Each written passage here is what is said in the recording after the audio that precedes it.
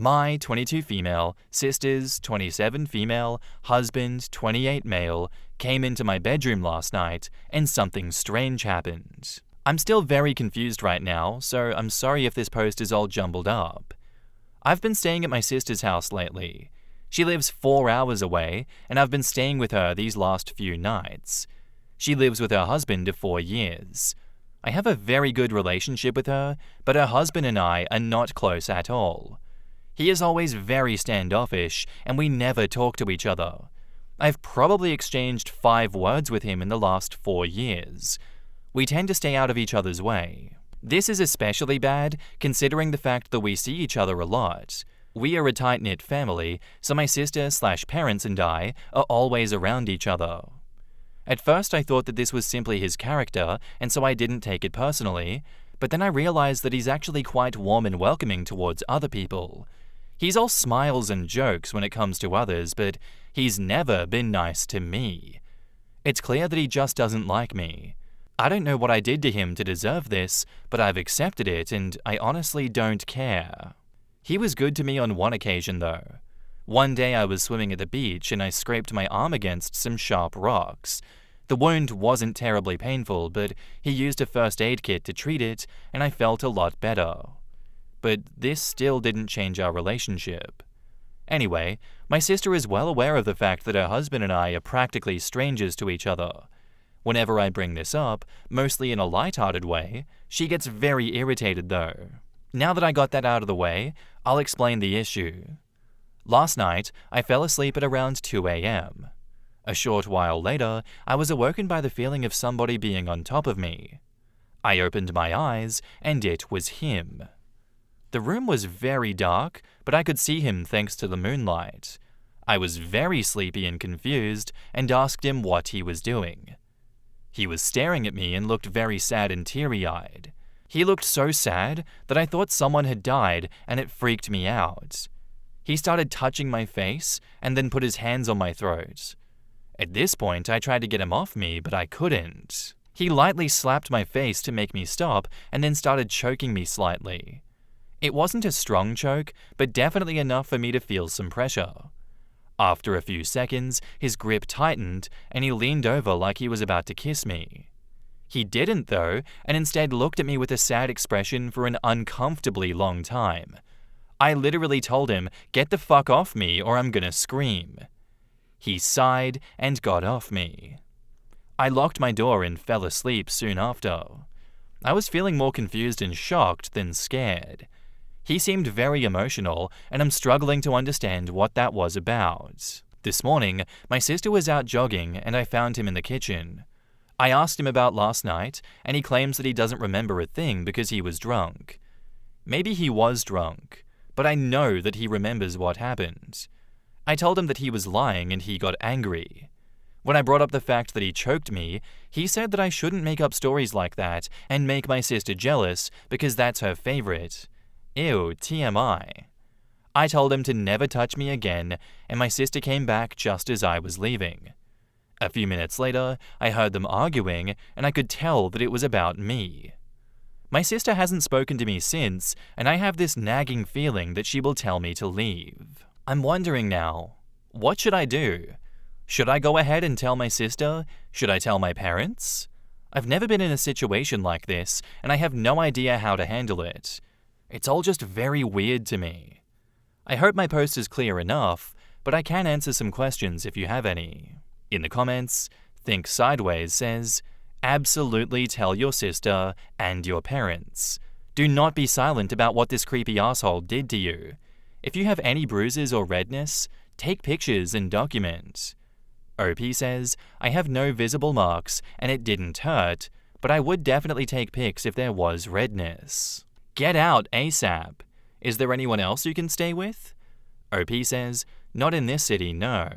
I'm planning on leaving anyway and packed my stuff. You tell your sister, and to make clear how serious you view it, you never sleep there again and preferably never visit again either, except to get your stuff. And OP says, I'm quite apprehensive about telling her. She'll almost definitely blow up, and I feel like she'll get pissed at me. You are giving in to exactly what he wants if you don't tell her. You do realize that, right? Who cares if she's pissed? Her husband assaulted you. If she gets pissed at you, then she's someone you don't need in your life. Yeah, that is crazy. That is an insane thing for him to do, and I think it would be insane not to tell her. I agree with that last commenter. It is what he wants. He wants you to be quiet about this thing. He doesn't want you to tell her. Of course, he's going to deny doing it, because that is something that is so insanely hard to prove. There really is no evidence on you. There is no video or sound recording. It is just a he said, she said situation. But the best you can do is to get yourself into a safe location and tell her and protect your ass the best way you can, however you can. That is such a scary situation to be forced upon you. I'm sorry that he did that. You obviously didn't deserve it. And I do hope that karma comes back to bite him and that there are consequences for what he's done to you. And now, on to the update. First of all, I'm really grateful for all the advice that I got on my original post. I know I may have seemed a bit too calm, but that's because it took me a while to process everything. Fortunately, I'm safe now though. So like I mentioned in the original post, I already planned on going back home after that incident and packed my stuff. I was at a local cafe when my sister called me and asked me where I was. We spoke for a bit, and she came to me a short while after. When she arrived, I started off by asking her if her husband used to sleepwalk when he was younger. I didn't want to jump into the topic straight away. She said that he used to do it, but it doesn't happen that often anymore. He's only sleepwalked once since they've been together. I started explaining to her what happened, and she was absolutely furious. She asked me why I didn't wake her up and that it was very dangerous. She went back to her house and insisted that I go with her to confront her husband. The whole time she was going absolutely crazy, yelling and cursing around the place and frantically going through drawers. When he came later that evening, she verbally attacked him and he swore that he doesn't remember anything at all because he was drunk. She asked him if he took any substances lately and he started beating around the bush. She threw a bunch of prescription drugs on the table and asked him to explain. He said that he only uses them when stressed, and she got mad and asked him why he's suddenly stressed when I visit them. They started yelling at each other, and she said that she thought that they were over this. She thought she could finally trust him, etc. He confessed that he took some drugs. I can't remember the names, and that he doesn't remember coming into my bedroom or doing anything to me. He insisted that he would never ever hurt me and has no reason to lie about something as serious as this. I said that when I told him to get off me, he responded, so that would mean he was awake and conscious. After hesitating, he admitted that he dreamt that he was choking me and I started crying, so he stopped. In real life, I wasn't crying though. I was just trying to get him off me and kicked him. He stated that he didn't hear me speak at all. He just said to my sister, if he wasn't being truthful, then why would he tell her that he had a dream about me and admit something of that nature, since that would surely add fuel to the fire? They were arguing, and my sister suddenly mentioned that she heard someone going to the bathroom at night and asked who it was. I said it wasn't me, but I heard him go after he left my bedroom. According to her, he was gone for an unusually long time, and he said that he doesn't even remember that. He brought up the fact that he used to do that when he was sleepwalking as a kid and didn't know that he still does it. He turned to me and apologized for what he did and said that he had no clue he was capable of doing that. My sister was very upset about the whole situation and started screaming at him. She said that he was a disgusting and obsessed pervert and still hadn't changed after all these years, that she tried everything to make it work and became the perfect wife to keep him happy. She said a lot of stuff that was extremely awkward for me personally and completely changed my view on him. I have never seen her so furious and distraught. I know none of this is my fault, but I feel like I fucked everything up. It just sucks being in this position. Long story short, they are separating now. She packed her stuff as well and told him that she would be staying at our parents' place for a while. She's not really speaking to me as well, so that's that. This whole situation sucks, and it feels like everything came crashing down so rapidly. There was no way that I would ever foresee this. Either way, I feel safer now, and again, thanks for all the helpful comments. Bro, I'm speechless. What the hell was that? What did I just read? So the wife has some idea that he is like this? The wife knows that he has a prescription medication problem? Or maybe that goes even further into like dangerous, addictive, illegal substance abuse as well? Either way, they're separating now. I think everyone needs to get the hell away from that man because he is going to kill someone. Whether he's in a drug haze, whether he's drunk, whether he's sleepwalking, who cares? That is a man that is going to kill you. I'd seriously be getting a restraining order at this point. I hate that. I hope you keep yourself safe, OP. He does not sound safe to be around at all. I know that you deleted your account, OP, so we're not getting another update after this one, but I'm keeping you in my prayers, you know? I hope that you stay safe after all of this. Good luck going forward. My boyfriend's eyes scare the crap out of me. I'm not sure what to do from here. So my boyfriend and I have been together for 6 months, but have known and been friends with each other since we were 17 and 18. I mention this because it's relevant, but he has never, ever been abusive or manipulative, either verbally, physically, or emotionally. Never even a hint of any of that nonsense. We are both very level-headed people, so no crazy fights with screaming or anything like that, as we view that as disrespectful.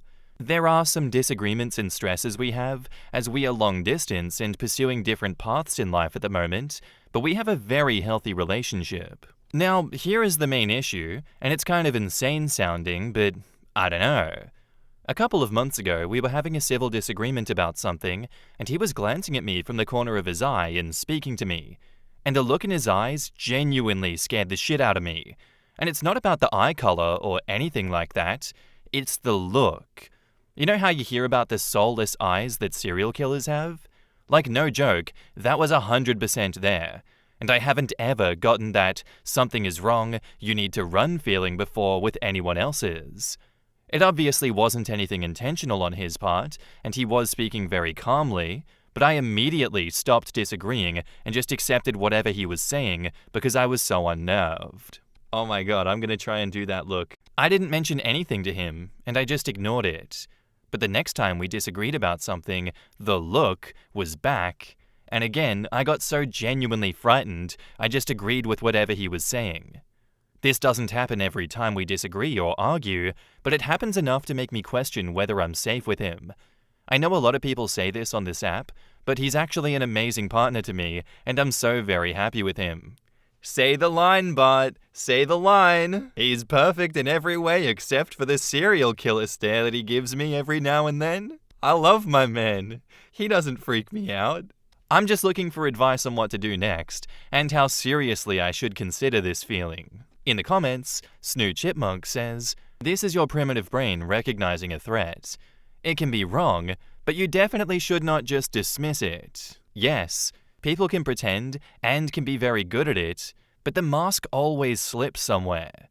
There's a reason why people say the eyes are the windows to the soul, or possibly in this case, the abyss. I've been with my husband for over 25 years, and one of my favorite things about him is his eyes are always filled with genuine kindness and warmth. Agree. My husband is a wonderful man, and one of the very first things that put me at ease when we met were his eyes and how warm and kind they were.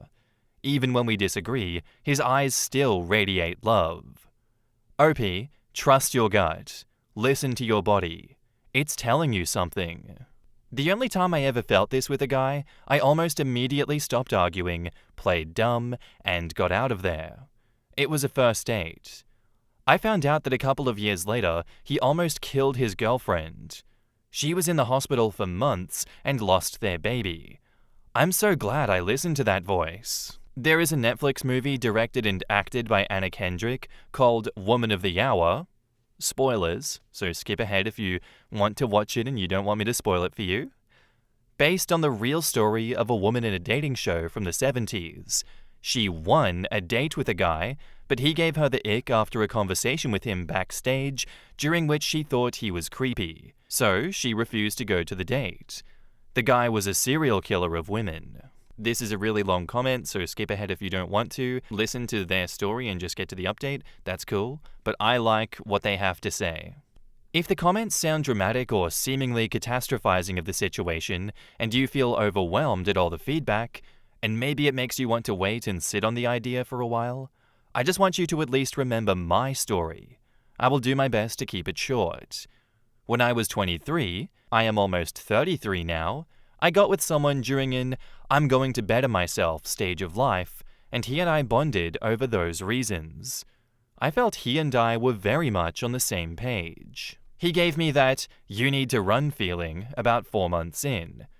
I had luckily already started counseling for my own personal reasons around the same time, and after casually mentioning little things here and there, the counselor alerted me to maybe be cautious of him. She encouraged us to create an escape plan in case something took a turn for the worst. I was skeptical. I thought that it was my own trust issues making the words come out of my mouth in more dramatic ways than I intended, and that's why she was being overly cautious. I had felt the feeling, but I also felt ridiculous believing things would escalate to that degree. At this point, the worst he'd ever done was throw a pillow in my direction during an argument and look at me with hate eyes. At almost exactly 9 months, a little over 2 weeks after moving into an apartment together, I found out he was lying to me about leaving for work every day. He didn't have a job and hadn't actually been working the entire time we were together, but that's a separate story. Upon being caught in his lies, he made a massive scene in public and then followed, walking behind me all the way back to the apartment, screaming and yelling at me. At this point, I still didn't believe he would go so far as to hurt me physically, but I was getting scared of him. We marched into the apartment. I'm telling him to pack his things and leave, and he's still behind me. I walk into the bedroom, and suddenly I'm pushed onto the bed. Mattress on the floor at this point. So hard that I have no time to catch myself, and I fall face first. I don't have time to turn over fully before he's on top of me with his hands around my neck and those dark eyes looking right into mine. I'm struggling, clawing, pushing, kicking. I start getting tunnel vision, and the edges start to go black, and then he lets go. He was saying and yelling things that I don't remember, honestly. All I could think of was trying to remember and execute the escape plan while avoiding him attacking me again. He ended up throwing me around the apartment some more. I managed to get the front door open, but he grabbed me back. It was like out of the movies where the girl is gripping the doorframe with both hands, literally screaming at the top of her lungs into her apartment hallway for help, but no one comes, and then the guy yanks her back into the room. I can't remember how it happened, but at some point he went onto the balcony briefly, and the minute he left, I ran with what I could grab. Whatever was in my purse and my shoes. I opted for the elevator, but then realized how stupid that was just to stand there and wait for him to come after me, so I ran down the stairs. Just before the stairwell door closed, I heard him open the apartment door. We were on the 9th floor, but I'd already pressed the elevator button, so the entire time I'm running and jumping down the stairs, I'm praying, terrified he isn't on the elevator and doesn't get to the lobby first. I ran out the doors and up the road to the leasing office. I looked back once to make sure as I turned a corner and kept running.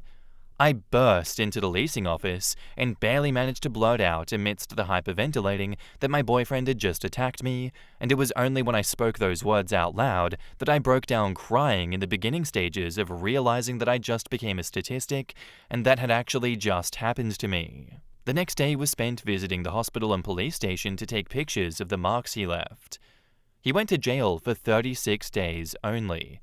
He still has a restraining order, and I have genuinely spent the past 10 years of counseling and therapy trying to find and forgive myself for putting myself in that situation when I felt that feeling but didn't listen. 9 months. It was only 9 months. Please, don't make the same mistake I did. Listen to that feeling and don't let anyone, including yourself, try to convince you otherwise. You don't need proof. The feeling is proof enough. It's not a result of insecurity, trust issues, or immaturity. It's a measurable safety mechanism that women have developed over centuries from dealing with covertly dangerous men. Instinct is as real as the heat from the sun or the cold from the air. It may not be a sign that he's a full-blown murderer, but it's 100% a sign that he isn't right for you, and that's all the validation that you need. A good guy will never, ever, ever give you those types of scary feelings. Don't let your sympathy for potentially hurting someone else override your own empathy and sense of safety for yourself. Unless every man you encounter gives you that feeling, the feeling is most definitely coming from him, not paranoia. Please take care of yourself. Edit. I never thought sharing my story would result in all of this recognition. I'm beside myself with appreciation. I can't begin to express how much it means to me to receive your support in kind words, expressing your happiness at my safety. I healed a lot more today, and I am so grateful I chose to share a piece of my life with you all. Thank you so, so much. You all hugged my heart today, and I really needed that hug. Wow. Stories like that are so incredibly powerful, and I feel like they need to be shared, because I know when we get advice from people on Reddit here that tell people, just leave him, just leave. And then I get a lot of people in the comments being like, Reddit is so quick to pull the trigger. Not everything needs you to run away from that guy or girl. You don't have to ignore that. You can work these things out. Not everything is breakup worthy. Well, obviously to this woman, in this very lengthy story that she's just shared, to her it wasn't breakup worthy. But even her counselor, her therapist, was able to say, hey, there's some warning signs there. Maybe have an escape plan just in case things go downhill for you. And as we can see, what that resulted in was very much a breakup-worthy moment. That was a breakup-worthy person. He deserved to be broken up with and left much earlier than that 9 months, especially given all the warning signs. I think it's important for people to learn from others' experiences. I won't call this story a mistake from the person that shared it. I don't think it was a mistake to stay with him. It was an experience. It wasn't a good one. It has obviously haunted her for 10 years, and that is terrible. But if her experience can help other people get out of serious and detrimental circumstances like we've just seen here, and potentially OP of this original story is also going through, then that's amazing, and that's what I want. I want people to have more pattern recognition for dangerous situations that they may find themselves in. This pretty damn well mirrors what OP has experienced and told us in this original post. So, from that, I hope that OP in this update breaks up with him, but we'll see. And now, on to the update. For context, I made a post in the beginning of the year asking for advice because my boyfriend would get this weird hollow look in his eyes whenever we would argue. If you're curious, just look up false killer whale stares, and that's the best comparison that I can make. Regardless, the post got a lot more attention than I was expecting. A fairly popular YouTuber even reacted to it. That was wild. And no, it wasn't me. It was this guy named Coop. He reminds me a lot of Charlotte Dobre. I was super overwhelmed with all the comments and DMs telling me different things. So I chose to just forget that I ever made the post in the first place and just move on. After all, my boyfriend and I were in a totally super healthy relationship, right? Right? It's so funny looking back at my original post because I insisted so hard that we had a healthy relationship when really something was always off in hindsight. But since there was no textbook abuse, I just ignored it in the beginning. But after I made that post, I started being more critical of the way that he treated me and noticing things that I hadn't before. Now, I'm not sure if that new awareness is what caused more arguments to start happening, or if it was because we stopped being long distance and started to live together, but we started fighting daily.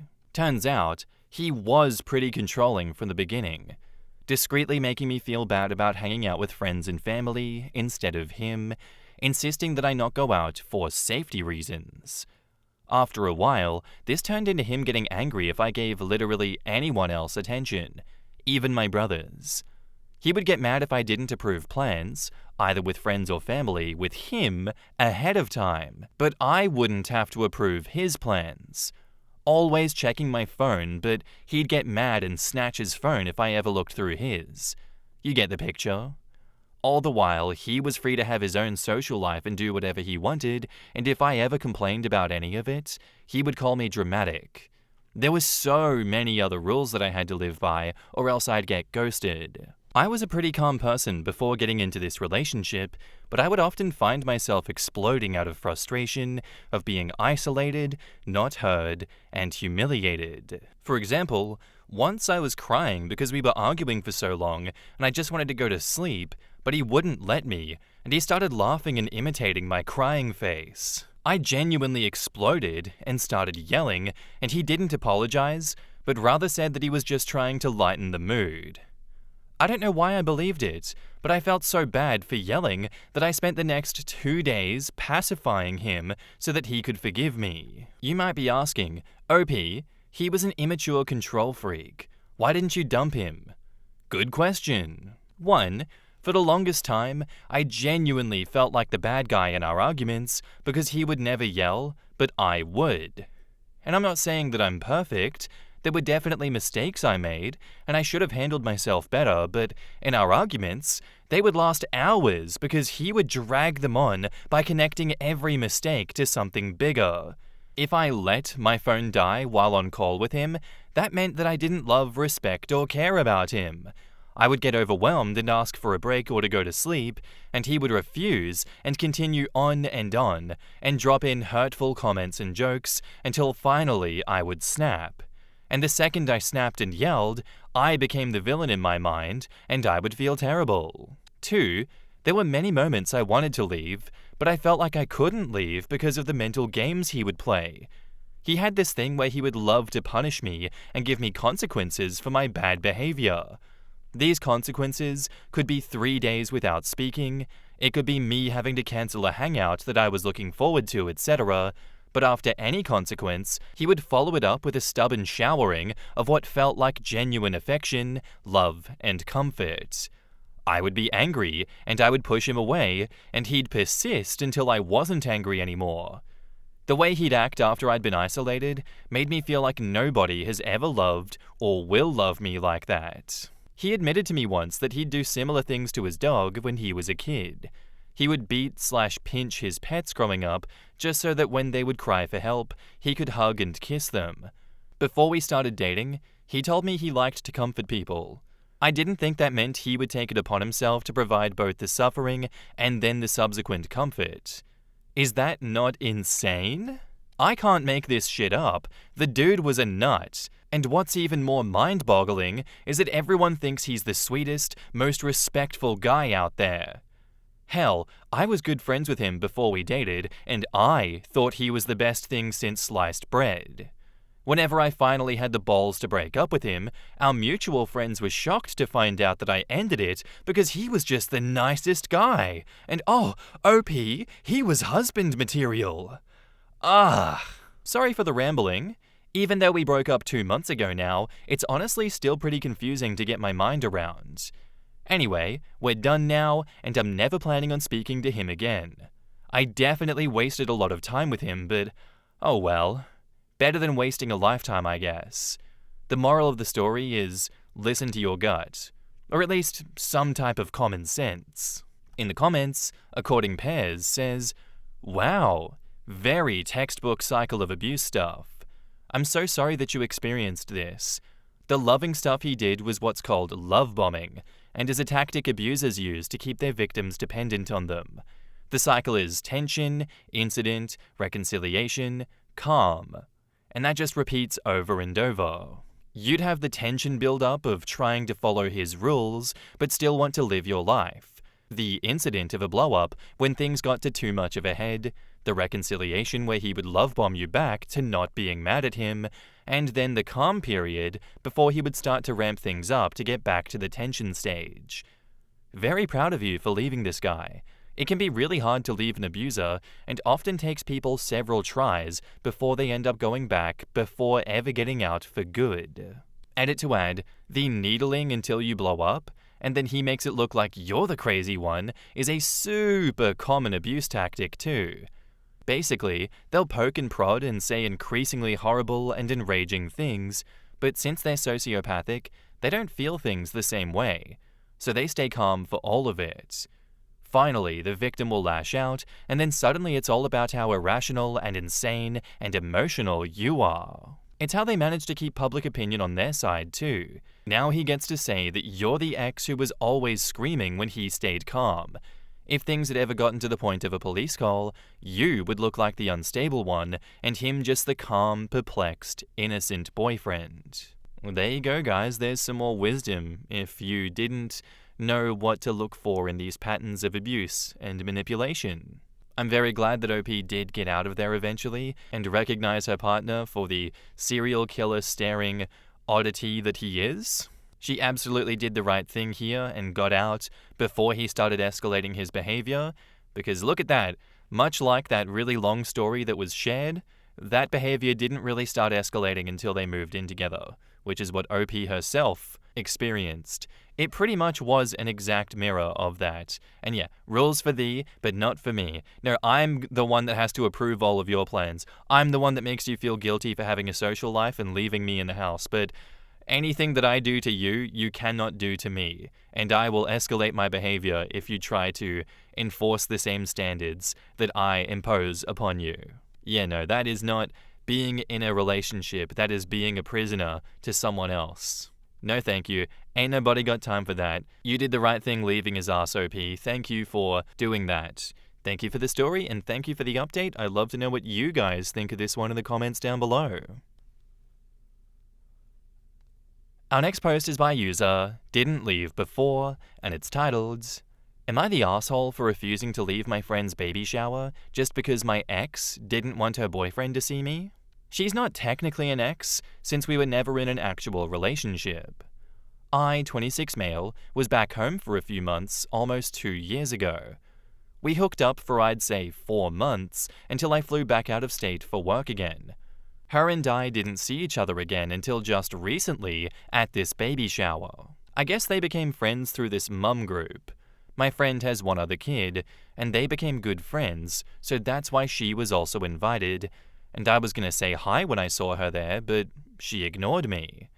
Then that's when I noticed that she was there with her boyfriend and their baby, so I thought that it was better to keep my distance, but she actually approached me like 10 minutes later by the bathroom in the house. She asked me if I could leave because she's with her boyfriend, and it's just very awkward with the both of us there at that party. But like, I haven't even approached them at all, so why would it be awkward if we don't interact during the party? She wasn't letting it go, and she actually told me please, and it's complicated. I told her if her boyfriend doesn't know that we have a history, then he won't need to because I honestly don't care. All I'm doing is being here celebrating one of my close friends' day, so if she leaves me alone, I will leave her alone. That didn't end up being the case. They left not even an hour later. I kept my word, though, about not going near them, but one of my friends told me that her boyfriend saw me, and for whatever reason, they started arguing. It wasn't subtle either. They went to the front of the house, but you could still hear what sounded like them raising their voices at each other. And a few minutes later, I saw her walking to my friend, probably telling her bye, but she definitely looked right at me after that, like she's super pissed. Everyone at the party was confused after, so they were all talking about it for the rest of the time. For the first time in a long time, she texted me since I've never changed my number, and she told me, thanks for ruining a party when all of this could have been avoided. I asked her what could have been avoided, but again, she doesn't tell me. She just thinks that it's my fault for whatever shit went down. Then after my friends found out that she asked me to leave, they think I'm the asshole for not doing that. The whole party was meant for my friend, and it was turned into some drama just because I wouldn't leave, even if it was for some unknown reason. I don't know what to think now, or why it was such a big deal that we were there at the same party when neither of us even talked at all. Am I the asshole for being the cause of a scene because I denied her request? In the comments, Zolo Blaze says, not the asshole. If she would have kept her distance, none of this would have happened. You realized and kept your distance, and it was 2 years ago. If you're still stuck on a hookup from years ago while in a relationship, there is an issue. And you're also a friend of the host, so she has no right to tell you to leave. OP replies, she did keep her distance aside from talking to me in private. I don't know what his deal was, but it was the fact that he saw me at the party at all is what set him off apparently. My question is, how did he know who you were without her telling him? Like, if she wouldn't have said anything, I don't think there would have been an issue. OP says, guessing that maybe she told him or something prior to us bumping into each other at the baby shower. She looked freaked out, so obviously neither of us were expecting to see each other. Info: how old is her kid, and could it possibly be yours? This seems like a huge overreaction for a previous hookup with no issues or commitments to each other. OP says, fuck, you guys really have me scratching my head with this one. I didn't get to see him much, but I'd say probably under a year old, but definitely not like a newborn. Well shit, now I'm more lost. Typical pregnancies are 40 weeks, around 9 months. If the kid is also around 9 months old, that's a year and a half ago. Depending on when your hookup ended, it's a possibility. If you've had no prior contact with a boyfriend, it doesn't make sense for him to be so angry for you to just be in the same room, especially if you guys were avoiding each other. OP says, I need to talk to her now. Well, first, I could be wrong about how old the kid is, probably, but yeah, this is some shit that I need to know ASAP. Holy shit, man. Honestly, I really don't know what to think. There's also a chance that she cheated on him with you and later confessed to him about it. OP says, you think so? She never told me about being with anyone. It would make sense though.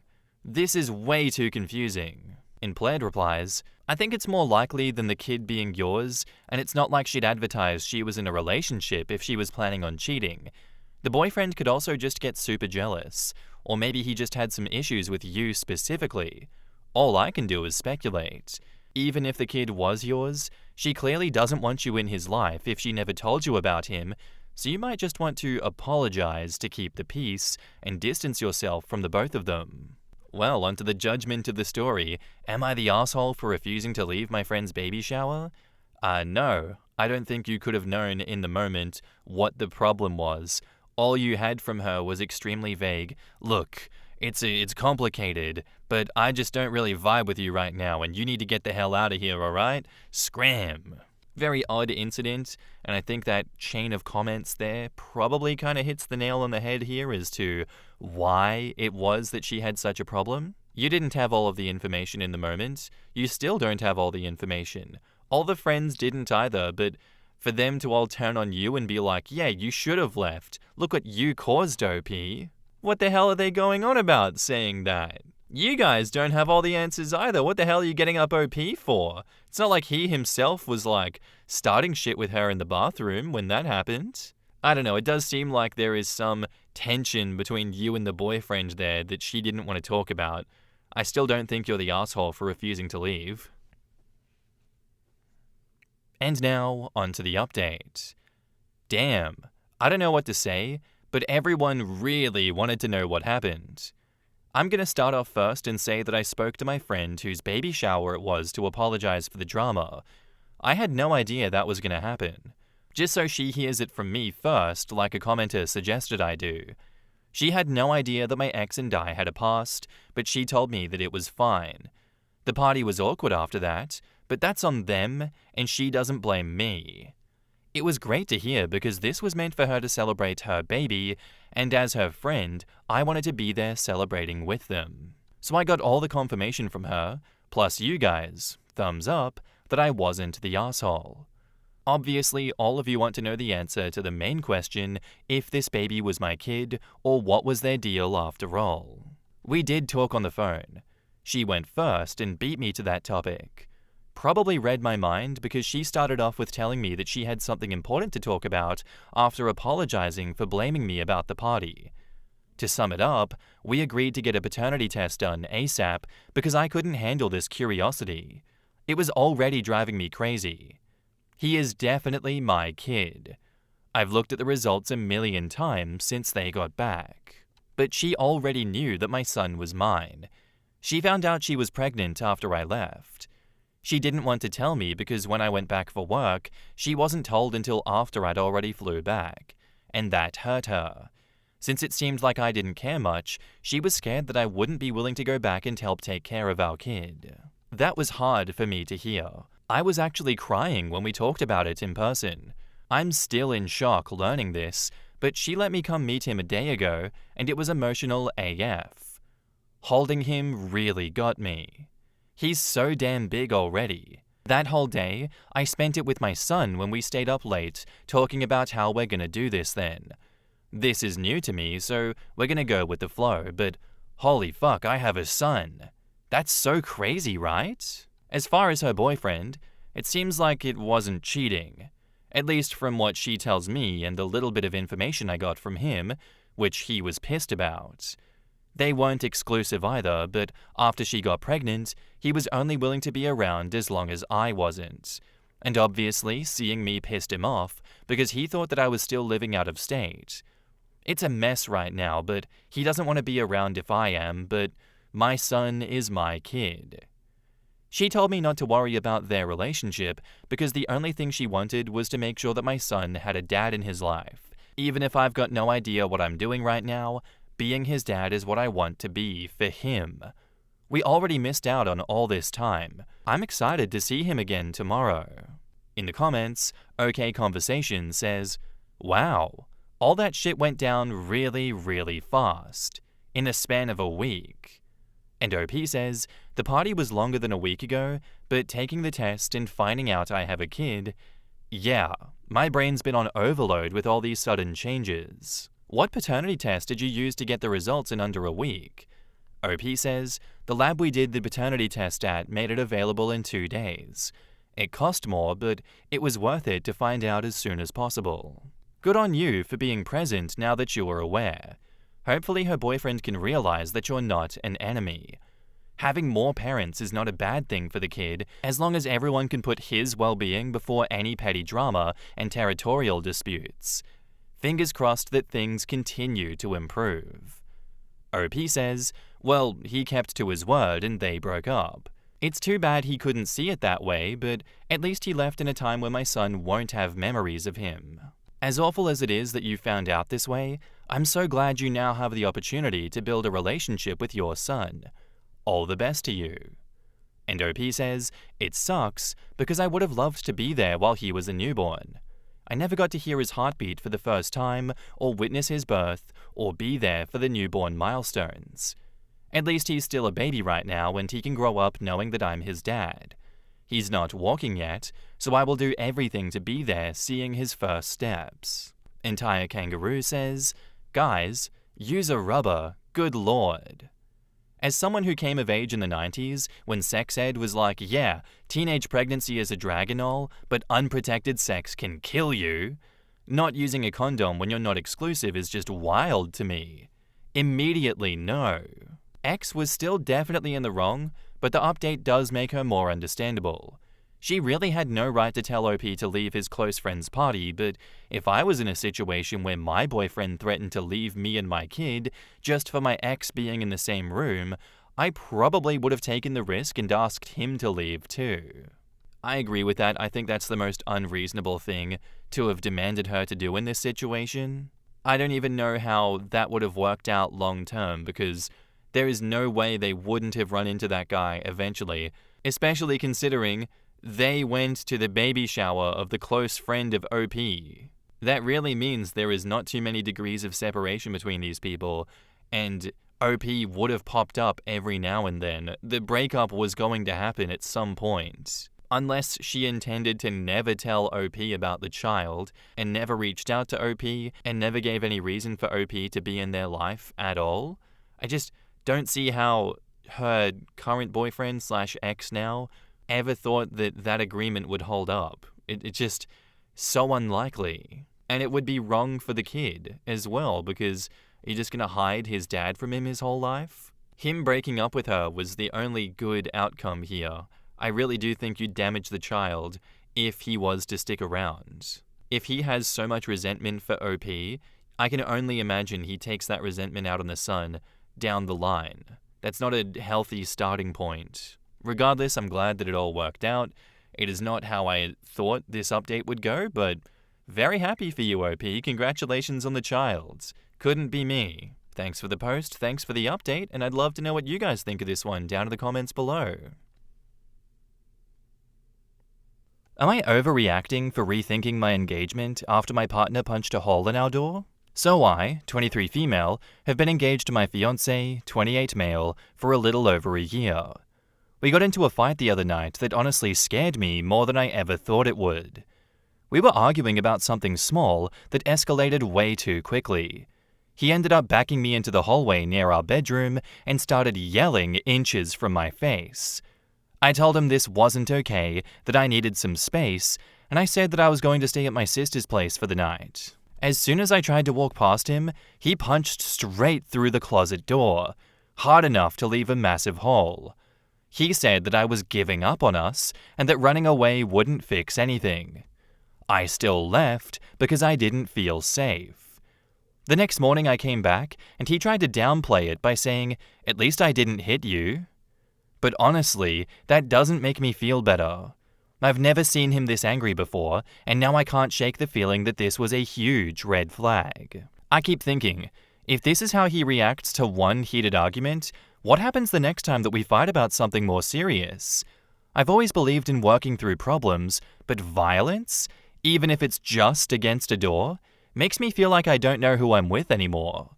Am I overreacting for thinking about ending the engagement over this, or is it justified to see this as a deal breaker? In the comments, Atlas Aries says, "What he actually meant is, at least I didn't hit you this time." He's showing his hand. Please leave before you get married and it becomes even harder. Please be careful though, because you don't know what he's capable of, and the missed punch came directly after you said you were leaving. He is very likely going to crash out in unpredictable ways when you actually leave him.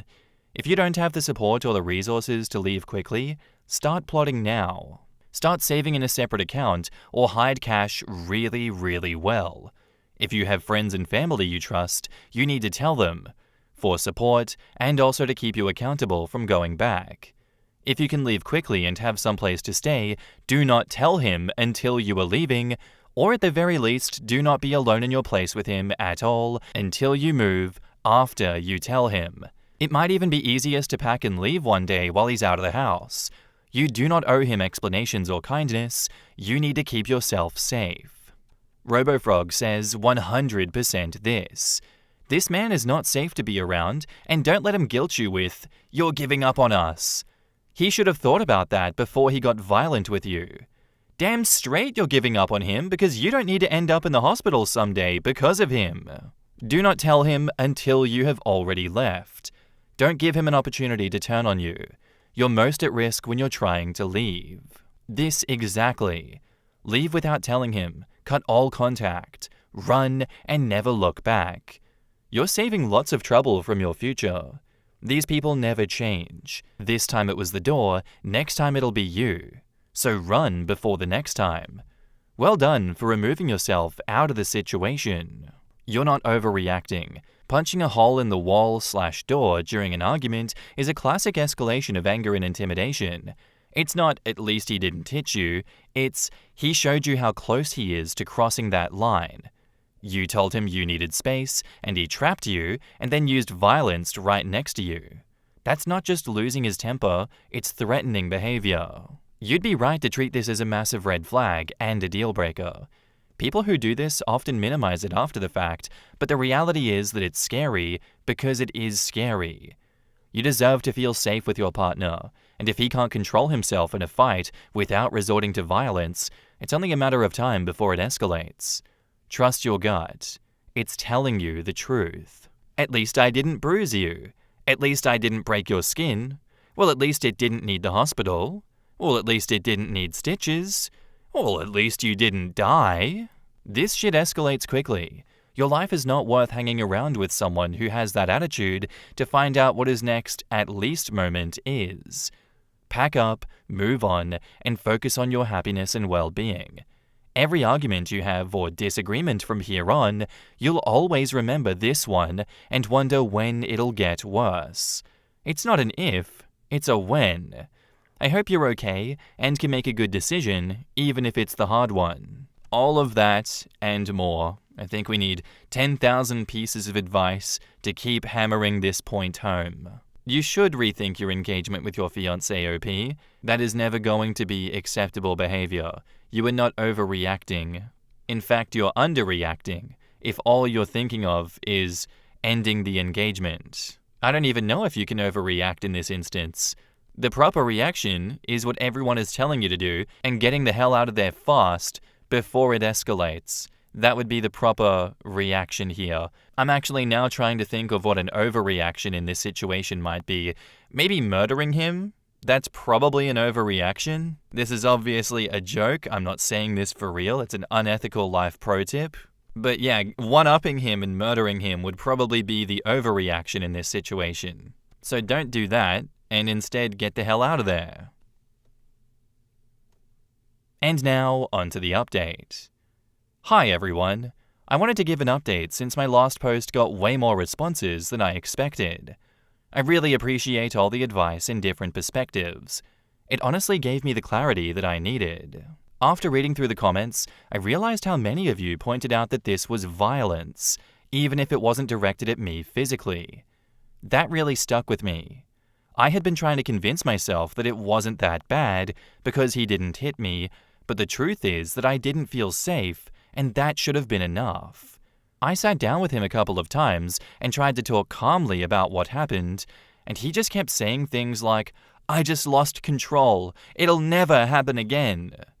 But when I pressed him on why he thought it was okay in the moment, he got defensive and turned it back on me, saying that I triggered him by threatening to leave. Oh God. That was the final straw for me. Ah yes, it's your fault that I punched a hole in the wall. Sorry babe, I drank 2 white monsters that day, and you made me unleash a third one. I packed up some things and I'm staying with my sister for now. It's been hard, but I already feel lighter not having to constantly justify behavior that made me uncomfortable. I don't know what the future holds, but I know that I deserve to feel safe in my own home and in my relationship. Thank you for all pushing me to really reflect instead of minimizing what happened. In the comments, Sharp Magician says, "I'm glad you're safe, but just be mindful. He may try to love bomb you to win you back. He'll promise you he'll change. He'll go to therapy. Don't believe him. He'll only change enough to make you think he's all better now, and you'll still be in danger. Even if he actually does go to therapy, you can't trust anything has changed and that he actually puts in the work and didn't just go to a handful of sessions to learn some buzzwords to make you think he has changed. Have zero contact with him going forward if possible. If it's not, all communication then should go through text, and always bring someone with you if you have to meet him or go back to his place. If you have to go to his place, have the police come with you. Call the non-emergency number and explain the situation. They'll have a couple officers meet you there and keep an eye on things." I was sad to read the "I don't know what the future holds" ending of the post, because that seems like it might be open-ended enough that she may be considering getting back together with him in the future at some point. OP, that would be the worst mistake of your life. He will not change. You will just find yourself more trapped if you do that. Never go back to a violent person. You absolutely did the right thing. The big key here is, even after he calmed down, he didn't say, "This is a serious problem, I need to get professional help for it," then start anger management therapy. At least that might be worth sticking it out and postponing the wedding for a few years to see if it sticks, and leaving if it does not. Your threatening to leave was his rationalization for punching a hole in a door, and he got defensive over it. That is an unrepentant abuser. I mentioned the guy a few times personally, but I refer back to a friend of mine every now and then that I've cut off, and I think I finally get just how insane it is to deal with people this mentally ill, this abusive as OP's fiancé is. Even though my life wasn't in danger, I stuck around. I still had these conversations to see where this huge change in behavior came from when he started being a psycho. And where we finally landed, when I kept trying to drill down to the core, was that my mere presence pisses him off. Me existing, whether online, whether in person, around him, was enough to enrage him that he would act out and just be an awful person to hang around. And I found that to be an incredibly mentally ill thing to say. Much like OP's fiance in this situation said, well, you made me lash out. What a terribly abusive thing to say. Taking no accountability for his own actions, presenting no path forward in which he redeems himself, just says, oh, you know what, you pissed me off, that's why I had to threaten violence against you, but also, babe, let's get married, I'd love to control you a bit more. Ew, get the hell away from this guy, OP. Please stop holding on to hope for the future, it's not healthy. You are going to become a statistic if you do that. Please, God, come back with another update where you get the hell away from him. Our next post is by user ImpressiveShop350, and it's titled, Am I overreacting? Husband's friend texted him at 3 a.m. So last night, my husband's longtime female friend texted him at 3 a.m. She's also married. I was pretty worried about it as I don't get along with her super well, and it seems like she's planning something suspicious. But I asked my husband, and he said that she just acts really weird when she gets drunk, and not to worry about it. Am I overreacting? Here's the text message exchange. She says, quick question, if I ever asked you to sleep with me, would you have said yes? Like when we were both single. He says, maybe, like in the first year or so. Probably not after that. It would have felt too weird, lol. She says, ooh. He says, are you drunk or something? Weird thing to ask at 3 a.m, lol. She says, just a lil. And he says, go to sleep, smiling emoji. And she says, okay, sorry, was just thinking of things that could have been. Gonna delete this text so hubby doesn't get weird? Don't say anything back. In the comments, Conversation Annie says, well, it's good that he showed you. You won't have to worry about him at least. But this is not appropriate behavior. Being drunk is irrelevant. You can't control his actions or what he chooses to do with his friendships, but I personally wouldn't allow this to be explained as okay when it comes up between you both. I would personally limit my own interactions with her and make no effort to conceal my thoughts or feelings when speaking with her or about her. Basically, I wouldn't participate in mitigating natural consequences for shitty behavior. I take that she's friends with him in hopes to one day not be stuck in the friend zone. She wants to sleep/be with your husband. Husband needs to set firm boundaries, like any texts or calls after 10 p.m. or whatever time works for you guys must be an emergency. Completely ridiculous. Nah, that seems a bit inappropriate, and unless you and your husband are very open and loose about sexual stuff, I think it's pretty weird that he told her, yeah, maybe I would have had sex with you.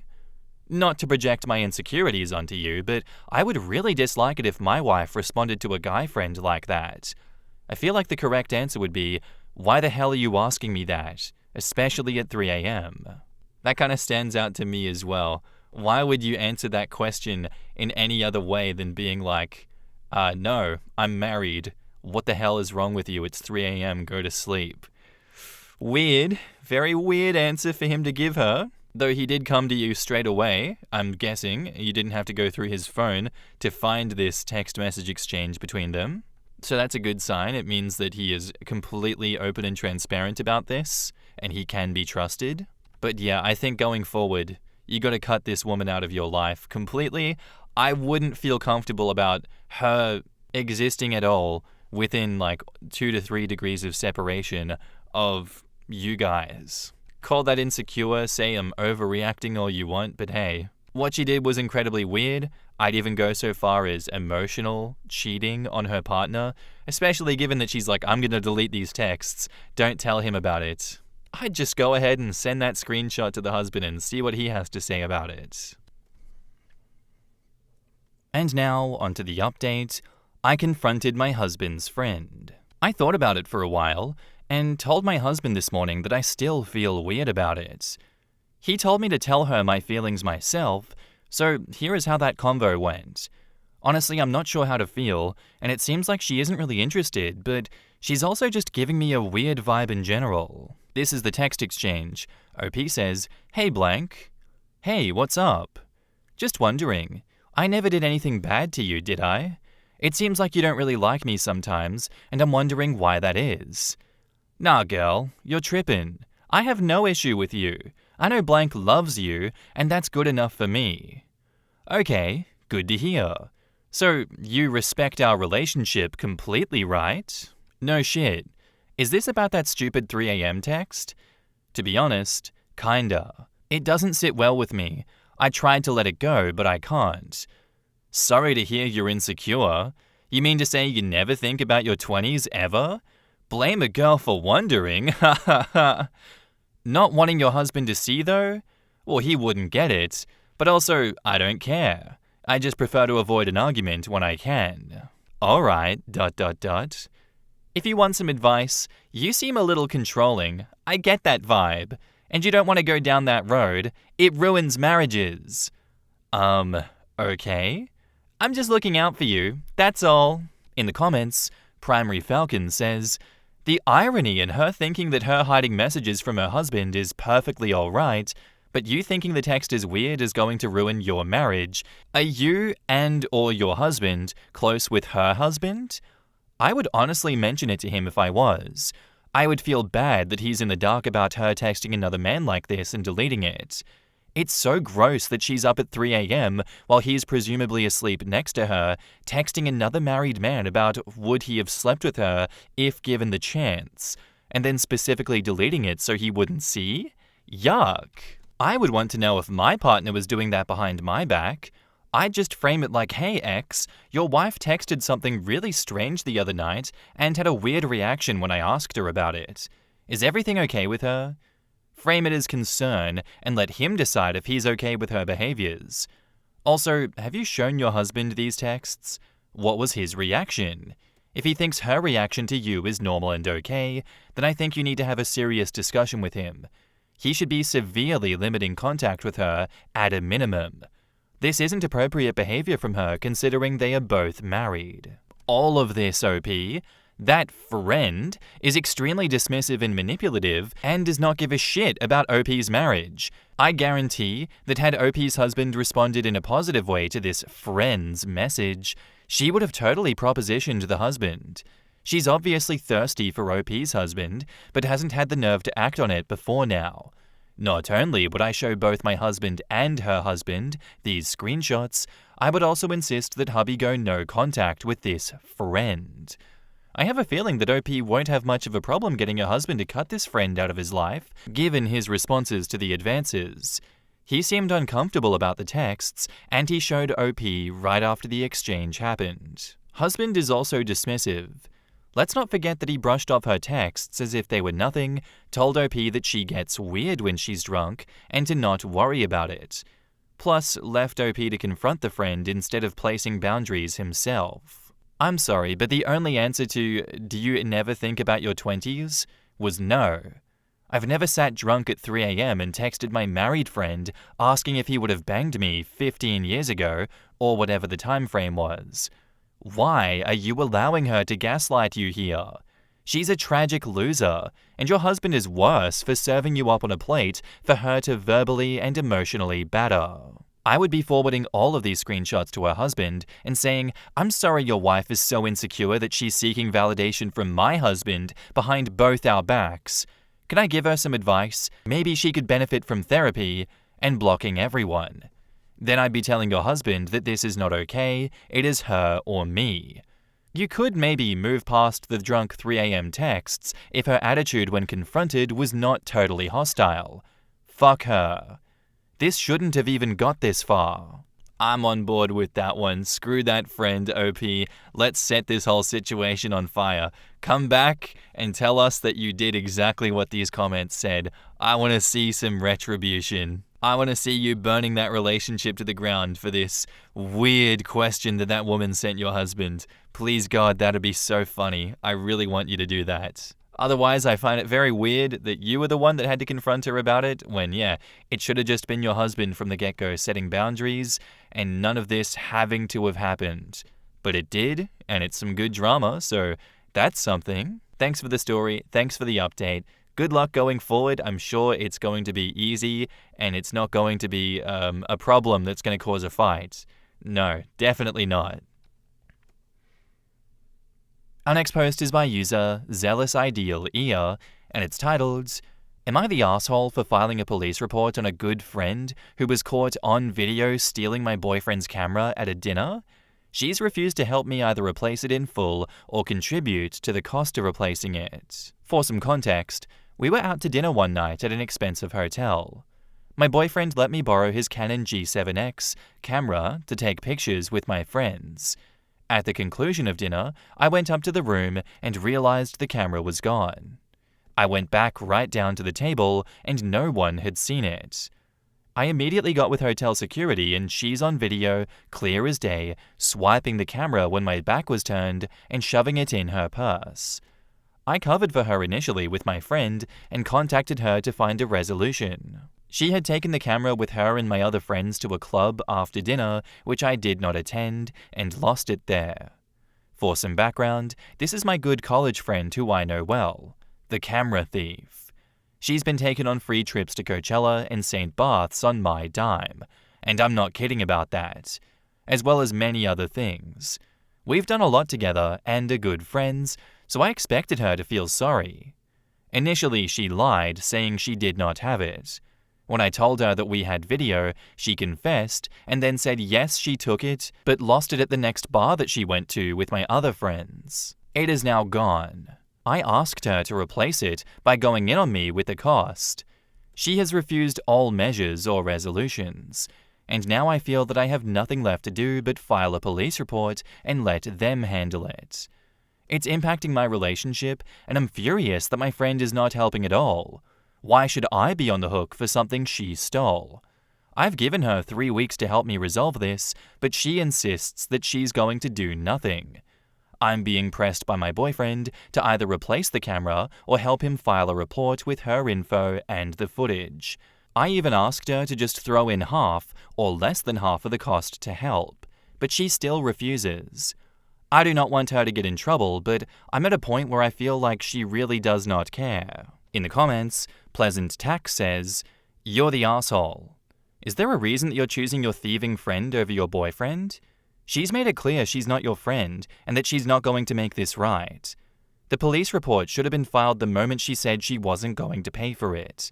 If I were your boyfriend, I would be reconsidering this relationship with you over this. You're really dragging your feet to make this right. Get the report made and replace his camera." OP says, "This is how I'm starting to feel.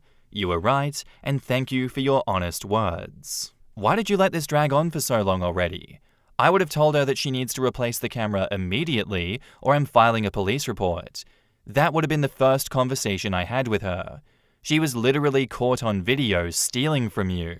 You never should have covered for her and let this drag on for so long.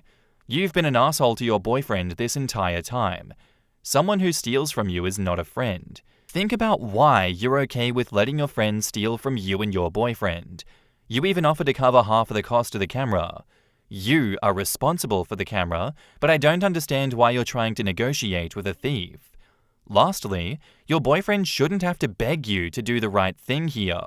Replace the camera and file the police report. You sincerely believe you're being the nice person to her in general. You are mistaken, you're the asshole. She clearly feels entitled to steal from her friends, even the friends who have been super generous with her. How do you think she feels with people who are less close friends or co-workers? You have enabled her to steal from others. I guarantee you that she has, and that's partly on you if you do not file this police report. When some other, less fortunate person is unable to pay their rent, and she merely skated through proven incidents of theft, you could be part of the cause of making that random stranger homeless. You have clearly not thought this through. File the police report. Sue her for the full amount. Do not spend another penny on her ever. People who imagine themselves to be people pleasers doing more harm than good. Shake my head. Is the camera insured? If a police report is the only way to get it replaced, then do it. If the police report only serves to punish and doesn't get the money back, it is a bit disproportionate. The middle ground would be to warn her that you will release the tape to all of your mutual friends with the story if she continues to refuse to accept responsibility. This will affect her social standing and reputation without endangering her future employability with a criminal record. Also, since you left the camera unattended, the insurers may refuse to pay out, and if she tells the police that you abandoned it and she picked it up for safekeeping and the later loss was accidental, it may just be a civil case, and you'll need to sue her for the money. Difficult one, this situation, but I do question why you took so long to act on this, OP. Why are you just seemingly letting her get away with this? I feel like you should have just had this conversation with your boyfriend straight away, and then both of you just go right to that police office, file that report, get some justice, get your money back, do this expeditiously, and stop wasting time. Why is it that you are such a people pleaser in this situation that you were sitting on your hands and letting the situation stew? I really feel like the longer you wait with this one, the less chance there is of you getting that money back or getting a camera again. And now, on to the update. I sent her a text this AM telling her that if I do not receive the full cost of the camera or shipping confirmation of a new camera from an approved vendor to a provided address by the end of the day Friday, we will be filing a report with the police Saturday AM. I felt like an asshole typing this out to her, but I have to do it. Update 2. She told me that she's sick of me and that I'll be receiving a tracking number by 12 Eastern on Friday and not blame her if the package is never received. I told her that if she was my real friend, she would be so sorry and in no way will I allow this to be flipped on me. Should I ask if the camera is new or the one that disappeared? In the comments, it either needs to be the original or she needs to show you a receipt for a brand new camera. And honestly, I don't even know that I would just accept the original as it's likely damaged. She has zero remorse. Ripples in the friend group? She made them. Anyone that sides with her isn't a real friend. Not to blame her if the package isn't received? Well, then she ain't sending you shit. File that report and drop this friend. I can only imagine what kind of doormat you've been to her for her to get to this point that she clearly thought that you would let this slide. I told my friend why I don't want to date him, and our friends are saying I broke him. Am I the asshole here? So my 21 female, friend of 10 years, Mark, not real name, 23 male, called me yesterday to meet him for lunch and that he had something important to discuss with me. I had free time, so I agreed. I met him already there and joined him. We had lunch, and then we talked a bit about random things. Then he cleared his throat and started speaking.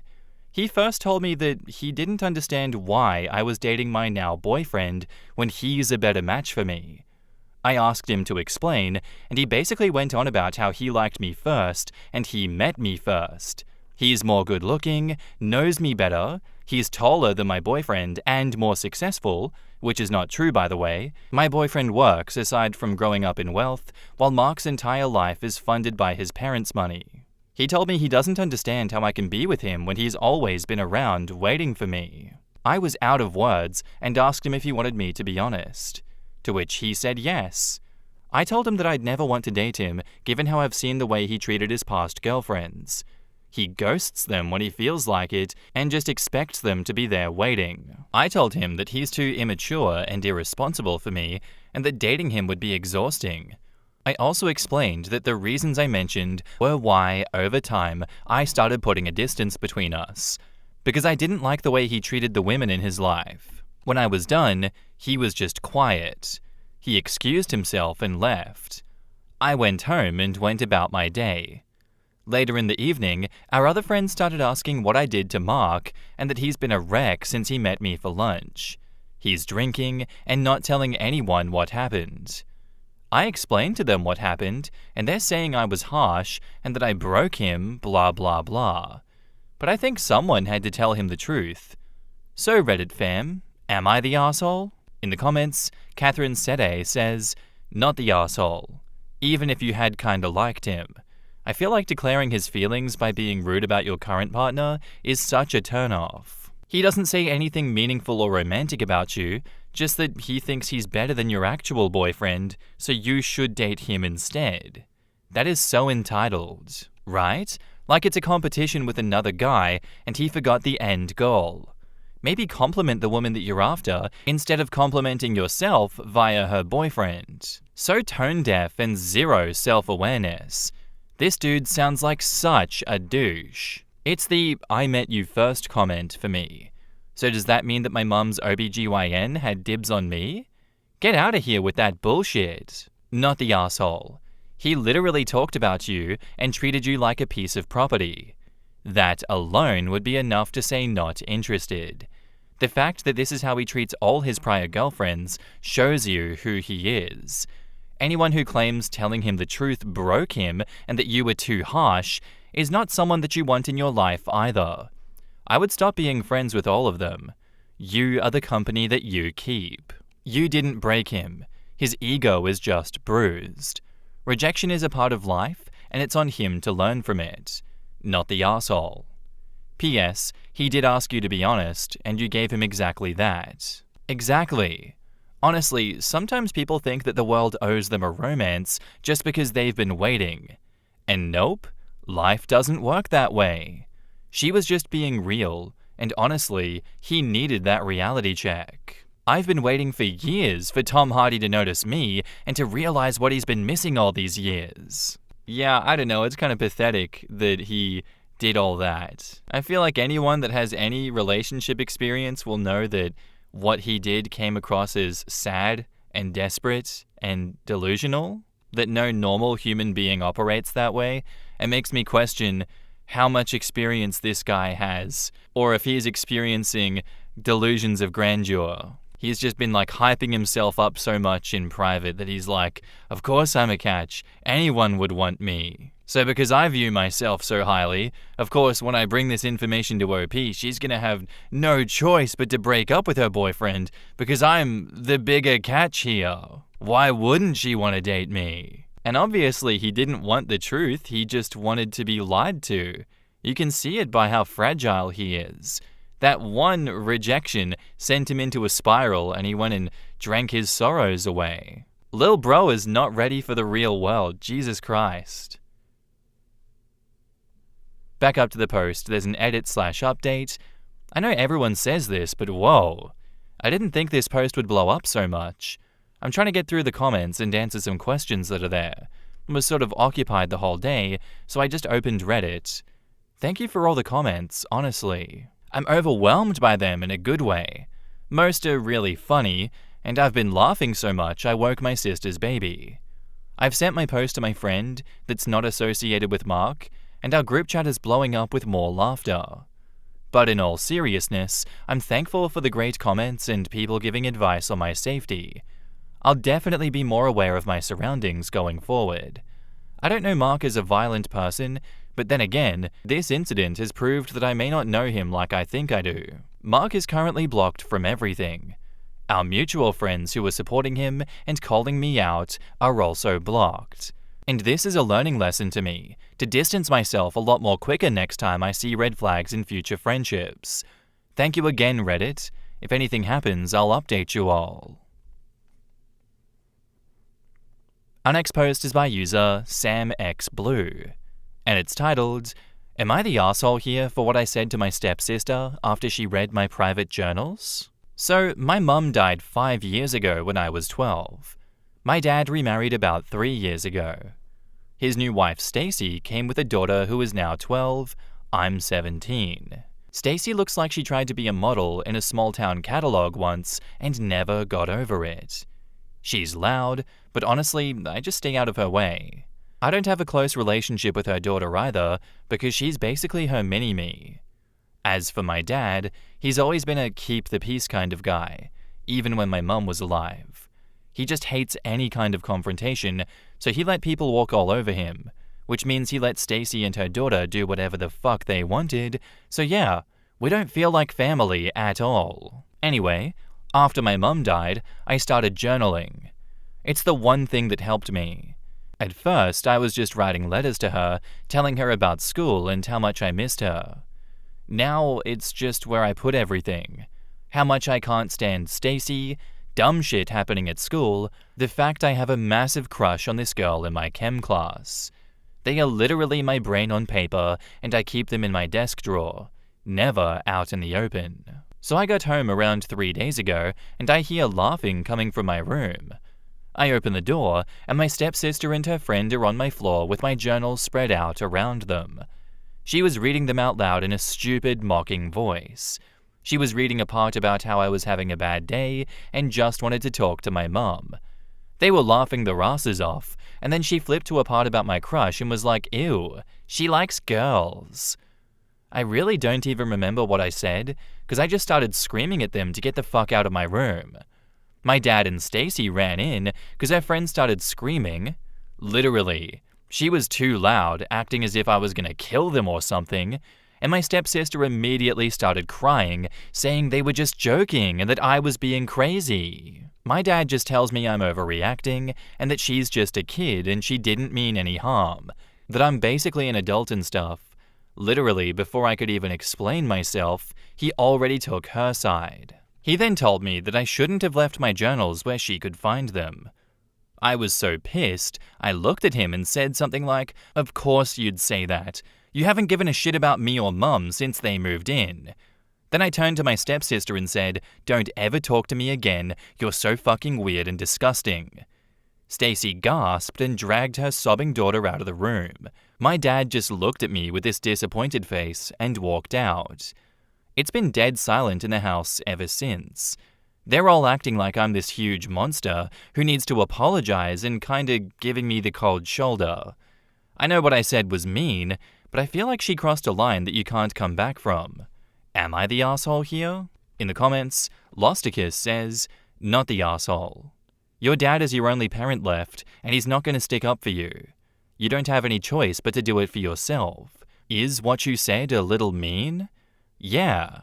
But will it get your point across? Also, yes. Therapy could help you guys as a family, but everyone has to want to participate." I agree. You definitely are not the one at fault here.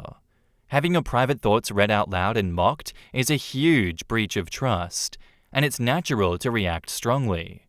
Sure, your words were harsh, but they came from a place of hurt and betrayal, not malice. Your feelings deserve to be acknowledged, not dismissed.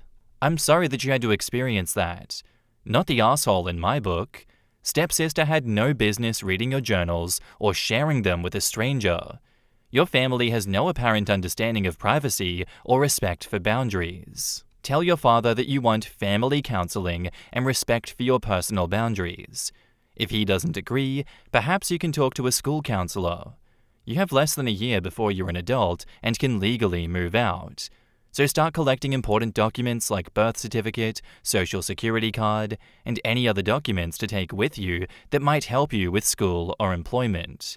Do you have any grandparents or maternal relatives you can reach out to? If so, you might be able to store your private things with them to keep them safe. Yeah, no, I completely get where OP is coming from in this instance. And yes, her father is taking his new family's side over hers. And it doesn't really, to me, sound like OP is a part of this new family. If OP was a part of this family, there would be equal punishment and equal treatment. Yet there is not. That tells me that they view this younger child as the golden child. Let's just be honest. What this 12-year-old did to OP was incredibly messed up. Yeah, it was childish, because of course, she herself is still a child, but that should be met with punishment. That should not be met with punishing and threatening OP for defending herself, for standing up for herself. No, OP, you're not an asshole for what you said to your stepsister. Were you supposed to just let her walk all over you? Were you supposed to just accept disrespect in your household? What message is your dad trying to send here? And now, on to the update. Hey everyone, hope you're all doing great.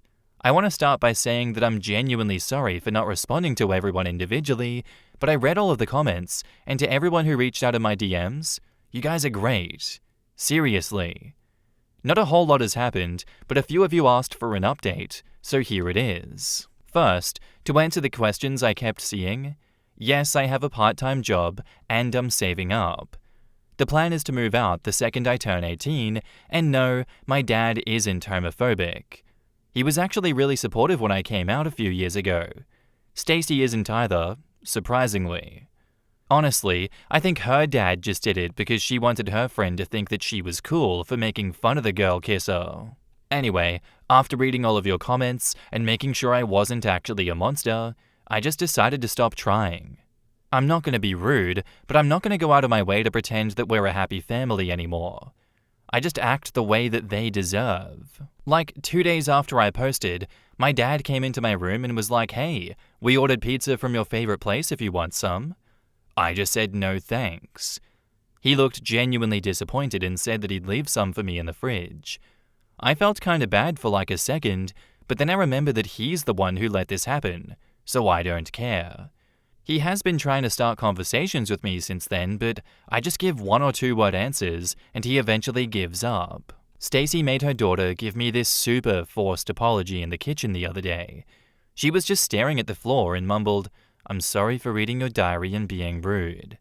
I just said thanks and didn't even look up from my phone. The house is quiet now, which is a massive improvement to be honest. I'm just doing my thing, focusing on work, and getting out of here. I did go see that new anime movie I was excited about with my friend yesterday, and it was awesome. Shout out Nerja too. Anyways, thanks again everyone for confirming I wasn't losing my mind. For real. It helped. In the comments, Masked Crocheter asks, "Is putting a locking door handle on your bedroom door an option? I've done it in some of the places that I've lived in, and the trick is to keep the original in a gallon Ziploc baggie in your closet so they can change it back after you leave. Something with a key that only you had a copy of. Not only will this protect your stuff, but it will make it very clear that you don't trust any of them and you don't intend for that to change." Honestly, OP should demand that Dad pay for the locks since he's the one who thinks that OP should have better protected her diary. I think it'll be better if OP takes the time to learn how to install it and does it herself. It'll show that she's serious about not trusting anyone in the house, which, when it's boiled down, is the crux of the issue. Sometimes you just need to match energy. Give people what they give you. Your family didn't treat you like family, so now you don't have to do it for them. You probably have a bunch of Reddit aunts and uncles now who are wishing you the best. If you remember, please let us know when you get out on your own. I was also one of those kids who left the minute they turned 18 too. It can be stressful and isolating, but the peace that it brought outweighed the bad immensely. Look your dad right in the eyes and in a very cold voice, tell him that your mum would be so disappointed in him. Some fucking pizza isn't going to make his spinelessness go away.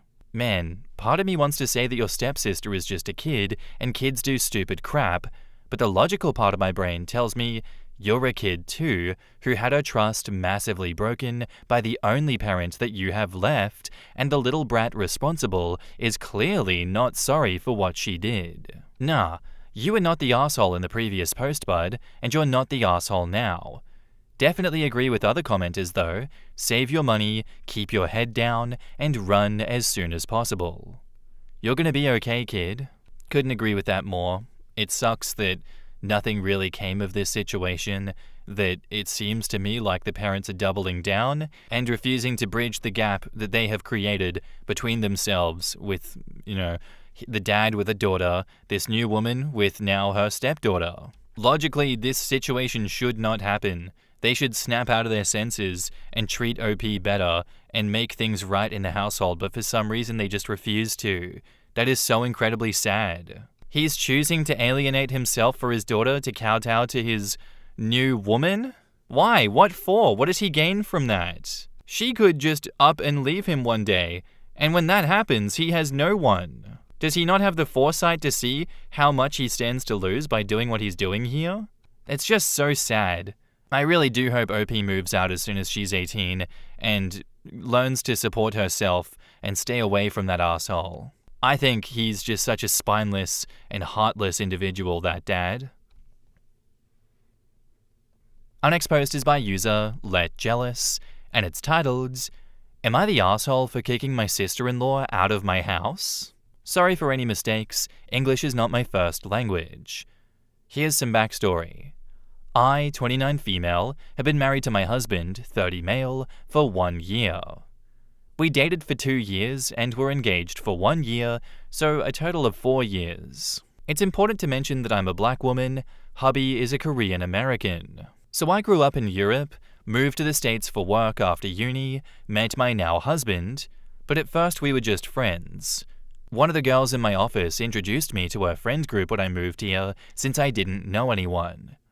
Anyways, my in-laws were very welcoming, my husband has a big family, and we got along well because I also come from a big family, being the oldest of 5. I love to cook for my family and friends, so the first time I met his parents, I made an effort to learn a little bit about their culture and made some Korean dishes.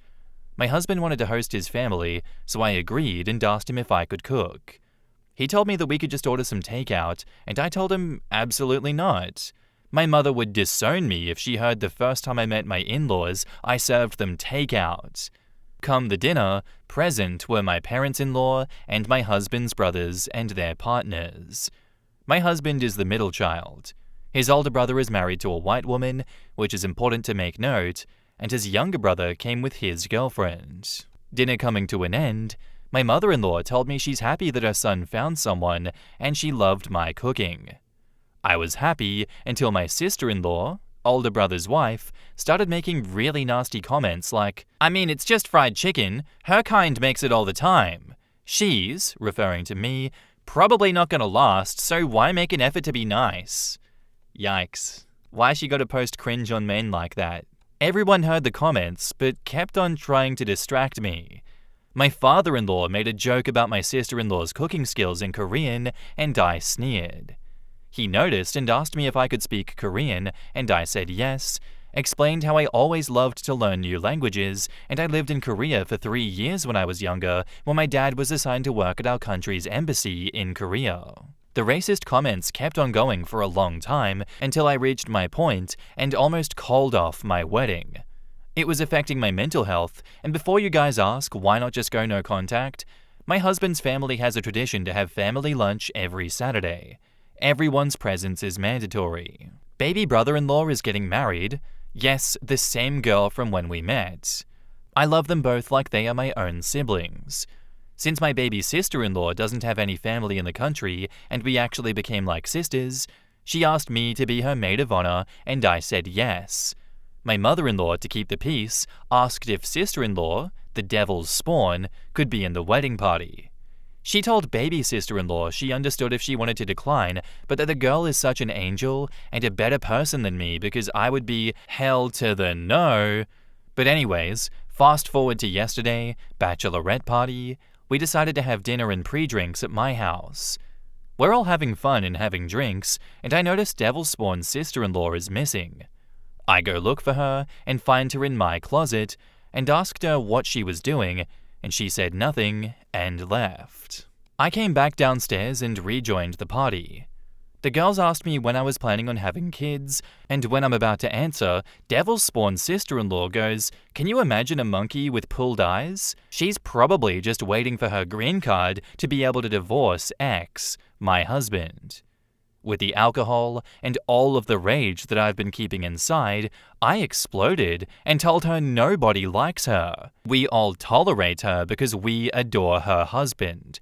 She's just a bitter woman who judges people based on their skin tone, with a total of 2 friends and a family that doesn't want her around. She got up to slap me, and I grabbed her wrist and told her to get the fuck out of my house. After she left, we tried to go back to the festivities, but no one was in the mood. I woke up to a bunch of texts from my brother-in-law, older brother, saying that he had enough of me bullying his wife and he thought that I was a better person, blah blah blah. I showed my husband the texts that Devil Spawn is sending and his brother, and he called his brother to tell him to stop, and before making any judgments, he should have heard both sides since he knows who he married. My parent-in-laws have now been involved and scheduled a family meeting, and what was supposed to be a magical week for baby brother-in-law and sister-in-law turned into a shit show because I couldn't hold my tongue. So am I the asshole for kicking my sister-in-law out of my house? In the comments, not the asshole. You probably could have just kicked her out without saying anything else to her, but honestly, that woman is just a racist piece of shit. The only reason not to say those things is to maintain the moral high ground, but everyone has their breaking point. Actually, I think everybody else at the party should have been sticking up for you. It's crazy that nobody has been correcting her when she said these things. That in itself is protecting the bigot instead of the victim. She is a bully. It's a shame that her well-deserved comeuppance would drag you down too. Not the asshole, 1,000 times not. Actually, as a black woman, there is a time to put the trash out, light it on fire, and watch it burn. Racists don't respect morality. They view it as a weakness and will keep at it. OP wouldn't have needed to do it herself if I was at that bachelorette party. Spawn's feet wouldn't have touched the floor on her way out of the door. OP says, "Thank you so much. As the eldest, I'm used to being the one to keep the peace, but I just reached my limit. I think it was mainly because it was in my house, the space that's supposed to be my safe place." I, too, am very curious as to why so much of the family is so silent on the racism that woman is just spewing. And so too her husband. Her husband probably has experienced way more of her racism in person. It's not like he wasn't there at the family dinner where she was saying all that shit to OP's face, and yet he comes out in text message to OP and is like, "Why are you causing such a scene? What's wrong with you?" I understand the need for a family meeting and everything, OP, but I would question the company that you're surrounded with if they're all so cool with her actions. And that you responding to this blatant disrespect, to this attack on you, these continuous attacks, somehow making you the problem, it doesn't make any sense to me. I agree with you as well. This is really unfair to baby brother-in-law and baby sister-in-law. This was supposed to be a magical week for them, and she can't help herself. She had to cause some bullshit. If this update doesn't include that whole family disowning her and kicking her out of any of these family events, I'm going to be majorly disappointed. And now, onto the update. Hey everyone, it's been a crazy few weeks. On to what happened. So we all went to the family meeting. My mother-in-law started by thanking me and baby sister-in-law for coming. She knows that we didn't want to be there, but we went so that we can be there for our partners. Devil Spawn and brother-in-law arrived. We all sat down, and my father-in-law asked me to start and explain my side of things, since Devil Spawn made her husband call his parents to tell them what I did. I told everything I've been holding inside since the beginning. I explained that at some point I wanted to walk away from my husband because I couldn't take it anymore. Devil Spawn tried to interrupt me several times, but my in-laws told her that she can either shut up or leave. After me, baby sister-in-law told her side of things of what happened, and that she knew my mother-in-law wanted Devil Spawn in the bridal party to make peace and to try and get everyone to get along. But she didn't want someone like Devil Spawn near her, or her wedding, because she would find a way to make it about her, and she didn't want to be associated with a person like Devil Spawn. My mother-in-law was shocked when I showed her the text messages that I got from Devil Spawn. I have most of the texts that she sent me over the years. My mum is a judge, so she always told me and my siblings to keep records of everything. Brother-in-law, Devil Spawn's husband, was very quiet. So my husband turned to him and asked, "Still believe your wife is the one being bullied?"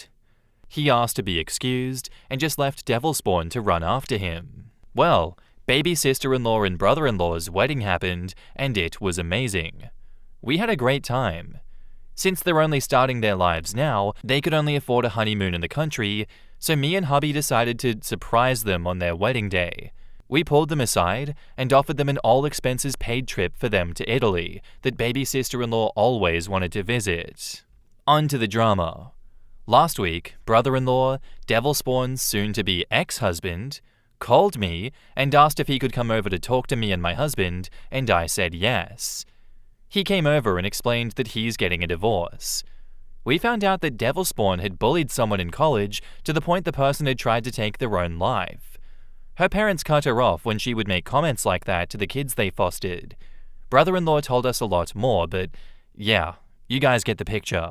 Brother-in-law moved out and rented an apartment, and now Devil Spawn thinks that it's my fault to a point where she goes to my office and starts screaming, has been following me, and she's getting so unhinged that my husband has been taking me to work and picking me up afterwards. We're in the process of requesting a restraining order.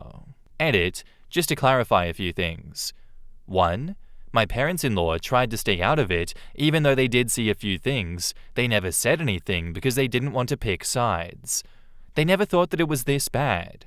Both mother and father-in-law have been apologizing since we all sat down.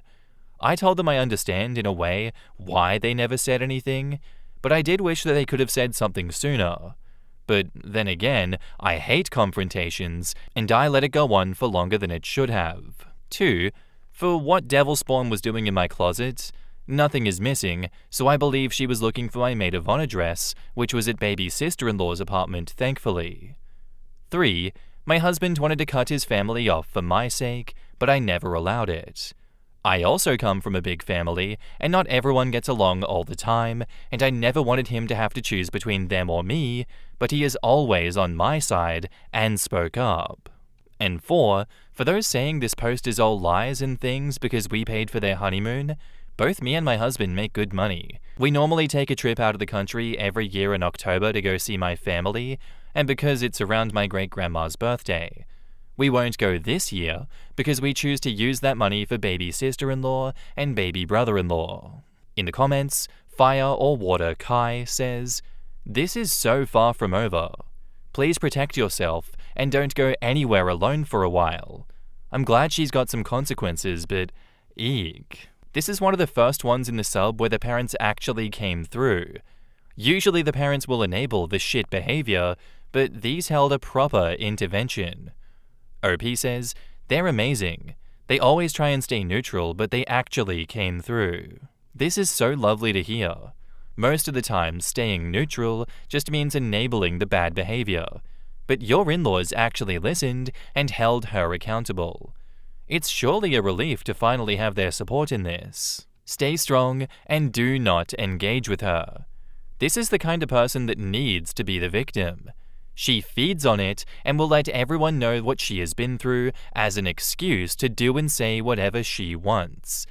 Good for you and brother-in-law to get away from her, but I have a feeling this has only begun. He is leaving her, and you said she doesn't have many friends, so everything is going to crash down, and she just might try to take everyone with her into her misery.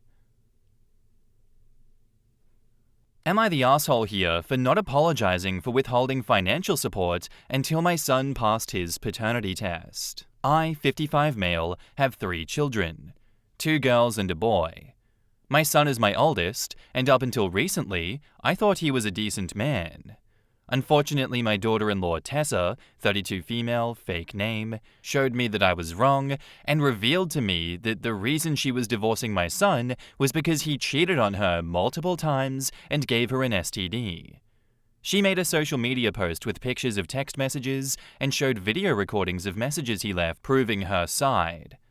I was shocked, and when I confronted my son, he said that she was over-exaggerating and that the only reason he did it was because she wasn't putting out. Tessa gave birth to their second child 7 months ago, and their first child is 3 years old. I apologized to Tessa for my son's behavior and then yelled at him for being so selfish, intentionally hurtful, and cruel. I did not hide or downplay my disappointment and was only silenced by my wife's defense of our son. I remembered how hard it was when my wife had our second daughter, and I couldn't believe that she didn't have a shred of sympathy for Tessa. Tessa is a sweet and smart person, and she didn't deserve what our son did. My wife has been letting our son stay in our house despite my wishes, saying that he needs our support. But I say he's in need of a hard lesson. We fought about this constantly. Eventually, my son accused Tessa of getting the STD from someone else and demanded a paternity test. I knew that these claims were bullshit, and I saw red. I yelled at him for it, and his mother came to his defense and told me that a man had every right to know if his kids were his. I countered with demanding a test of my own, and my wife was offended, and I moved out. She and my son sent others after me, and either lied and overplayed what things were like at home, and I just got tired of defending myself. I was just gonna let things be, That was until either my wife or my son contacted my job and made hurtful accusations about a female employee that I've been mentoring for the past year.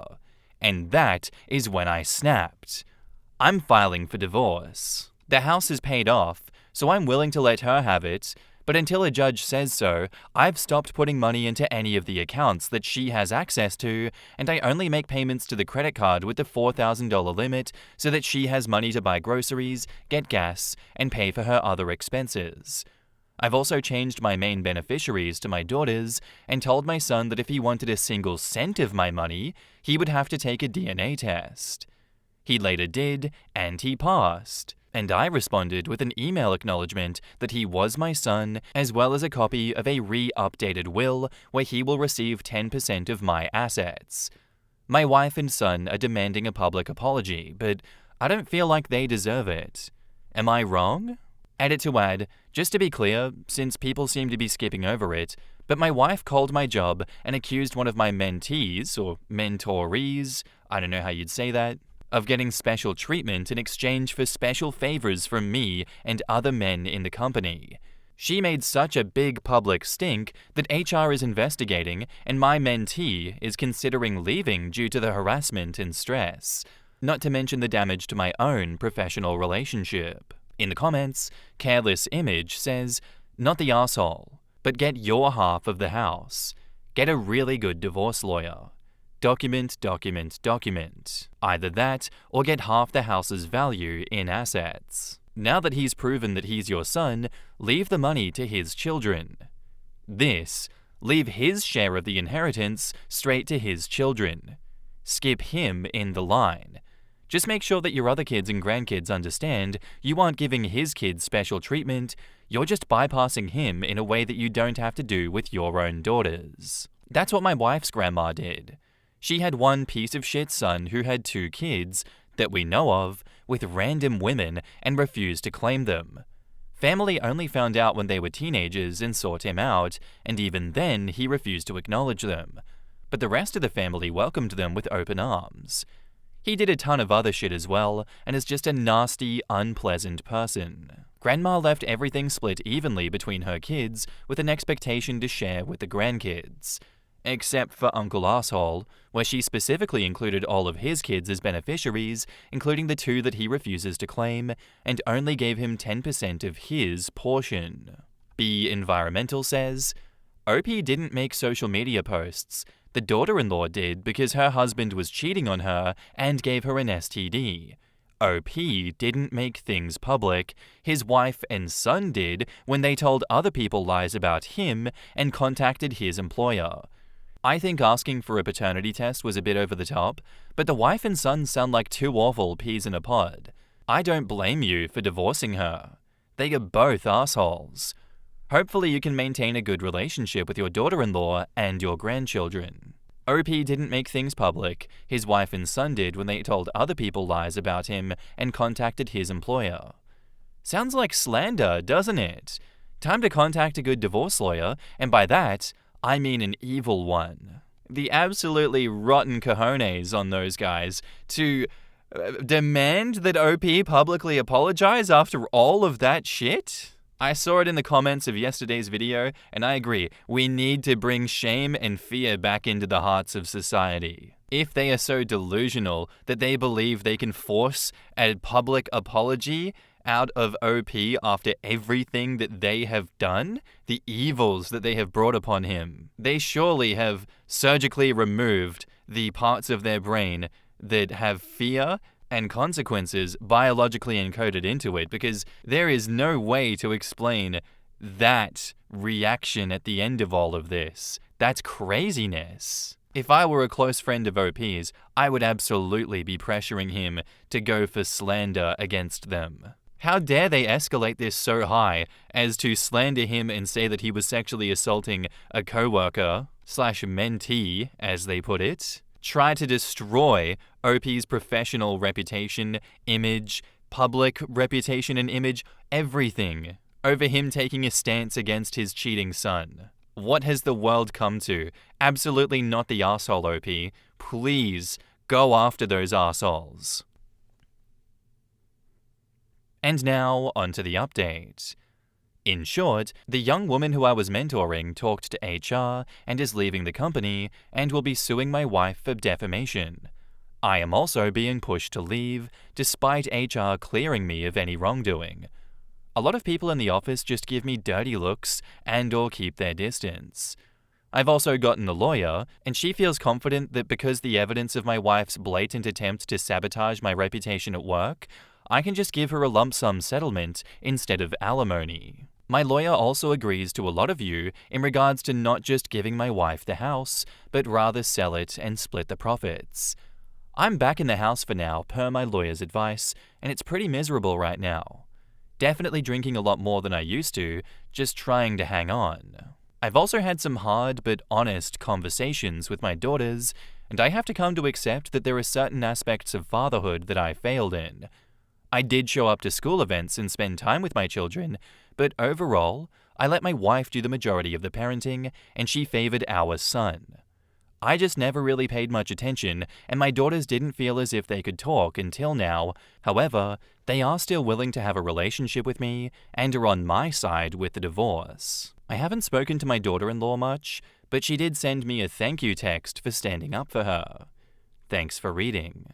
In the comments, DST Luke says, "Good news is it's not too late to try and heal the relationship with your daughters and be an involved grandparent. I'm betting this isn't the way you planned things to be, but I think you can make things better than they were.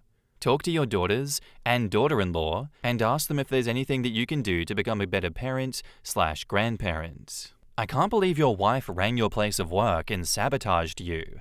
What a cow. Your colleagues shouldn't be privy to that, as HR should have kept quiet until an investigation was done. Don't get pushed out. You did nothing wrong, and the gossip will die down. Definitely get half the house in your divorce. Your wife doesn't deserve to keep it. Your son is a spoiled brat. I feel sorry for your daughter-in-law. Yeah, the wife sounds like a complete idiot. She probably has cheated in the past, which is why she's protecting the son so hard and now fighting OP. Either way, I hope he will get some closure soon and will leave this mess behind. Too bad the wife will probably get a lot of money.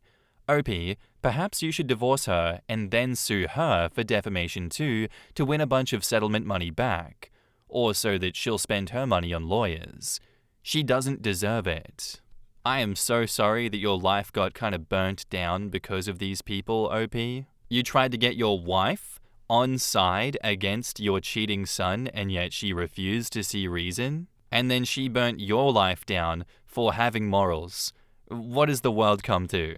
I know a lot of people will question your initial decision to ask her for a paternity test because you were trying to point out her obvious double standard. And sure, I can see why people think that was a stupid thing to do. But at the same time, you were just trying to make her stand on business, and if she wanted an easy win in that situation, she wouldn't have thrown a huge fit about it. I hope that you listen to the advice of the comments, but you take the advice of your lawyer, and do what is best for yourself going forward so that you can mitigate any of the damages and losses headed your way through this divorce. Good luck. Thanks for the story and thanks for the update. I'd love to know what you guys think of this in the comments down below. Let me know. Our next post is by user No2864, and it's titled, "Am I the asshole here for removing the ladder on my bunk bed so my niece can't get to me? My sister, female 24, just moved back home with her husband and their daughter, 5, and son, under 1 year old. My sister was able to convince my parents to make me, female 15, share my bedroom with her daughter because she and her husband would already be sharing a bedroom with their baby. She also wanted us to switch bedrooms too because my bedroom is her old bedroom and is a lot larger than the spare room, which was my old bedroom. My parents at least said no to that. We ended up having my bed replaced with a bunk bed so it wouldn't be too crowded. I sleep on the top bunk, and my niece started in the middle of the night climbing up into my bed to sleep with me because she was scared. I guess she gets scared a lot at night, but more so here, and will go sleep with her parents when she gets scared. She's also too scared to go down the hallway to her parents' room because she has to go past the big dark windows in the hallway and past the staircase, which is scary because it's a dark hole. They tried putting in night lights, but that made it worse. I usually sleep deeply, so I don't notice her get in, but I wake up sometimes after she crawls in because it gets really hot, and she's kinda gross because she's sticky with sweat, and I just don't like it. So I realized I don't need a ladder to get to the top bunk and ended up using a screwdriver to remove the ladder from the bunk beds so that she can't get to me. I guess she hadn't been sleeping well since I removed the ladder because the school got involved about her being tired all the time and they got in trouble. My sister thinks I'm being petty and I can just suck it up and let her sleep with me if she's scared. I still don't want to though. In the comments, Friendly Mum says, "Not the asshole. You're 15, but still legally a child too. You shouldn't be responsible for a child that isn't yours. Tell your parents that your needs and your ability to sleep at night are also important, that your tiredness is impacting your schooling and ability to concentrate, and it's time to revisit the sleeping arrangements as it's not working. Also, tell them that having a 5-year-old climbing ladders in the middle of the night in the dark and without some kind of supervision is incredibly unsafe for the 5-year-old, and this needs to be changed immediately. You need your bedroom back, and your sister and her partner can sleep with and look after their own kids at night. They're getting free room and board. The least they can do is suck it up and sleep with their kids in their own room. Right? They made the choice to move back in, so they should handle their kids, not dump them on you." OP should frame it like, "Okay sis, you can absolutely have your room back. The bigger room, and with all of your newfound space, you have the room to parent your 5-year-old at 3 a.m. instead of forcing a child-free high school student with enough stress about the future to lose sleep doing your job. You wanted the bigger room, and you can have it. And everything that comes with it, up to, and most definitely including your child. And they can keep the bunk bed with one parent on each bed. They can alternate who gets top bunk, so the 5-year-old can cuddle with one of them while the baby gets their own bed, crib, bassinet, or whatever. Not the asshole. You removed the ladder because you were afraid that she would climb it and fall and get hurt.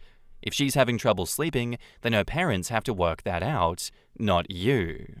This is the narrative you want, OP.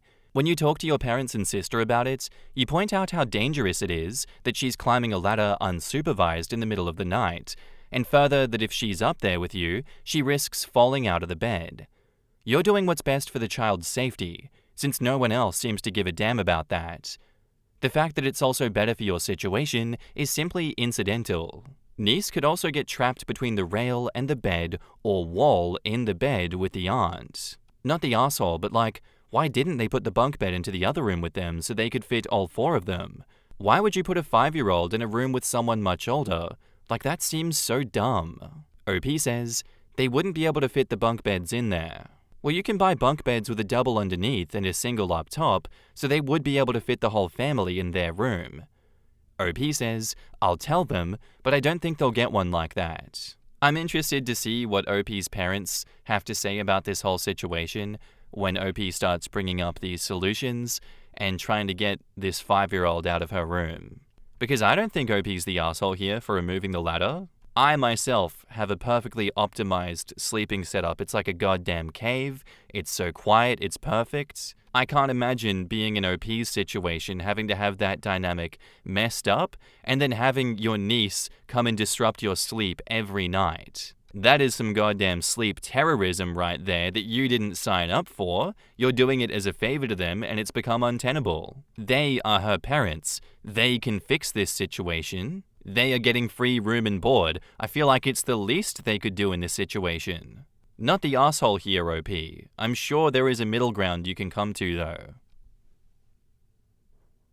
And now, onto the update. My parents didn't make me put back up the ladder and told my sister and her husband that they had to figure something out. So my niece started sleeping in with my sister and her husband in their room. It was too crowded for her husband, though, so he started sleeping downstairs, but that didn't work out either because my dad gets up really early. So my sister and her husband started fighting a lot, and he left last week, and I think he's now staying with a friend. So now my sister has to take care of the kids on her own mostly, and apparently it's my fault because her daughter misses her dad too, and he would still be here if I didn't make a big deal out of everything. In the comments, She's not your kid. It's not your responsibility or your fault. Exactly. If people cannot provide for and care for children, then they should be smart and choose not to have them. That is their responsibility. Setting boundaries isn't causing the problem. Adults need to handle their own relationships and parenting. Your niece's feelings are valid, but they don't make you responsible for fixing her parents' issues. None of this is in any way your fault. Her marriage issues aren't your responsibility, and safety boundaries are always valid. Exactly. A bunk bed ladder isn't a marriage counselor, it's just a safety measure. Boundaries are about protecting yourself and others, not managing someone else's relationship. A missing ladder isn't what broke their marriage, it's just a practical safety choice. I'm sorry that you're going through this, OP. You're definitely not the asshole. It sounds like your sister and brother-in-law have some big issues, and this was just the final straw. I hope it all works out, for everyone's sake. Yeah, it really seems like this situation just exposed deeper problems between them. Setting boundaries for yourself shouldn't come with blame for their relationship struggles. That is such an insane outcome of this situation. What the hell do you mean? Oh, yeah, forcing the 5-year-old back in to sleep with them in that room caused him to move out and separate. What the hell was going on between those two that this was the straw that broke the camel's back? I'm genuinely inclined to think that that was going to happen eventually, whether OP forced the 5-year-old out of her room or not. Because logically, if you're trying to get back on your feet as a family and you're trying to get stability, this 5-year-old being in the room should be a non-issue. You should be able to find somewhere to sleep in that room that you don't tear your family apart. You chose to have those two kids at 19 and 23. Life is going to be hard, yes, but that means you got to lock in and work extra hard to make it work for you too. I'm scared that OP is going to come back with another update blaming herself for this one, but I really hope that she takes the advice of the comments here and realizes that their relationship breakdown is not her fault, and that they need to stop blaming OP for it. How has OP come out to be the adult in this situation with a sister that is much more childish, blaming her for shit that she caused herself? That is so sad. What a spineless individual that sister is. I hate her. Thanks for the story. Thanks for the update, OP. I'd love to know what you guys think of this in the comments down below. I don't think it's too graphic of a next story, really, but I'll put a content advisory warning anyway for sexual assault because it's mentioned in the title of this one. So you can skip that if you want to, but, just thought I'd put it out there. Our next one is posted by user OKDay4024, and it's titled, "Am I overreacting to my fiancé victim blaming me for my essay because I cheated on him, quote unquote? Me, 24, and my fiancé, 27, have been engaged for around a year, and I've been doing a ton of wedding planning, and so has he. I started losing a lot of hair from the stress, and he knows this, and he suggested that I could relax, and he would handle everything. My friends invited me to the club when they heard that I was free for once, and I agreed. I didn't tell my fiancé initially where I was going, but I assumed he'd guess where I was going, because where else would you be going in revealing clothes at night? I know this might be perceived as disrespectful, but he has always been okay whenever I dress like this, and I usually dress modestly anyway. He asked me where I was going. I told him I was going to the club with my friends, and he just said, okay. My friends picked me up, we headed to the club, and that entire time, I did have a couple of drinks, and I tried to keep myself in check because I'm an engaged woman, but my friends had me drink more than I intended. A man approached me whilst I was by myself in a booth, and he was trying to pursue me. I told him that I was engaged and to please leave me alone. He grabbed my hand to see my ring before he proceeded to reach his hand up my dress and forced my hands on him. I immediately pushed the fucking lunatic and called my husband to pick me up since my friends were nowhere to be seen.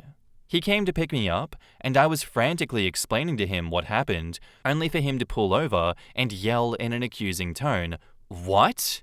at me. Obviously, I didn't think he was mad at me, because I'd think that my fiancé would be the last person to be mad at me for something that wasn't my fault. I repeated myself, and he started driving again and kept responding to everything I said with, But why did you let him touch you? I was in disbelief, and I told him that I didn't let him touch me, and I told him to leave me alone.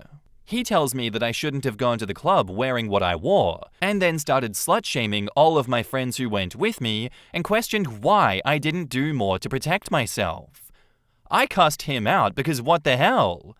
And then he tells me that he is the one who got cheated on and that I have no right to be angry with him because he was only concerned for my lack of self-awareness, and then started to make his last point about how going to the club was already kind of cheating and that I should have consulted with him first. What the fuck is wrong with this guy? I am seriously considering calling off the engagement, but we've been together for 4 years and he has never done anything to hurt me.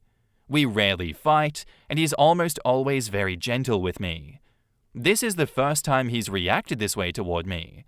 I definitely saw him being aggressive with other people that weren't me a few times, and I don't know if I should wait and talk to him in the morning, because giving him the benefit of the doubt, maybe he's just as tired as I was from the wedding planning and isn't thinking rationally. In the comments, former fanfic addict says, "Do you guys talk about politics at all? Feminism? Do you read him as the type of guy to have this reaction/belief system? If this is out of the ordinary, maybe he misunderstood what happened. Other than that, girl, if this is how he thinks, you don't want to be with a man like that. Imagine the kinds of ways he would parent your daughter. As always, though, things are always more complicated in real life. If you really love him, maybe try couples therapy." OP got really heavily downvoted for this one, so OP says, "I don't recall ever having any definitive conversations about politics. All I know is that the majority of his family are conservative, but he doesn't have a strong political stance, at least not that I know of, but he knows where I stand politically. I am absolutely not a conservative, might I add, and has never objected to it. He has always been very respectful towards me and doesn't really engage with other women at all, if that says anything. And yes, maybe he misheard me, but I did repeat multiple times verbatim that the man had sexually assaulted me and he wasn't listening. I'll consider couples therapy. I'm not sure how it'll work in this situation, since this is the only troubling issue that we have ever had." Icy Spirit replies, "What? You've never had a conversation about important topics like your political beliefs? Oh goodness. I would never consider marrying anyone who I don't know 100% their stance on such things." Edit, forgot to add that just because he hasn't said anything regarding your views, his silence does not equate to his agreement. Call off the engagement. This behavior only ever escalates, and you're very, very lucky to have seen it now before you were legally tied to him. He has just shown you that he doesn't give a single shit when someone has actively harmed you. You called him for help, and he turned on you. What if you're assaulted again? We all hope that it won't happen, but we know the statistics. What if you have a daughter and she is assaulted? What if you have a son? What will he be taught is acceptable? This man is not a safe person to be married to. He will probably apologize and be all lovey-dovey after this, but you've seen underneath the mask now. Those attitudes are dark, and they run deep. We've seen things like this time and time again, where the mask slips, and the partner who does the mask slipping realizes how bad they messed up for revealing how they really feel and what their real views are, and then they go into damage control mode with love bombing and everything in the book of manipulators that you can think of. I imagine that might happen here in these updates. But given the fact that she clarified multiple times and put it into plain English, what exactly happened, how it played out, and the fact that she went to him straight away for help and to get her out of there, and he still reacted that way, and he doubled and tripled down and then slandered her friends. Christ, I don't care if you've been together for 4 years, get the fuck away from that guy. He had every opportunity to believe you as his fiancé, as his partner for 4 years, and yet he still chose to victim blame you. And all this bullshit about you cheating on him, he okayed you going to the clubs. If he had a problem with that beforehand, he should have spoken up and said something, but no, he just says that you cheated on him when you got essayed, and you cheated on him by going out to the club. Don't marry this man, don't stay with this man, run. And now, on to the update. So my fiancé left home early this morning. I asked where he went, and he still has the same reaction to my sexual assault he did the night it happened. I'm very confused on what to do, and if I'm doing right by considering calling off the engagement. Some people are saying that I'm overreacting, and others are telling me that I'm not. The last photo is literally the dress that I wore to the club, since people have questioned what I was wearing, which I don't understand how that's all pertinent to understanding that I was sexually assaulted. I stand by the fact that I did not cheat on him, nor was I being secretive about where I was going. I didn't mention it when I should have, but when he asked, I told him. Simple as that. You can't just be okay with me going to the club and then come pick me up, find out a man touched me without consent, and say that going to the club is in fact cheating. We are also very honest people, so if he did have an issue with it when I told him that I was going to the club, he would have said so, and there was nothing to suggest that he didn't want me going. Here's the text message exchange. OP says, I need help. He says, taking a break as you did. OP says, okay, that's fine, but I feel like you are doing this out of pettiness. He says, whether I am or not, can you blame me, haha, crying laughing emoji? My soon-to-be wife got fucked up at the club and allows another man to touch her. Being cheated on before my wedding does not feel great. OP says, I did not cheat on you, blank. I should be able to dress how I want to, and you've always been fine with it. I didn't tell you initially where I was going, but I did tell you before I left. You had every second to tell me that you didn't want me to go, and I would have stayed, and you know that. He says, I let you go because I didn't think that you would go and practically fuck another man. Another man touched you, and that is cheating. OP says, okay, so is it the fact that I went to the club, or the fact that I let another man touch me? Tell me now, because this is contradicting whatever you said to me the other night. I can't believe you're still hung up on the idea that I cheated on you. Why is the fact that I cheated on you more important than my well-being? How can you, the man I love and trust with my deepest vulnerabilities, fixate on your wounded pride instead of wrapping your arms around the fact that I was violated? Please wake up. I'm furious, but mostly heartbroken that you don't care to consider what happened to me. He says, the whole point of you going to the club was to relax. I let you relax because I care about your well-being. There is no room to care now when you took my consideration and went and cheated on me. I apologize that it happened to you the way that it did, but you go to the club dressed provocatively and don't expect a man to try to fuck you? Bullshit. If you had an ounce of respect for me, then you wouldn't apologize and we can go from there. OP says, I didn't dress a certain way to be sexually assaulted. That sounds absurd and is extremely disgusting of you to say, dude. I dressed how I did because you nor I have ever had an issue with it, and I did it for myself, not for anyone else. I'm sorry, but I've been feeling very ugly these past few months, given that I'm watching my figure for our wedding and losing a ton of hair on top of that. So yes, I did go to the club dressed like how most girls would, going to a club, because it made me feel pretty. He says, all the excuses in the world but an apology. OP says, where is your apology? He says, I did apologize. I am sorry a man like that approached you, but it's not right to blame everyone but yourself. And here is the dress that OP wore. In the comments, Lydia says, my ex was obsessed with me cheating. I work in a male-dominated industry, and every work trip I was accused of cheating. When men ultimately got the wrong idea about me at work and assaulted me. It was my fault. It's hard enough climbing the corporate ladder in a man's world and constantly reinforcing boundaries without getting it on both sides from home.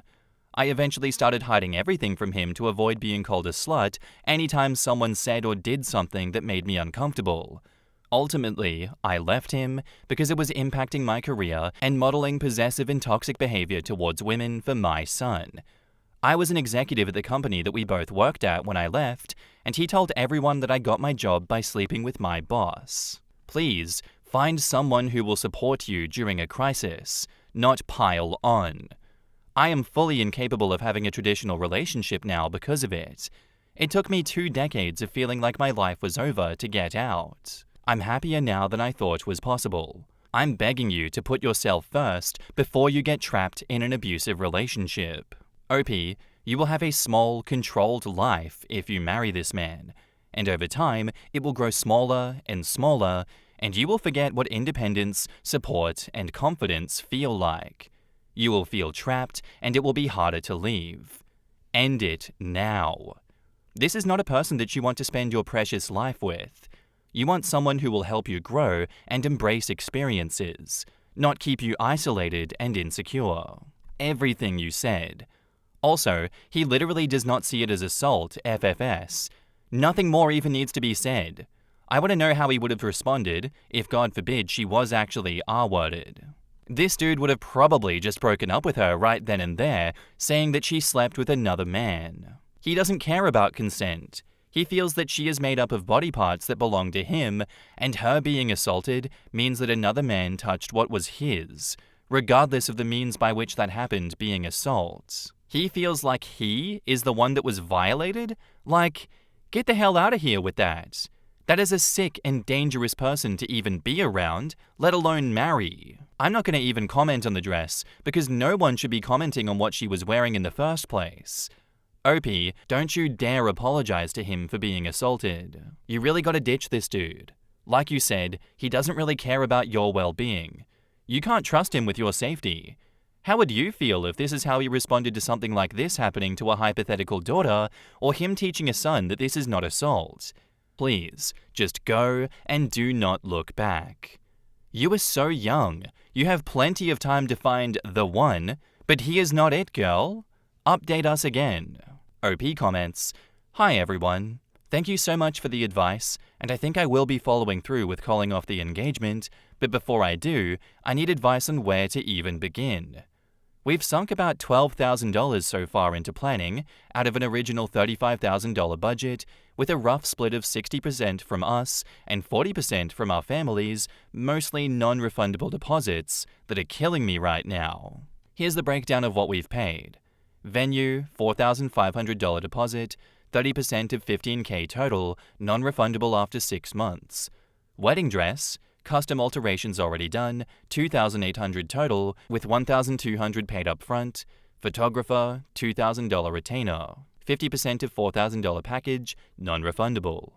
Florist and invitations, $1,200 combined, mostly sunk, as invites went out 3 months ago. Catering, tasting, and planner consults, $1,500 in fees/deposits. The wedding was for 120 guests, so we've also got non-refundable travel booked for 20 out-of-town family members. Flights and hotels totaling around $3,000, but that's on hold. Should I immediately contact each vendor to negotiate partial refunds, or offer to transfer deposits to another couple? For resellable stuff like the dress or decor, we have $800 in custom signage. What's the best platform? Facebook Marketplace, Stillwhite, or eBay? And how do I price it without undervaluing? Do I need a lawyer to review contracts for shared expenses with my ex? We're not married, but some was joint, or is small claims court worth it for anything under $5K? Also, any tips for breaking this to our families without a blow-up? My parents are out $2,000 already and super invested emotionally. I am very lost, so any stories or advice from anyone who's been through this would mean the world. And now for the final update. Starting off by saying that I am so incredibly grateful for the overwhelming support and advice. Reading through nearly 4,000 comments wasn't easy, but I did my best, especially with the long ones. This is my final update, as I don't want to prolong this discussion on Reddit. I informed my ex-fiancé of my decision to end our engagement. He was angry, but didn't try to harm me, so I'm safe for those who were concerned. About 3 or 4 days ago, I told him that I was questioning our engagement. His initial response was, "Are you joking?" And he ridiculed me until I confirmed that I was calling it off yesterday.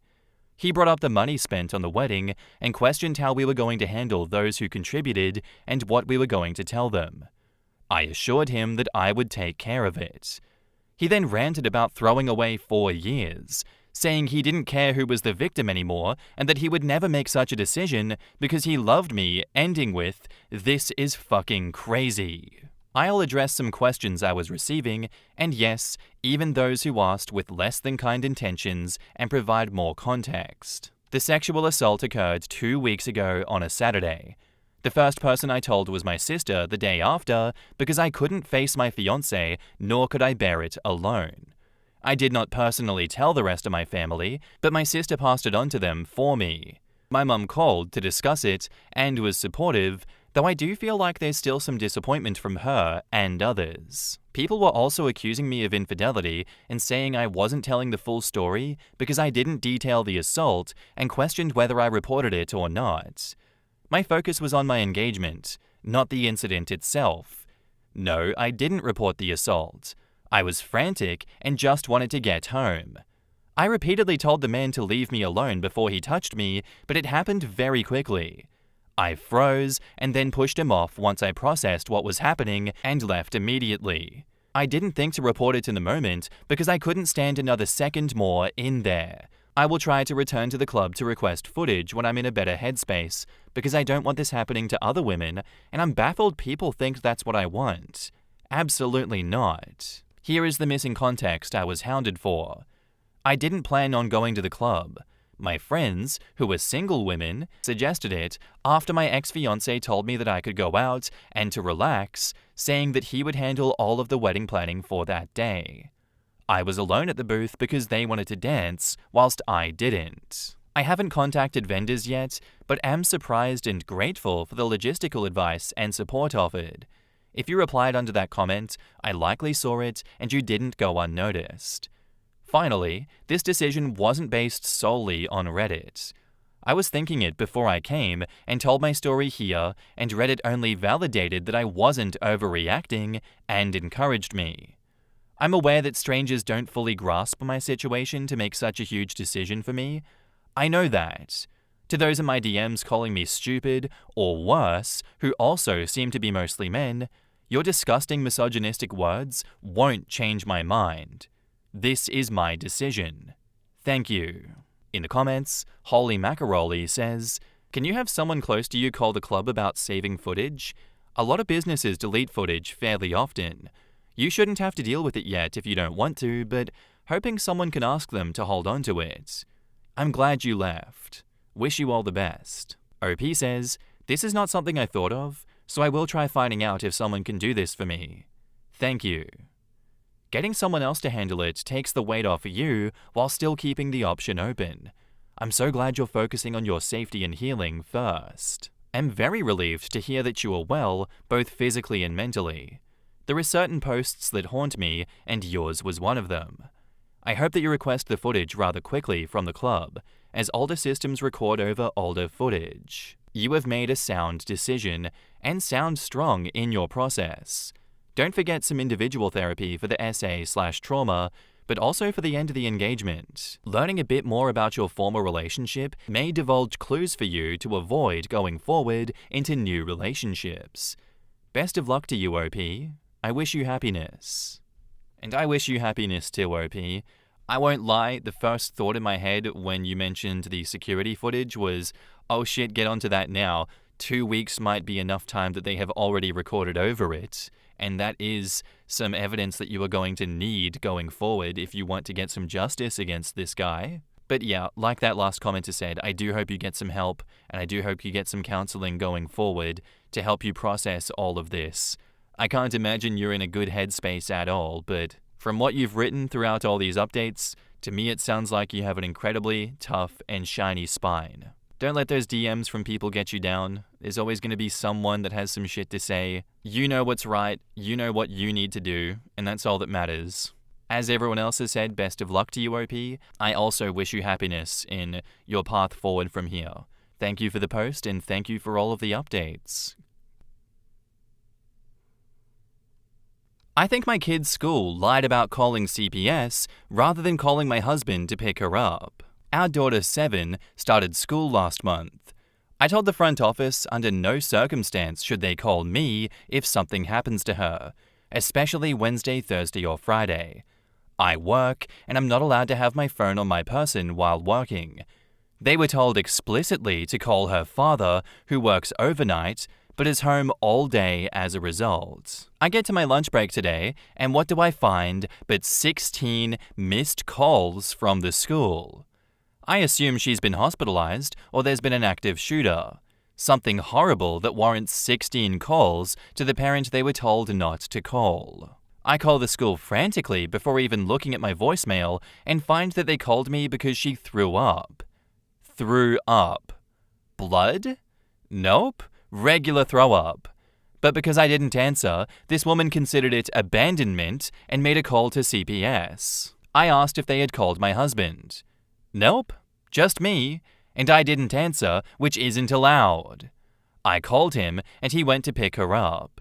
There was a woman sitting with her in the nurse's office who was also there during orientation night, but she wasn't our kid's teacher or administration, so we didn't get introduced to her. As soon as my husband got there, she scurried off, and when he asked the woman at the front desk who she was, she reiterated that she had called someone about your wife abandoning your daughter, and told him that if it happened again, it would be a lot more serious, and we should consider making sure mum's always there when her kid needs her. There is no fucking way that a CPS agent is just hanging around this school at all times and didn't bother to stick around to lecture a parent who abandoned their kid when they showed up. I think they lied because they don't like that dad is supposed to be their primary point of contact. I'm going to follow up with the principal when I've calmed down, of course, but what the actual fuck? In the comments, Frustrated DIL says, I'm sure it's well documented. They need to follow the communication orders you give them. They don't get to decide that the mother must answer. I would threaten a lawsuit if they continue this behavior and make false CPS reports. I would do more than threaten. I agree. I would retain legal counsel and threaten a defamation action for the falsehoods and misrepresentations to CPS. I would then file a police report for harassment. The school employee was absolute chicken shit in doing what she did. She should be reprimanded. As I understand OP, the school also has someone impersonating CPS, right? The school admin told OP that she had called someone because of abandonment, and it turned out to be a woman who had been present during orientation night but wasn't introduced to the parents, and now she's been sitting with OP's sick daughter. I think OP should get to the bottom of this. Refusing to call the other parent because she didn't want to should be grounds for termination. Calling CPS, claiming abandonment was a lie, and that should also result in a termination. As a mother, I won't judge you if you end up cussing her the fuck out. I hope OP gives us an update when she cusses them out and gets a lawyer involved. Child abandonment? Are you freaking kidding me? Oh hell no. Your child has 2 parents. They have been unable to reach both parents to claim abandonment, not just unwilling to call dad because misogyny. Mum should be available? What year is it? And this is after you left clear, specific instructions. Absolutely make that complaint. You're right, this is ludicrous. Is it documented that you were unavailable for those 3 days, or is dad listed as the primary contact? OP says, both. It was all written down explicitly when we were filling everything out. He's the primary, and I'm the secondary with special instruction. Her grandmother is the emergency contact and also wasn't called. Oh, that's a new detail that you can add to your post. Skip the father and the emergency contact and go straight to CPS for the emergency of abandonment. Roll my eyes, even if it is just a hollow threat. They need to explain in simple words what the point of having these contacts is if they don't frickin' use them. Holy shit, I would be so pissed if I was OP. I wouldn't even be making hollow threats at this point. I would be making very substantiated threats and demanding that this woman be fired from the school for that. She is such a pussy that after doing all of that, she scurried away to hide from them after knowing that she was messing them about. What a spineless and cowardly individual she is. I genuinely am angry for OP in this situation and think that woman deserves to be terminated from her position. And hopefully, following that up, blacklist her from working with schools again. That is genuinely sick what she did. Do not threaten to call CPS on parents when you failed to do your job. What a sick and twisted individual. It's just like that headline that I've seen recently, the woman that's going to jail for I think 10 days. She was an emergency line operator for 000 over there, and she's involved with at least one murder that she allowed to happen because she has a history of hundreds of phone calls of just hanging up after 20 seconds on these people because she didn't want to talk to them. Shit like that grinds my gears, and we should bring the full force of the law down on people like that. And now, onto the update. Hi everyone. First off, thanks for everyone for their supportive comments, especially Bajan Beauty Katie for the email template. That was very nice, although I did start off by sending something less confrontational. To answer the most common questions, the school had documentation to call my husband or his mother ever since we enrolled there.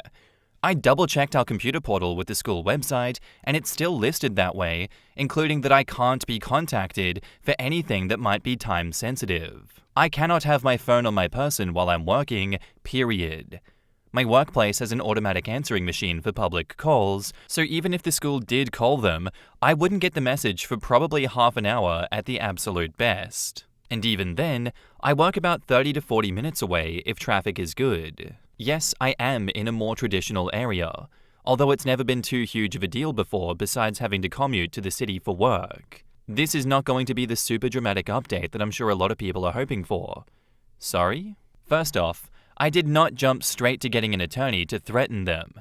I did call and ask a local family law firm, and the person that I spoke to told me that if we did have to go as far as suing, it would look better to try to exhaust other options on my own before threatening legal action.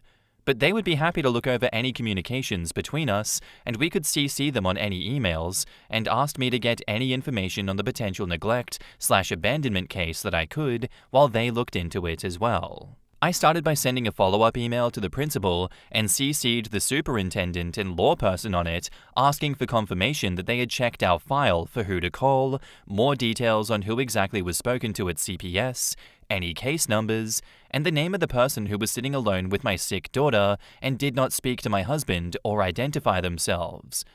Unfortunately, or maybe fortunately, the principal was out of town for several days with some family emergency. After a day with no reply, the superintendent emailed me directly asking for more details. I sent them an email outlining exactly what had happened from our perspective, screenshots from my phone, my husband's phone, and his mother's phone showing the phone calls and lack of them. Monday, the principal finally got back to us and we got some answers. The woman sitting with our daughter was one of the school counselors, just not the one assigned to her. No one actually contacted CPS, there is no open case against us.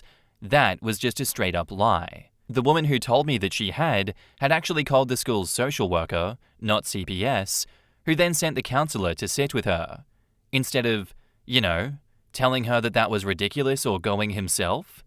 The counselor claims that she was under the impression that she was just keeping our daughter company until the parents arrived, since there was no nurse that day. But if that was the case, she should have at least said hello, right? And I'm not sure if he was supposed to tell me this, but apparently this isn't the first time that they've had issues with how she responds to fathers or male caregivers in general, which I want to know, if that's the case, why didn't anyone do anything about it before? What the hell? As of now, she's been suspended pending investigation. Obviously, these aren't all of the details, but this is the gist of it. I'm sure a lot of people were hoping to hear that I'd sued the school for defamation, harassment, threatening, whatever else, and gotten that stupid woman fired for being a misogynistic bitch. But this is what we've got, lol. In the comments, woman in question says, "It sounds like the woman's behavior will be doing all of the work of getting her reprimanded and/or fired." And OP says, "Hopefully fired. You should still be talking with an attorney. 16 missed calls to you definitely implies something very serious had occurred, and she should not have put you in such a situation. Even if it wasn't a major emergency, she did not reach out to your daughter's contact. She needed someone to come get her, especially considering that there was no nurse at the school at the time. Her telling you she had called CPS is threatening, and saying you abandoned your daughter is crossing a line. And the school admitted to you that this is not the first time she exhibited this behavior. At a minimum, your attorney should confirm she is fired. Yours might just be the first time they have actual evidence of what's gone on, so good on you for taking the time to collate it all. I agree. This might be the first time they've ever had parental pushback when the contact instructions were flat out ignored. The fact that the employee not only repeatedly called the wrong person, but told lies about calling CPS, really does compound the problem for her. Thank God it wasn't a serious medical crisis where the employee delayed calling the correct person or persons on the contact list. In the event that that ever happens, there will certainly be attorneys CC'd on correspondence, but they'll be there in a professional capacity rather than merely reviewing the emails as a courtesy to the parents. If the school administrators have any wisdom, they will read this employee the riot act and tell her how she's exposing them to legal problems by not following clearly written contact instructions. I got my jimmies in a twist over this one, guys. I'm still angry over it. The comments are not doing me any favors. They are making me angrier about this situation. I guess this is the resolution that it's come to, that she is getting fired for it. If we lived in a just world, she will be fired.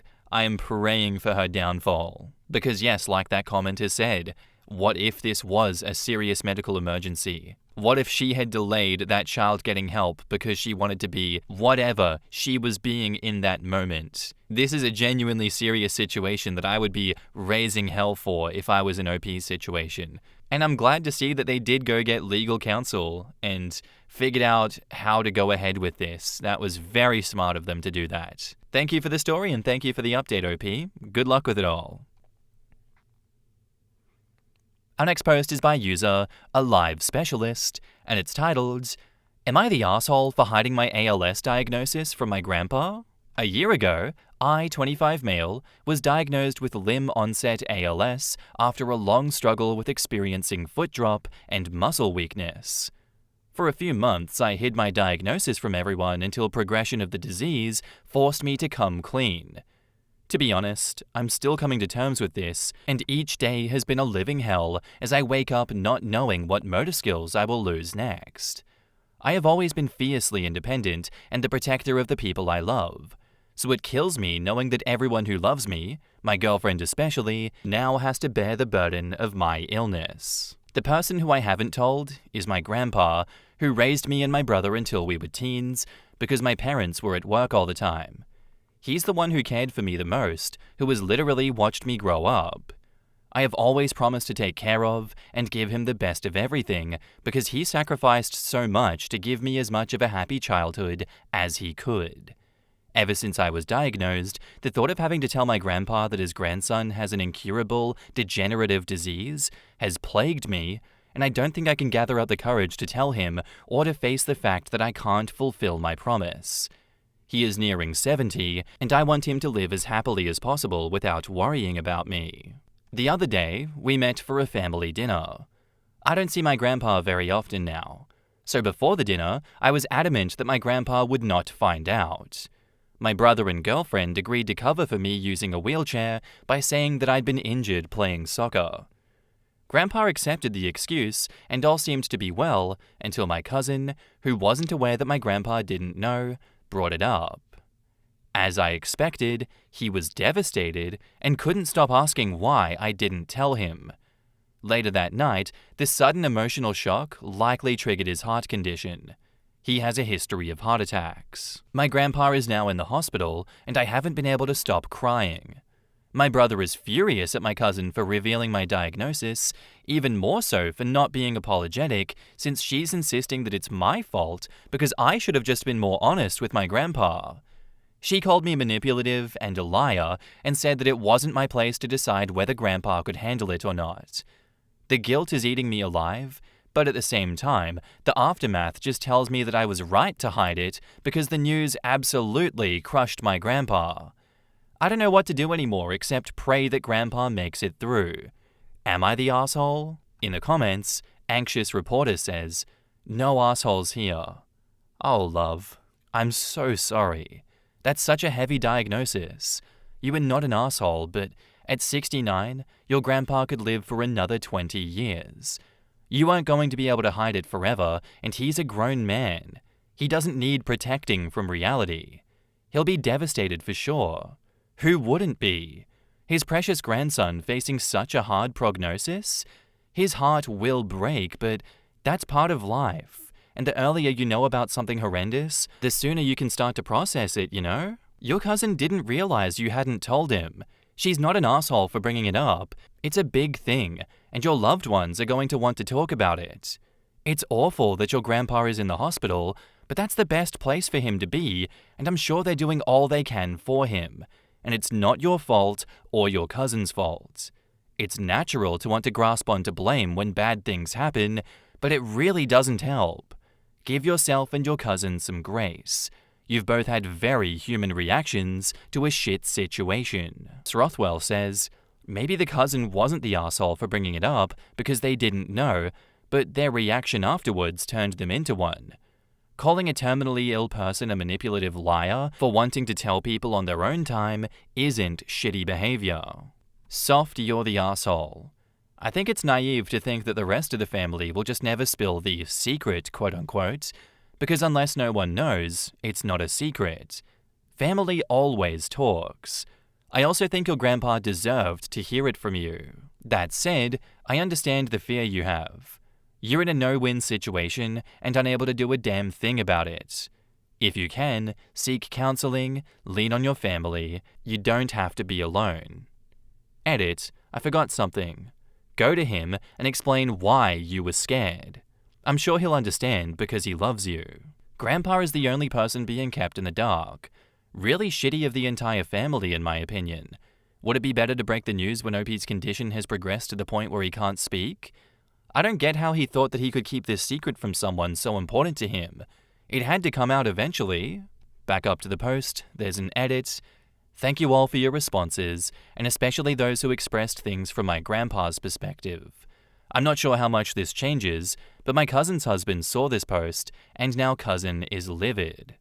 My brother just got off a call with her, and apparently he did actually tell her not to say anything and let me take the lead. Just that she highly disagreed, so I guess this was her way of voicing her disagreement. I didn't know about this part, so I assumed the benefit of the doubt that she didn't know. Again, appreciate everyone, and will be hopefully visiting my grandpa as soon as we get more news about his condition. With that edit in mind, I'm gonna say not the asshole on OP's side, you're the asshole for the cousin. And look, I get that regardless of the edit, people will still think that OP is the asshole for not just telling grandpa earlier, but they are not the ones that have to bear the ALS. That is something that OP has to deal with, and at the end of the day, OP gets to decide what their timeline is. OP gets to decide who hears it and when they hear it. OP also had very good reason to keep this from Grandpa, because look what happened. Grandpa had a heart attack after hearing the news. This only confirmed that it was right for OP to delay the news until Grandpa was in a good place to hear it and not have a physical reaction to the news. That cousin is worse than scum for forcing the news upon Grandpa through such a shocking surprise, and they are the one that should have the entire family come down on them, everyone come down on them, for forcing Grandpa into this situation, because that is their fault. That is not OP's fault. From my point of view, that is not OP's fault that this happened to Grandpa. So yeah, not the arsehole, OP. And now, onto the update. Appreciate everyone who commented both support and honest criticism. Been making the most of whatever time I have left since then. Some of you are sharp and picked up that my ALS is fast progressing, which is very accurate considering how recently it's felt like jumping off one cliff after another, which I'm pretty shocked by. In a way, I do thank my cousin for spilling my secret, because I didn't expect how little time I had left before I couldn't hide it. My grandpa did pull through though, recovered, and handled things like a champ. He's not in perfect health, and obviously neither am I, but we make it work. Per everyone's suggestions, I visited him ASAP and we had a long talk. I showed him my post as well, with lots of tears and emotional moments. I apologized for hiding my condition and promised to be transparent with him from now on. Although I got nagged and lovingly lectured at, I do think I felt relieved to get that emotional weight over with. Grandpa said a lot, and I can't include everything, but the main two things were, 1, he'd already sensed that something was off, though he wasn't sure exactly, and definitely did not expect ALS, and 2, he needs no protection from reality and wants to support me in any way he can. He'll be moving in with me and my brother, and we're looking at hiring caregivers so my brother is not overwhelmed. I've begun voice banking due to speech changes, mostly hoarseness and slight slur, basically like a drunk Mickey Mouse. While the people closest to me can still somewhat understand what I say, Grandpa tops everyone else and is proudly serving as resident translator. Honestly, pleasant surprise how well he gets my speech, but so grateful he's gifted these precious moments amidst the frustration.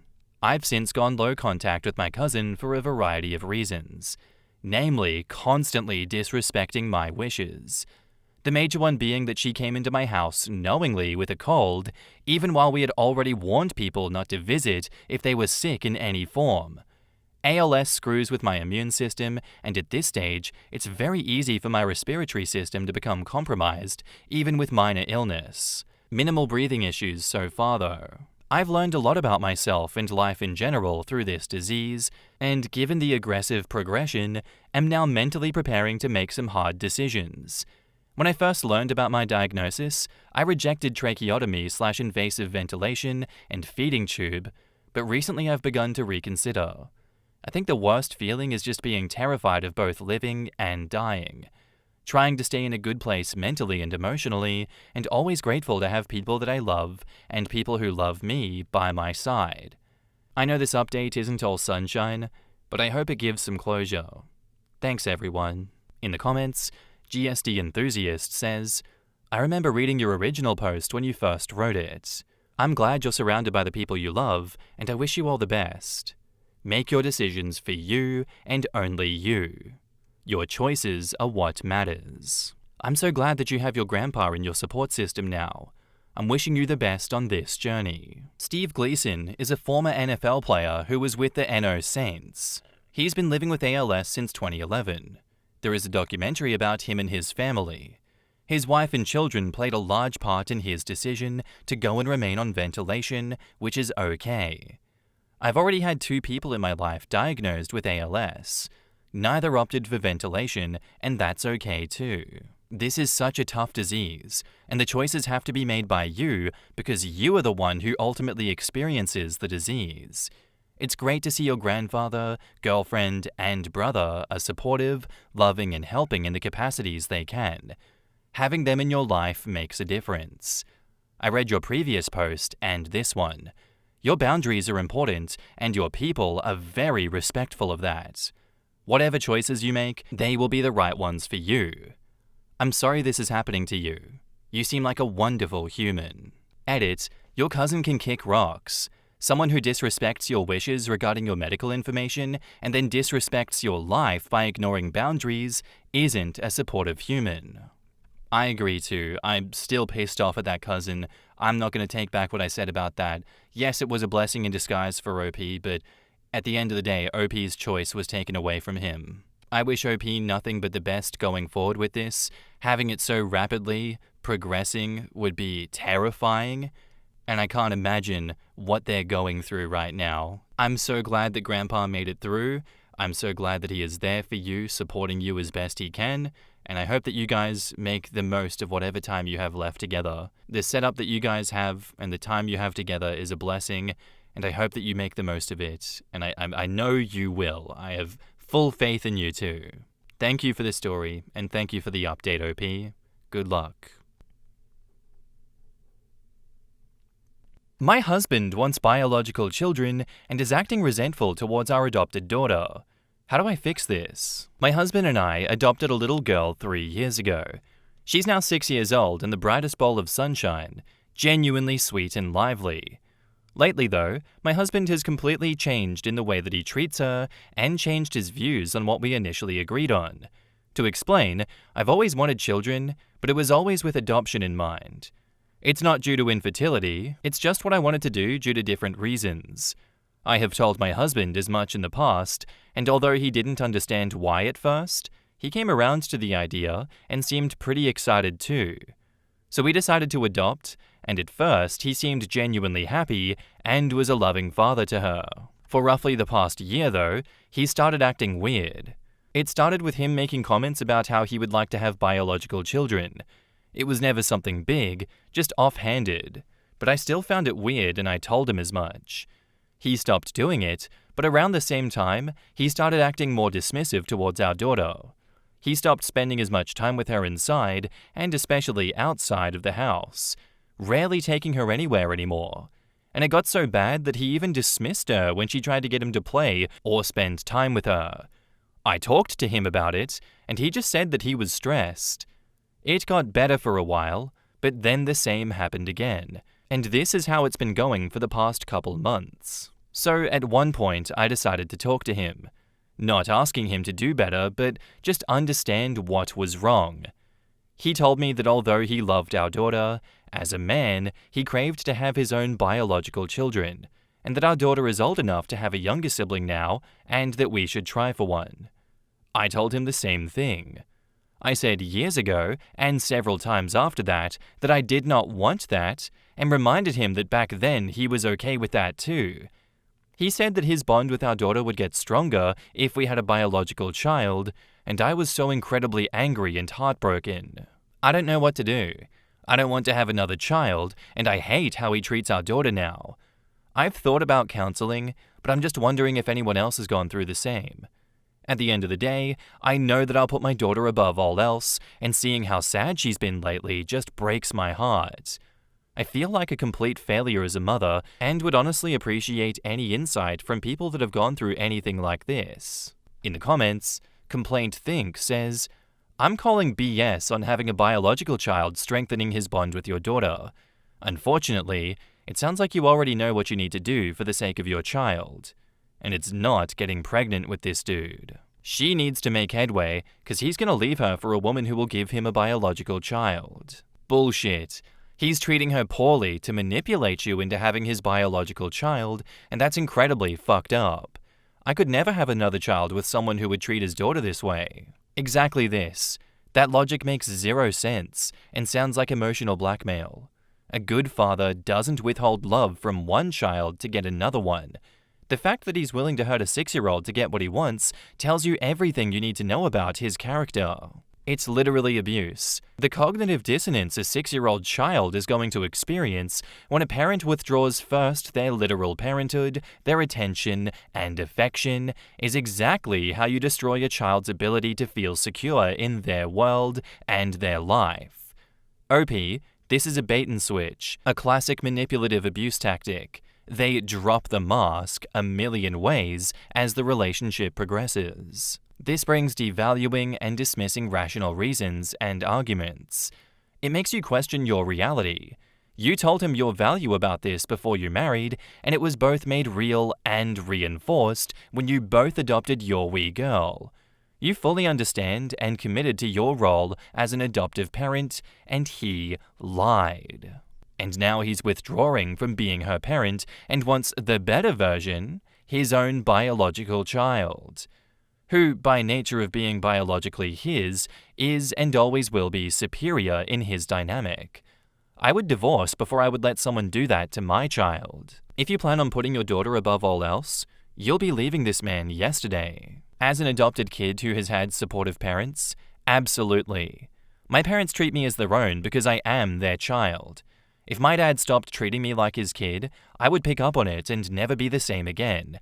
That kid will find out, and OP needs to get away before this kid is old enough to realize she isn't truly wanted by one parent. This is the time for OP to do the right thing. I couldn't agree more with that. I don't think there is any other way to continue this relationship with this man. It's only going to get worse from here. He's already committed so many sins. Why would he not commit more in the future? Like, this guy is just going to abuse OP more. He's going to abuse this adopted child more. Then he's just going to disappear one day. It is written in stone at this point. It is going to happen. Stop waiting around for him to leave OP and beat him to the chase. And now, onto the update. I have read all of your comments and cleared my head. There are some things that I wanted to share with some of you, especially with the majority of people here that are concerned for my daughter's well-being, and especially those who are adoptees themselves and shared their views and experiences with me. There were also some things that stuck out to me which I wanted to clear up. First of all, under no circumstances did I consider having biological children with my husband after he had expressed that that is what he wanted. I made that decision for myself years ago and thought that my husband was fine with that.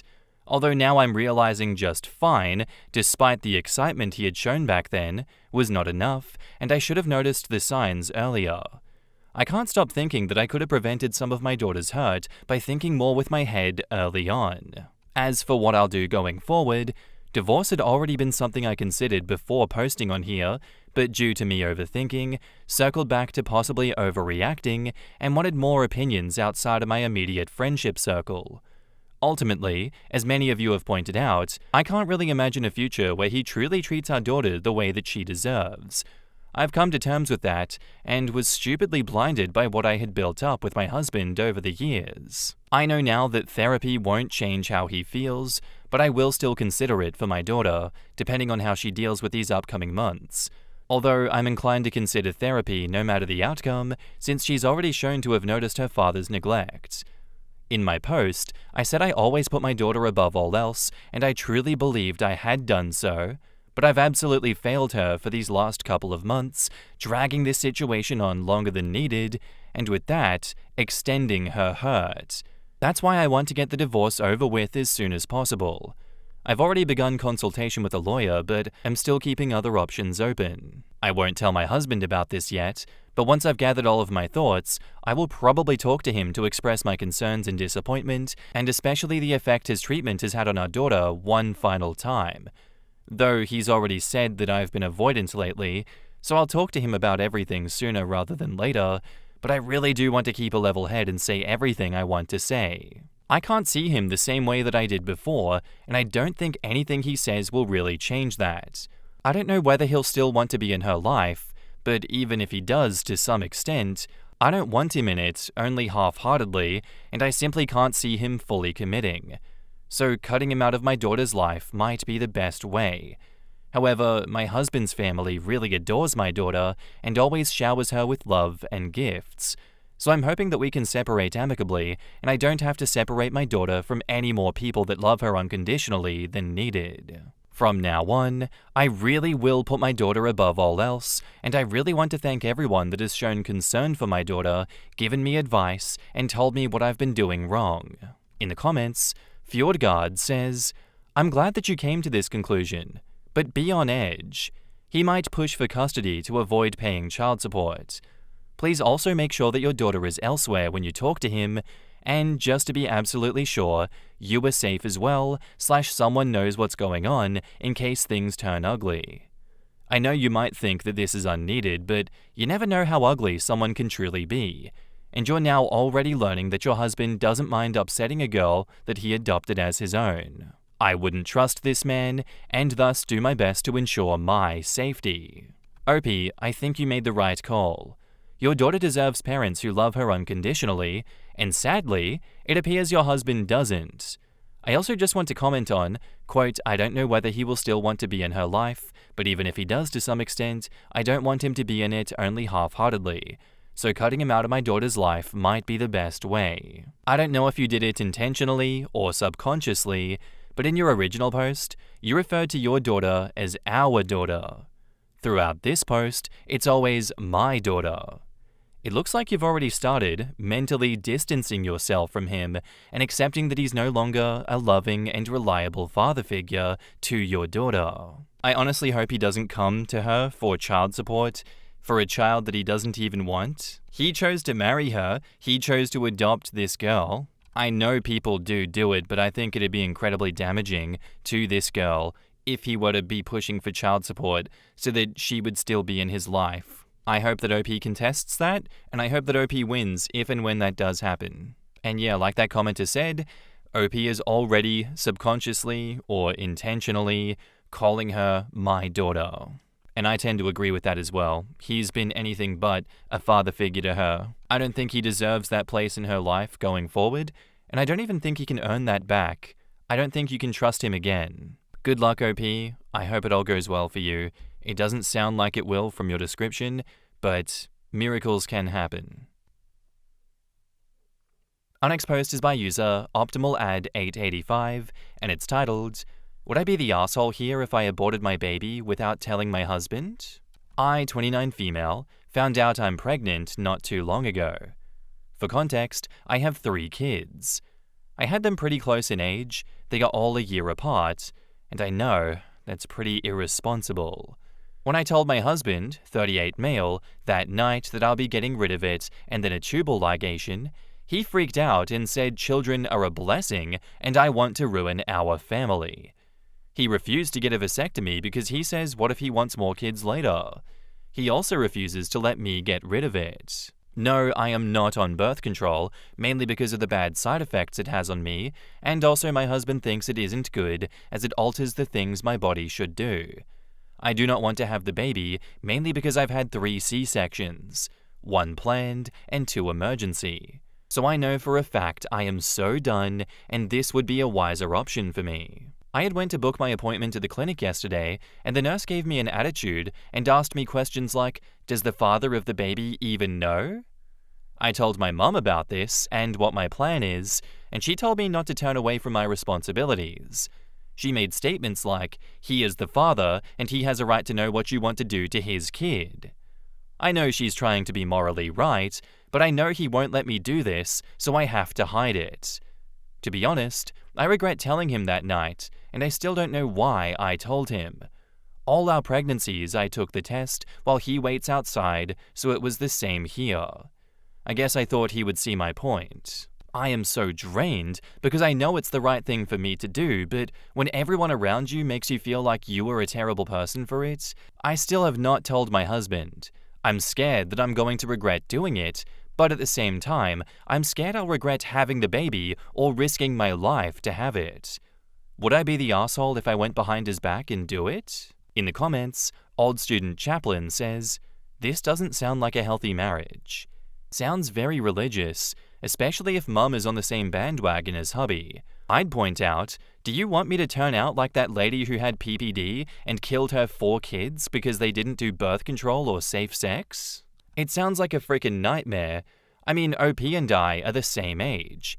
Though I'm 30 in less than a month, and my fiance's only a year younger than her husband, and we've been together since I was 26, but he would, and has never, pushed for any blessing babies. He doesn't prevent me from being on birth control or using any form of protection, and he's getting a vasectomy soon too. I haven't had kids, nor do I want them. I already deal with enough with endo. It makes me fear just how young OP was when they started dating, got married, etc., and when they pretty much forced, if you prevented your partner from using any kind of birth control and cummed inside, then yeah, it is fucking forced, pregnancies started happening. OP, please disregard everyone else's shitty judgments. Do what is best for you. After you get the abortion and tubal ligation, I really think you should see a therapist and really consider if your marriage is even worthwhile.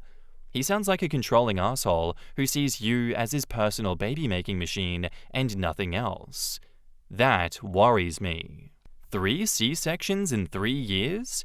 Does your husband know that that puts you at an increased risk of uterine rupture? Please speak with your OB/GYN about this. You are not the asshole, and this may literally be life-threatening for you. OP says, I will. You should also see about being sterilized. You can't trust your husband not to continue impregnating you and then saying no to an abortion. Stop sharing with your mum also. She's not helping you. Mum and the nurse can keep their moral lectures. They are not the ones risking surgery or raising 4 kids. Advice is cheap when they do not pay in pain or time. That nurse actually needs to be reported. If she had any knowledge of OP having 3 C-sections, she should not be shaming her for wanting an abortion. She should recognize that this is a very high-risk pregnancy now. Shouldn't shame her regardless of her medical history. High risk or no, medical professionals shouldn't be shaming their patients. I agree with all of that, and I feel like I want to double the word count in the comments so that I can get more of that sentiment through. High risk or no, she should not be shaming OP in this situation. Who the hell does she think she is for doing that? I don't think you're the asshole here if you aborted the baby, OP. I think there is a big age gap in the relationship that you are in right now. I would imagine that it started when you were fairly young and you have been groomed into the situation that you are now. I know a lot of people will be like, oh, 29 and 38, or that's not an age gap relationship. We don't know that they didn't start when she was 19 and he was 28. But she's in an abusive situation right now. She is currently being controlled, manipulated, and not allowed to be on birth control by her partner. There is a huge imbalance in the relationship. I'm going to guess that the culprit is the goddamn age gap, among many other things here. Again, I don't think you'd be the arsehole in this situation, OP, but this is an incredibly difficult and tense one, and there may be many ramifications for you if you go through with this. And now, onto the update. Hi everyone, this is just a last update. Thank you all for your support, I really appreciate it. I did speak to my husband, I think a while after making the post, and he was still adamant on the fact that I am wrong. He threatened to leave me and called me a murderer, but I wasn't budging. He told me I am selfish. I saw a comment saying that I was wrong for not telling him. If you look back at my initial post, he knows I'm pregnant and want an abortion, so I'm not hiding it from him. The only thing I am hiding is when I'm getting it done, so he doesn't try to stop me because in his words, he said, "Let's see if you get it done." I had a comment say the fourth one wouldn't be a risk since they allow C-sections up to pregnancies, ... They don't say how many. But with my case, I had 2 emergency C-sections due to placenta previa, and I even hemorrhaged in my last one. About the birth control comments, I am not on birth control because I have high blood pressure, and even when I wanted to get the IUD, the doctor advised against it. Condom use is our main prevention, including safe and unsafe days, but sometimes they don't work for us.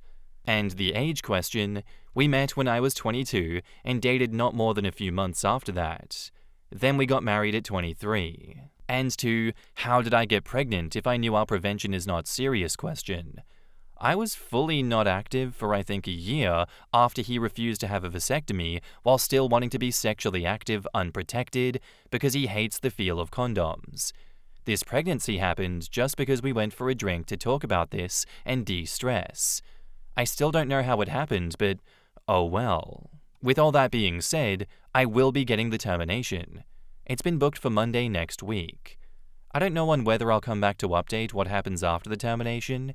I have 3 beautiful baby girls, and I want to be an alive mother for them.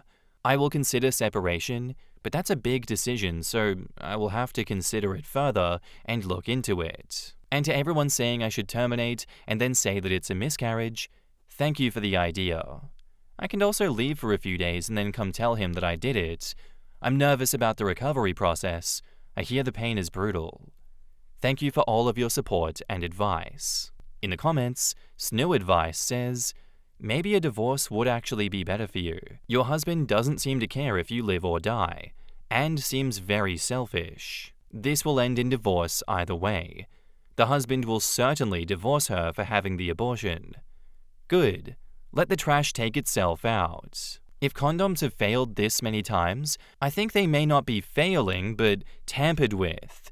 Please get away from this man. He is escalating and is not safe for you to be around.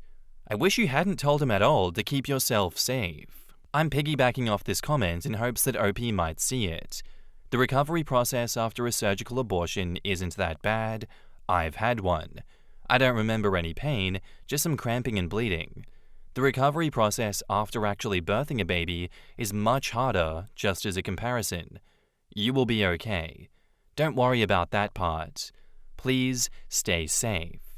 Find someone you trust to take you to the appointment and to stay with you for the day or 2 after, and a safe place for you to rest and recover afterwards. Do not trust this man. I don't believe your husband to be a safe person for you to be near right now, or ever. You might want to tread carefully about letting your husband know of the situation. He would most likely react very badly, so make sure that you have a safe space to go before letting him know. Something about that "I still don't know how it happened" oopsie that led to this pregnancy isn't sitting well with me. Sounds like the husband may have purposefully gotten OP drunk to have unprotected sex, hoping that this would happen. Men who don't want women on birth control and refuse to wear condoms rarely have noble reasons for either. Yeah, I kind of feel sick after reading that one, and I don't know if OP is aware of that or not. You'd feel like if she's like, we went out for drinks and then I got pregnant after, you would put 2 and 2 together in that situation And to me, it kind of sounds like she's in denial, but there is a bit of breadcrumbing going on here. The thread got locked on Reddit. You're not allowed to comment anymore. I'm sure she has a lot of people reaching out to her for help, but this is not the writing style of someone that is okay right now, and I hope that she gets all of the help that she needs. That is a very scary update. It doesn't exactly sit well with me. I hope OP pulls through. I hope she comes back with another update and tells us that she's okay. But for now, OP, keep going forward with your plan, and I'd say stay away from him if you can. He is not safe to be around. Thank you for the story, thank you for the update, and best of luck going forward. I believe in you. Am I the asshole for refusing to listen to my husband about my breasts? I want to have a breast reduction surgery. I will not be asking him to spend any money on me. We both work, and we put aside equal amounts of money for private accounts for private savings and spendings. So please do not make it about money. I've been talking about this surgery since I turned 40, but I've dreamed about it since I was 15. Whenever I spoke about it, he would sit silent and listen, supported me, I thought, and then he asked if I wanted him to go to my first consultation, and I was very happy. Consultations are usually private here, but he wanted to tag along for the first part of the consultation. When I talked to the doctor, who was an internationally respected doctor, my husband sat silent at first, and then he asked when the psychological evaluation would happen. The doctor was puzzled and explained that I am an adult. My husband got irritated and almost yelled, "So you wouldn't mind operating on people with body dysmorphia?" The doctor and nurse were shocked, and I was livid. When we got home, I was destroyed. I'm scared I've lost my opportunity with the best surgeon in the country and probably one of the best in the world. My husband insisted that I needed therapy and that he will not allow me to have the surgery because I look perfect. I asked him what he meant, not allowing me. I was very angry and crying. He said, "Well, I will do anything. I'll tell your family that you are mentally unstable and I will leave you." Thankfully, I made a new appointment and the doctor was too kind. I have my new appointment on Wednesday. My husband is livid and said he will never look at or touch me again. Edit, our ages are me, 42, and he, 40, if this is important. In the comments, the Katy Cat says, "You might lose an extra couple £100 in emotional baggage along with the extra breast tissue, and I could consider that to be a good thing. Men truly don't understand what it's like to have large breasts. This, your body, your choice. He's allowed to be bothered by it. He does like you and your body the way you are. He's allowed to leave if he can't handle it, but you don't have to tolerate him being a dick about it. Wanting a reduction isn't mental illness. I'd wager you've got a larger than average bust, even by American standards, and that comes with back pain, expensive and hard to find bras that wear out far too quickly, ill-fitting clothing, boob sweat, social stigma or fetishization, and who the hell knows what else. I'm a dude, and much as I might want, not an expert on boobs. He's way off base about that, and threatening to lie to the people around you is completely uncool. Kick him out until he gets his shit together, or else. Oh, OP, you should get him a super heavy fake chest and see how he likes going to work with an extra 20 pounds on his chest.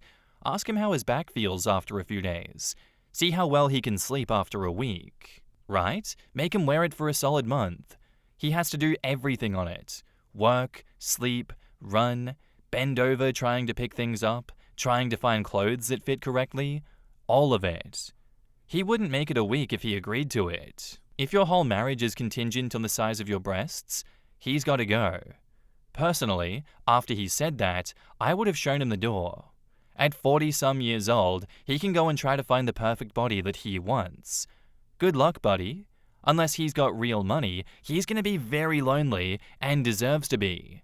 He's a real piece of work. Your husband is abusive, threatening to tell people that you're mentally unwell if you decide to do something with your body that you want to. I'd have ended the relationship after he sabotaged the consultation by trying to make the doctor believe that you didn't have capacity.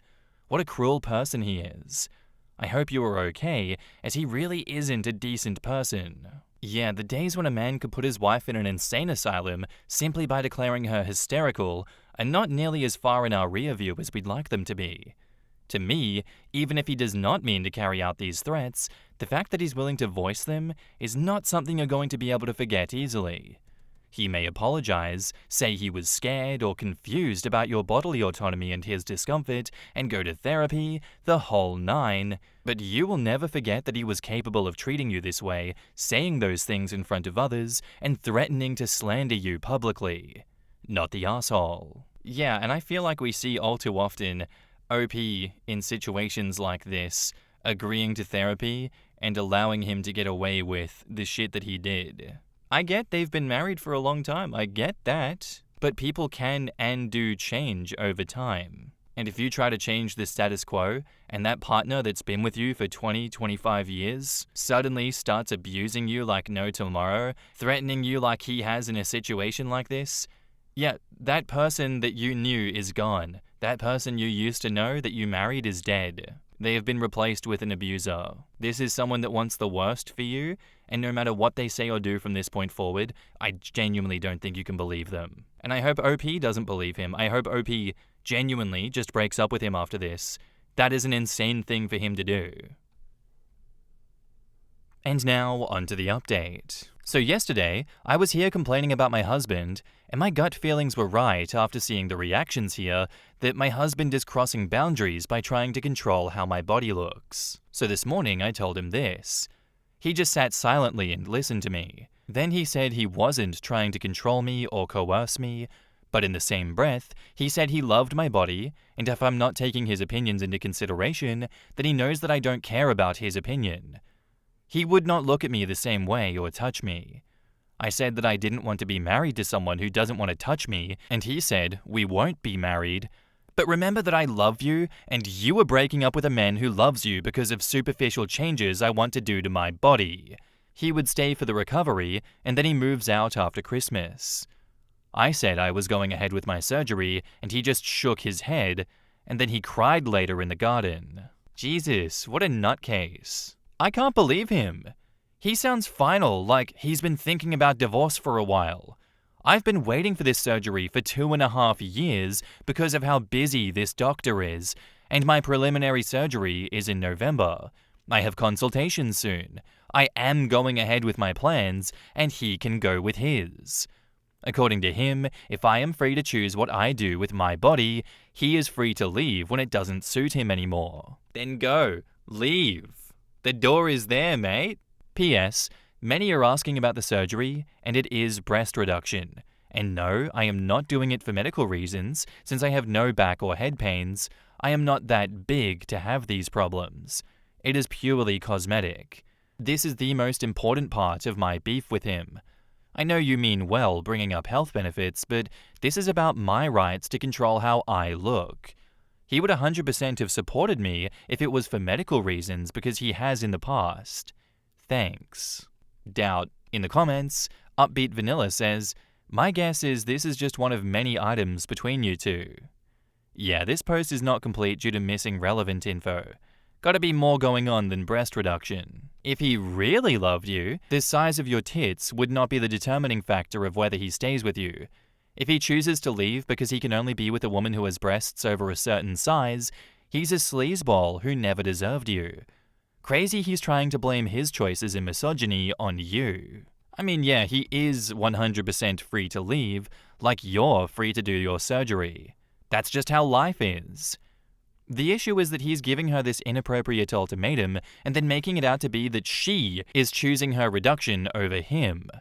He should have never forced the choice. Oh, he's definitely going to spin it that she's the reason for the divorce, and how horrible. He just can't love her if her breasts are smaller. God forbid she ever gets breast cancer, because in his eyes, that would be scarring her body for nothing too. As someone who has had double D, almost bigger, for my whole life, it's too late for me to do breast surgery, because I'm too old and have too many other health concerns, but having lived with large breasts for this long, you are absolutely right, and being concerned that they rule how you are portrayed and treated. They also make it very difficult to fit in clothes, and they do cause back issues later on. Nevertheless, you do you. It's your body, your choice. I would hope to think any healthy, supportive partner would support you.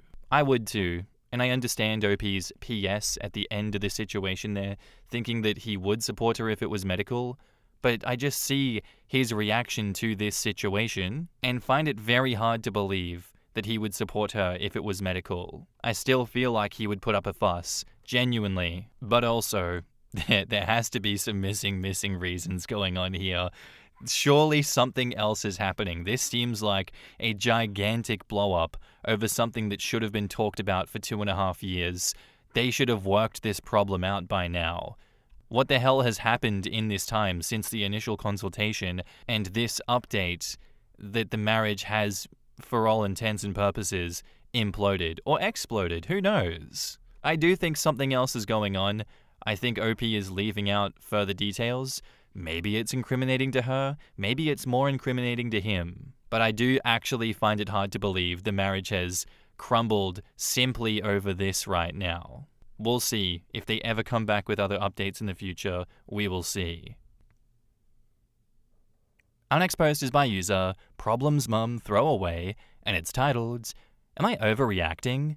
I've been dealing with my mum while I undergo chemo, and I'm starting to think that she's abusing me. I'm using a throwaway account for personal reasons, but for the last 1.5 years, I've been living with my mum after being diagnosed with a form of stomach cancer. It's still decently early, and I have good odds, but it basically forced me to halt everything and focus solely on healing. Here are some texts between us, just a small snippet of a day in the life. There is way worse. I took videos of her screaming at me, yelling at night at the top of her lungs that I didn't care about her, or I'm killing her. I decided to move back in with her because cancer is expensive, and basically everything I had saved has gone to it. The lack of energy, the chemo, it just kills me, and it's a struggle to even get up some days. My mother is all I have. I have some friends, of course, and they were the first I asked to crash with while I focus on healing, but nobody had room. So back with my mum I went. It's been hell. I feel like maybe I'm overreacting a bit, but I don't care. I just need to vent or I'll explode. This has been hell. She's bleeding me dry. Not only has she basically guilt-tripped me into a life insurance package just in case I don't make it, but she's guilt-tripping me to lie to the state for max food stamps. I have to do everything around the house. She sold my car and kept most of it for bills and rent, and I'm beyond tired. My skin is bruising, I'm dropping so much weight. I want to leave, obviously, but I'm backed into a corner of my own making, and due to the cancer, I have no ability to leave financially, so I'm stuck with her, in this never-ending hell. Here are the texts. She says, 2 cartons of Reds, 3 bottles of Pellegrino, the large kind this time, bag of Fritos, 2 liters of Coca-Cola, toilet paper, the largest package. Please make sure you understand this order. I'm tired of having you get the wrong things. Also, you need to unpack this stuff still in the car. Tonight, please, before 9 p.m. I don't want to be woken up when I'm asleep. I'm getting really tired of that too. OP says, I'm still at chemo. Wait, are you not picking me up then? I can grab all these things after we get home and I've rested a bit. She says, oh, fuck me, I fucking forgot. Jesus. I guess I will get this. But the car needs to be unpacked today. No ifs and buts. OP says, yes, ma'am. She says, when does your stamps renew? It's declining. Also, I need $100. The lady came by again, and since you can't work anymore, I need to make more money for the extra cost of having you here. So I'll do Herbalife. You were lucky somebody took you in. OP says, the 2nd of the month, but they emailed me about an appointment because I need to renew it, and I don't want to keep lying to them, so I'm just going to tell them that I'm living with you.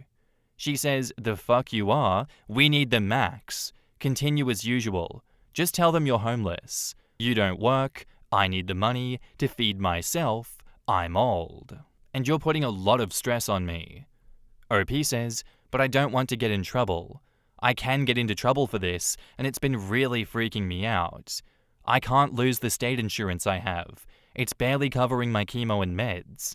You know I'm thankful I do everything you ask. She says, you live under my roof, I have rules, and the rules are food stamps max, and help me as much as you can since you won't get a job.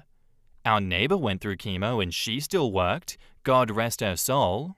In the comments, Physical Location 21 says, is there any other family member or friend you may have overlooked, or even more distant like a cousin, that you could move in with even if you don't see it as ideal? Or maybe someone that you've already asked that would change their mind if you showed them these text threads. As this is definitely abuse, both psychologically and financially. I'm at a loss for words. Not overreacting. OP says, honestly, if I did, I would never have went to my mom. She was adopted, and it's just a whole thing. I've only met my grandparents once before she ripped me from where we lived as a child to follow some musician that she was dating at the time, forcing me to live a few years on the road until she finally got us a trailer, which is where I'm back at now. Hazard John says, your mother is diabolical. I'm sorry that you're going through this. She is stressed? Good God, that is, well, wow. If you lived near me, I would legit let you have my spare room, no questions asked. Even as a stranger. Your mother should be doing everything she can to help and removing what burden she can and not adding them. Social services may be able to help. If work is at all an option, unfortunately, you may have to work, though there may be a good job working from home or in someone's home like childcare, if you can, or put out an ad on Facebook. But extricating yourself from that environment is in your best interest, and no, you are not overreacting, and yes, she is taking advantage of you. Yes, literally, a stranger off the street would be kinder and more generous to someone both financially unstable and dealing with serious illness and abuse to top it all. Have you applied for housing? It's important to get that process started ASAP. I'd ask about it at your assistance meeting. They should have a case manager that you can talk to for more resources. I'm really sorry that you're going through this. Your mother hurts my heart. I would die before I treated my child in chemo like this. The Cancer Society helped my friend with rides to and from chemotherapy. Also, have you reapplied since you've gone through all of your money? I would think you were eligible for SSDI. Ask the treatment center to refer you to a social worker. I'm so sorry you're going through this.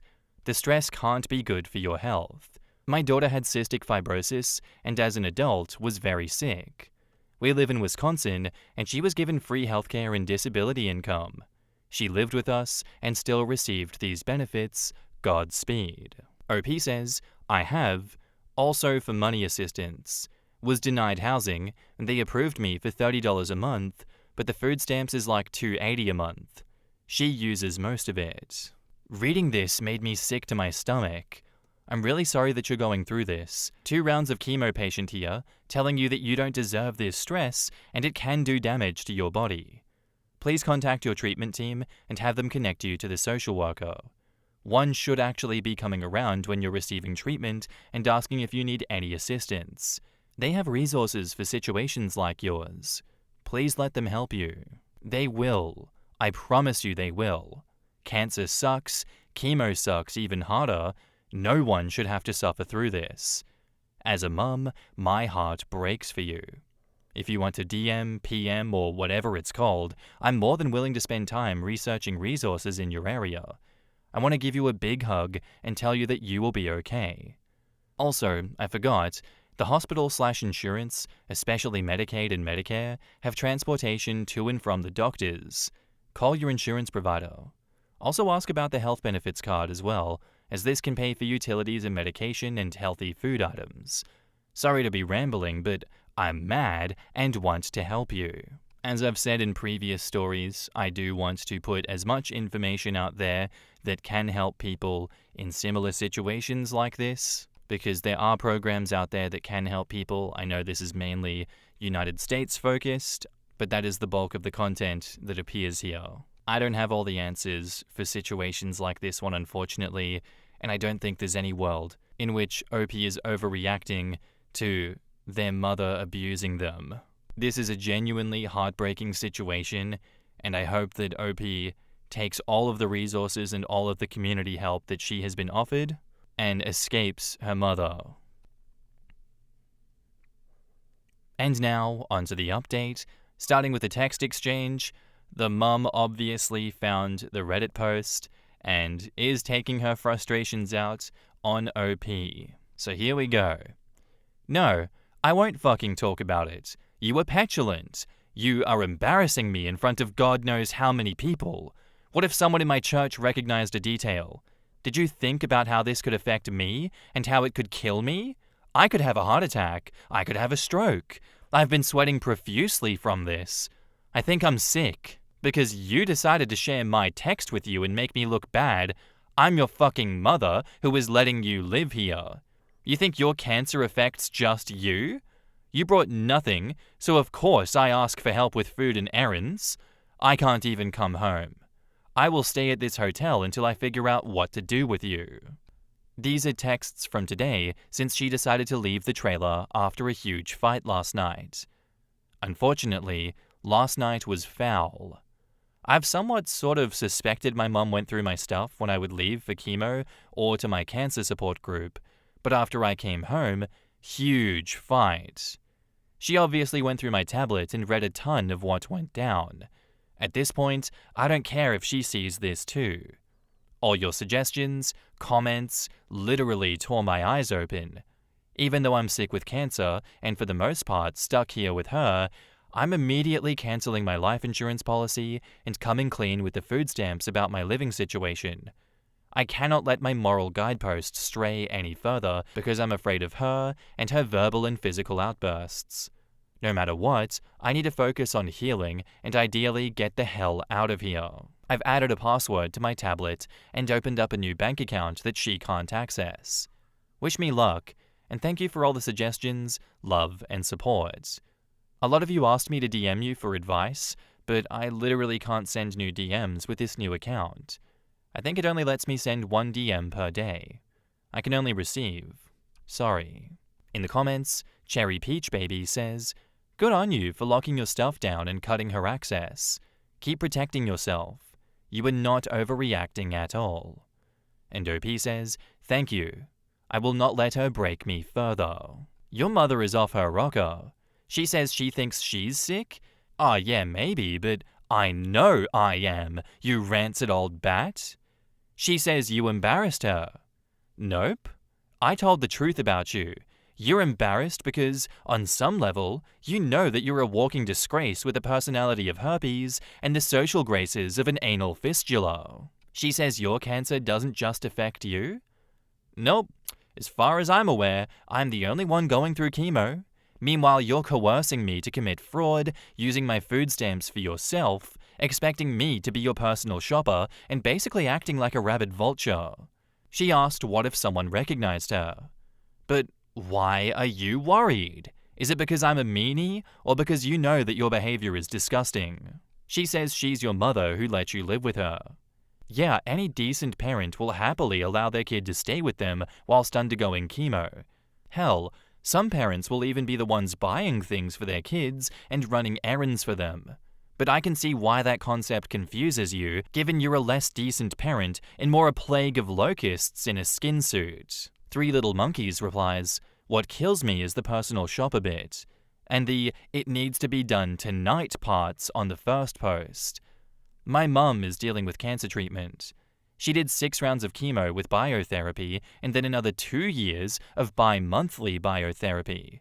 She's got 1 or 2 rounds left and then she's thankfully done. Since she started her chemo, she's been in the ER several times with extreme dehydration because she literally forgets to drink and hydrate herself because chemo fucks with your brain. It's literally a term known by cancer patients and providers, chemo brain. But I'm betting the mum wouldn't know that because she likely hasn't actually gone to any appointments or read any literature or ... So no, the cancer isn't actually affecting her. Not like my own family and so many others are affected. By taking our loved ones to appointments and sitting with them. By monitoring things like fluid intake or even their caloric intake, their medications, etc.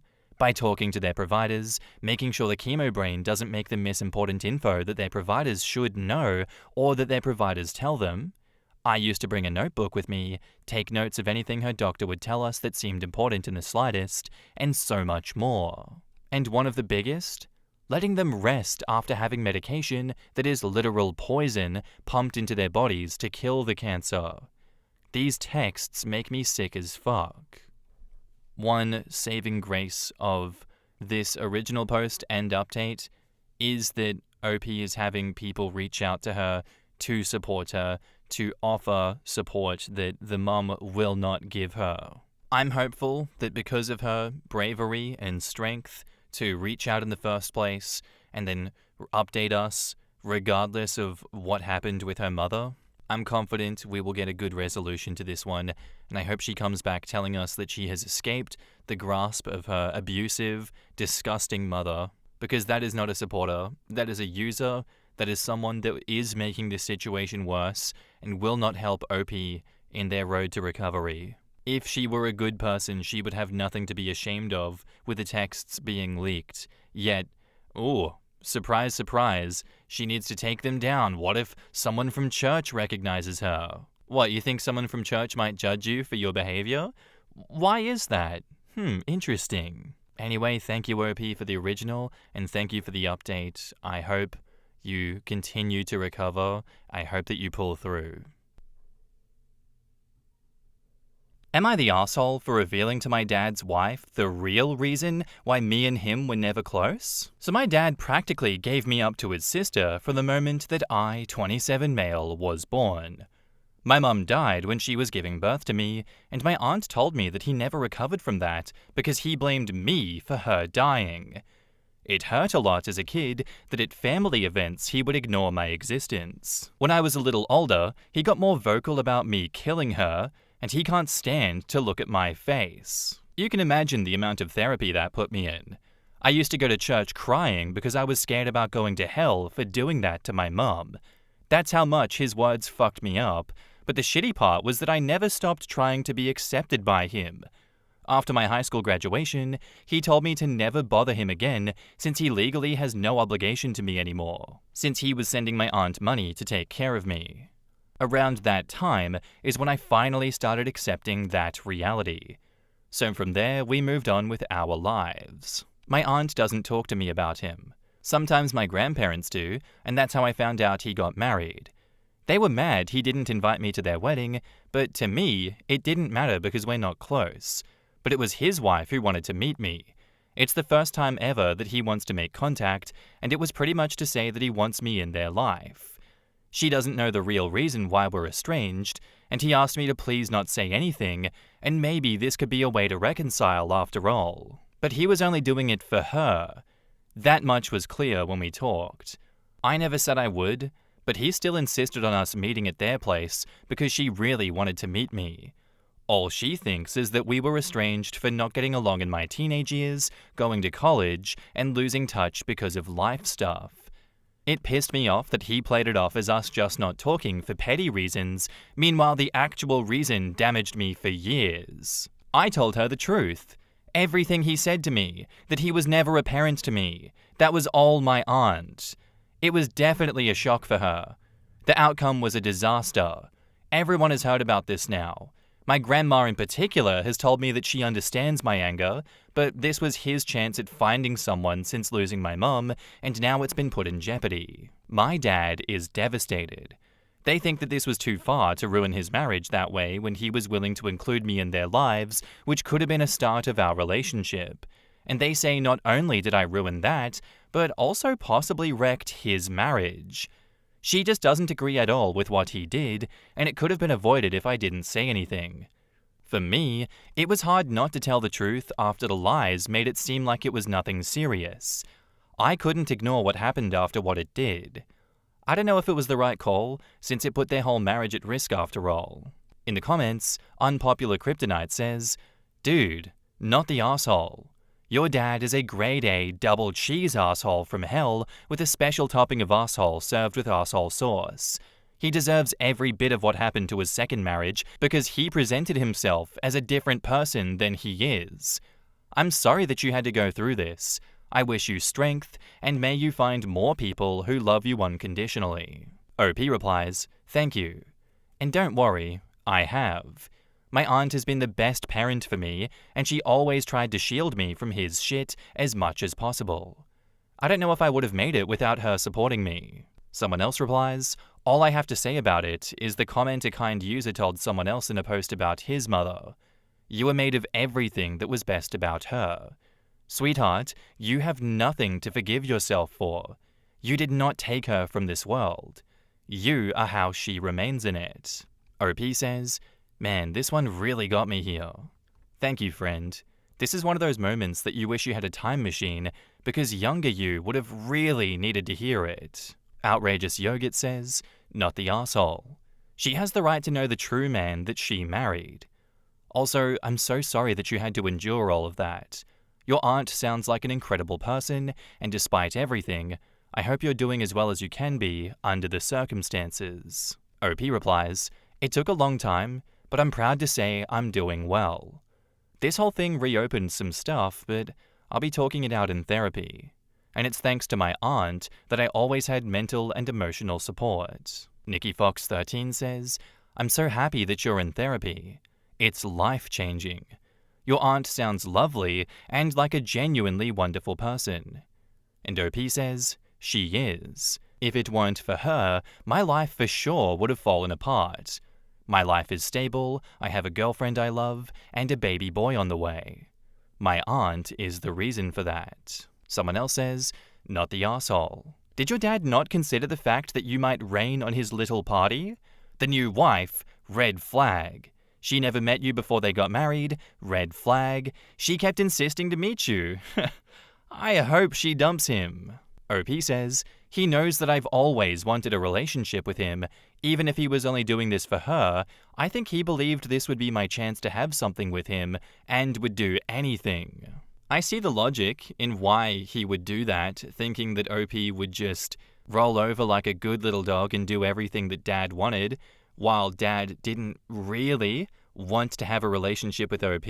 But OP is old enough that he has a girlfriend and a kid on the way. How did Dad expect this to go any way besides how it did? Like, Dad is no longer a priority in OP's life. That ship has well and truly sailed. This is a young father who was not going to forget the scorn of his youth, who is going to do better for his son, and is now in that dad's shoes and realizes how fucked up it is to just abandon your child like that and blame them for something that is not that child's fault. Genuinely, how stupid does the dad have to be in this situation that he doesn't recognize that OP will tell the wife what he did? That man deserves worse than dirt for everything that he put OP through, and he deserves to get broken up with. What a piece of shit idiot. Genuinely, not the arsehole OP, he deserves it. And now, onto the update. Words can't express how much it meant to me getting so much love from my last post. Everyone who supported not just my actions, but also acknowledged the hurt. To all the sweet internet mums who commented and DM'd me, you'll know how to make someone feel loved, even by total strangers.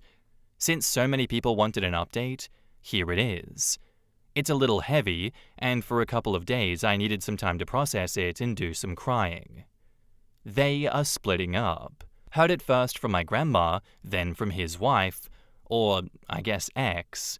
She was legit crying on the phone when she called to tell me sorry for putting me in that position. Her and my dad had a longer conversation where he told her everything else he did, so she made that decision that she can't stay with someone like him.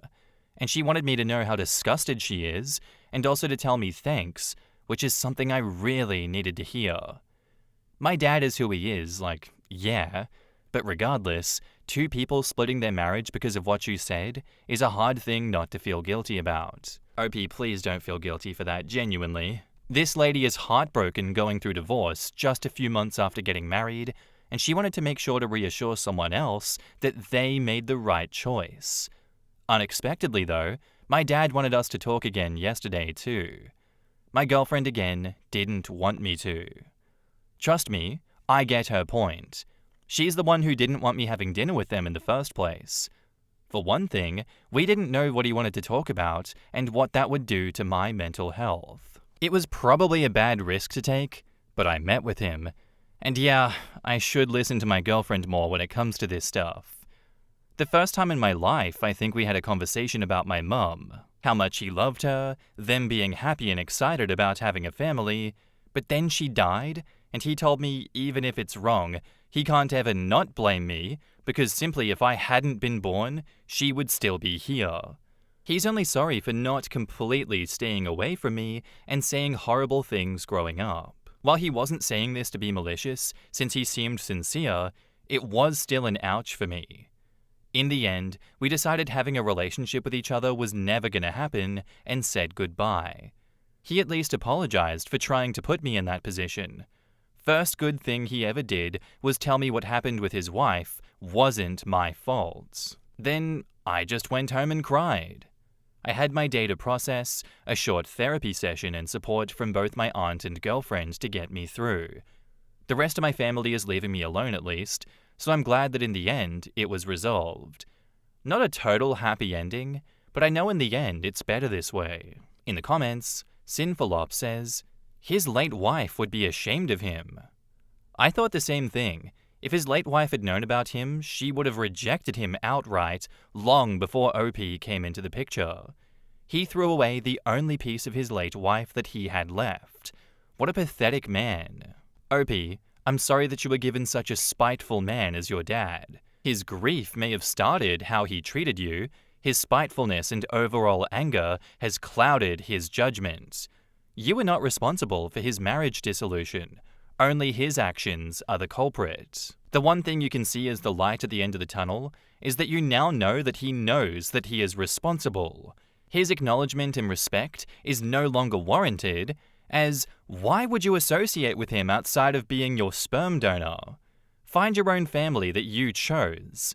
I did that when I officially cut my dad out of my life. Surround yourself with worthy people who love you. And OP replies, thank you. I'm very grateful that I found my own family. My aunt that raised me, my girlfriend and our kid that'll hopefully be popping into the world soon, also our friends of course. They were all my light, honestly.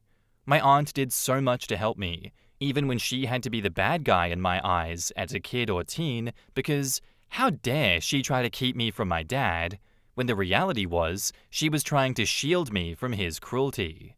She did everything for my sake and stepped up for me as a parent when he wouldn't. I'm lucky to have someone like her in my life. Someone else replies to OP, I get you, OP. My husband was my guiding light, and he has repaired my ideal of what a good father should be. Congrats on the new baby. You now know what not to do with your bundle of joy. OP says, thank you. At first I was scared about being a dad, just the cycle repeating in some way, but then that helped me see more how the whole thing was always a him problem. The first time I heard my son's heartbeat, it was like, how could you not love your baby?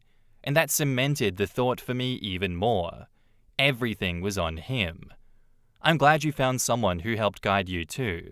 Comfy G says, if I died giving birth and my husband pulled this shit, I don't care what comes after death, I would haunt this fucker. I told my husband the same thing, that he would never know a moment's peace. I'd become the vengeful fucking ghost, causing him to cower in the corner. Ultimately, this man loved himself more than his late wife or his child. OP did a good thing, saving another woman from this monster. Hold on, why is it you killed her and not I killed her by getting her pregnant? Well, because far too many people are lazy and selfish and would rather blame anyone or anything else than take responsibility for their own actions or practice any kind of self-awareness or introspection. Couldn't agree more, and I think if I were OP in the situation of dad saying, you know what, I still blame you for that, and the only thing I regret is not just completely staying away from you all of your life, I think I would have lost my shit. I genuinely think my survival instinct trigger in a situation like that would be a violent outburst in which the police would need to be called, because genuinely, how fucking dare you? What a sociopathic, narcissistic piece of shit that dad is. Yeah, thank God after the mountain of bullshit, he doesn't blame OP for his marriage collapsing in the way that it did, and I'm genuinely surprised he's not blaming OP for this one too. I think even after all of this, if I were in OP's shoes, I would drag his ass and his reputation across the ground with every one of the other family members that he associates with and try to outcast him. I do genuinely think he deserves to be completely outcast from this family and this support network, and OP should threaten to not bring his family along to any family events that they would participate in if he was even thought of being invited to it. That is an evil man that deserves no place in that ecosystem of a family that he participates in. Thank you for the story, OP. I am enraged on your behalf. I am shocked that it came to this, but I'm happy that you have such a loving and supportive network around you, and I know that you will do so much better than he did. You deserve nothing but the best, OP. Thank you for your story, and thank you for the update. Our next post is by user RareFly1984, titled, "Am I the asshole here for refusing to delete my son's Roblox account, even though my husband wants me to? Hi Reddit. I, 38 female, need some perspective because my husband, 40 male, thinks I'm in the wrong here. My son, 10 male, plays Roblox for about an hour each night before bed. His day is packed. School, homework, sports, and some leisure time. The Roblox session is the one time that he really gets to unwind, and he keeps it very controlled. He doesn't play for hours, doesn't skip homework or sports, and knows he has limits. I work from home, so I'm around him throughout the day. I know exactly what he's doing. I monitor his schedule, and I make sure he balances school, sports, study, and playtime. When he plays Roblox, I sit next to him and watch my TV show so I can supervise him while enjoying some downtime. The conflict comes from my husband. He's extremely concerned about predator activity on Roblox, the Schlepp situation and all, and that some countries have banned Roblox and ongoing lawsuits, and thinks that our son should not be allowed to play at all.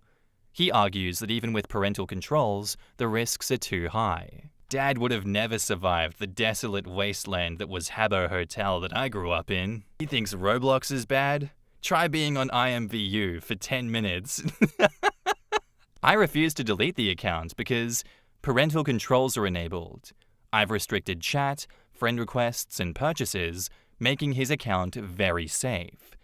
He's responsible with his time.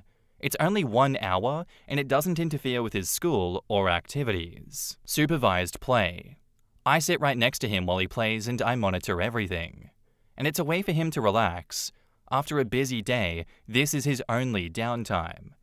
Every time I bring this up, my husband insists that any exposure to Roblox is too risky, even under parental supervision. I feel like I'm being reasonable, and deleting the account would punish him unnecessarily. So am I the asshole here for refusing to delete his Roblox account, even though my husband thinks I am? In the comments, I'm an NPC, so what says, not the asshole.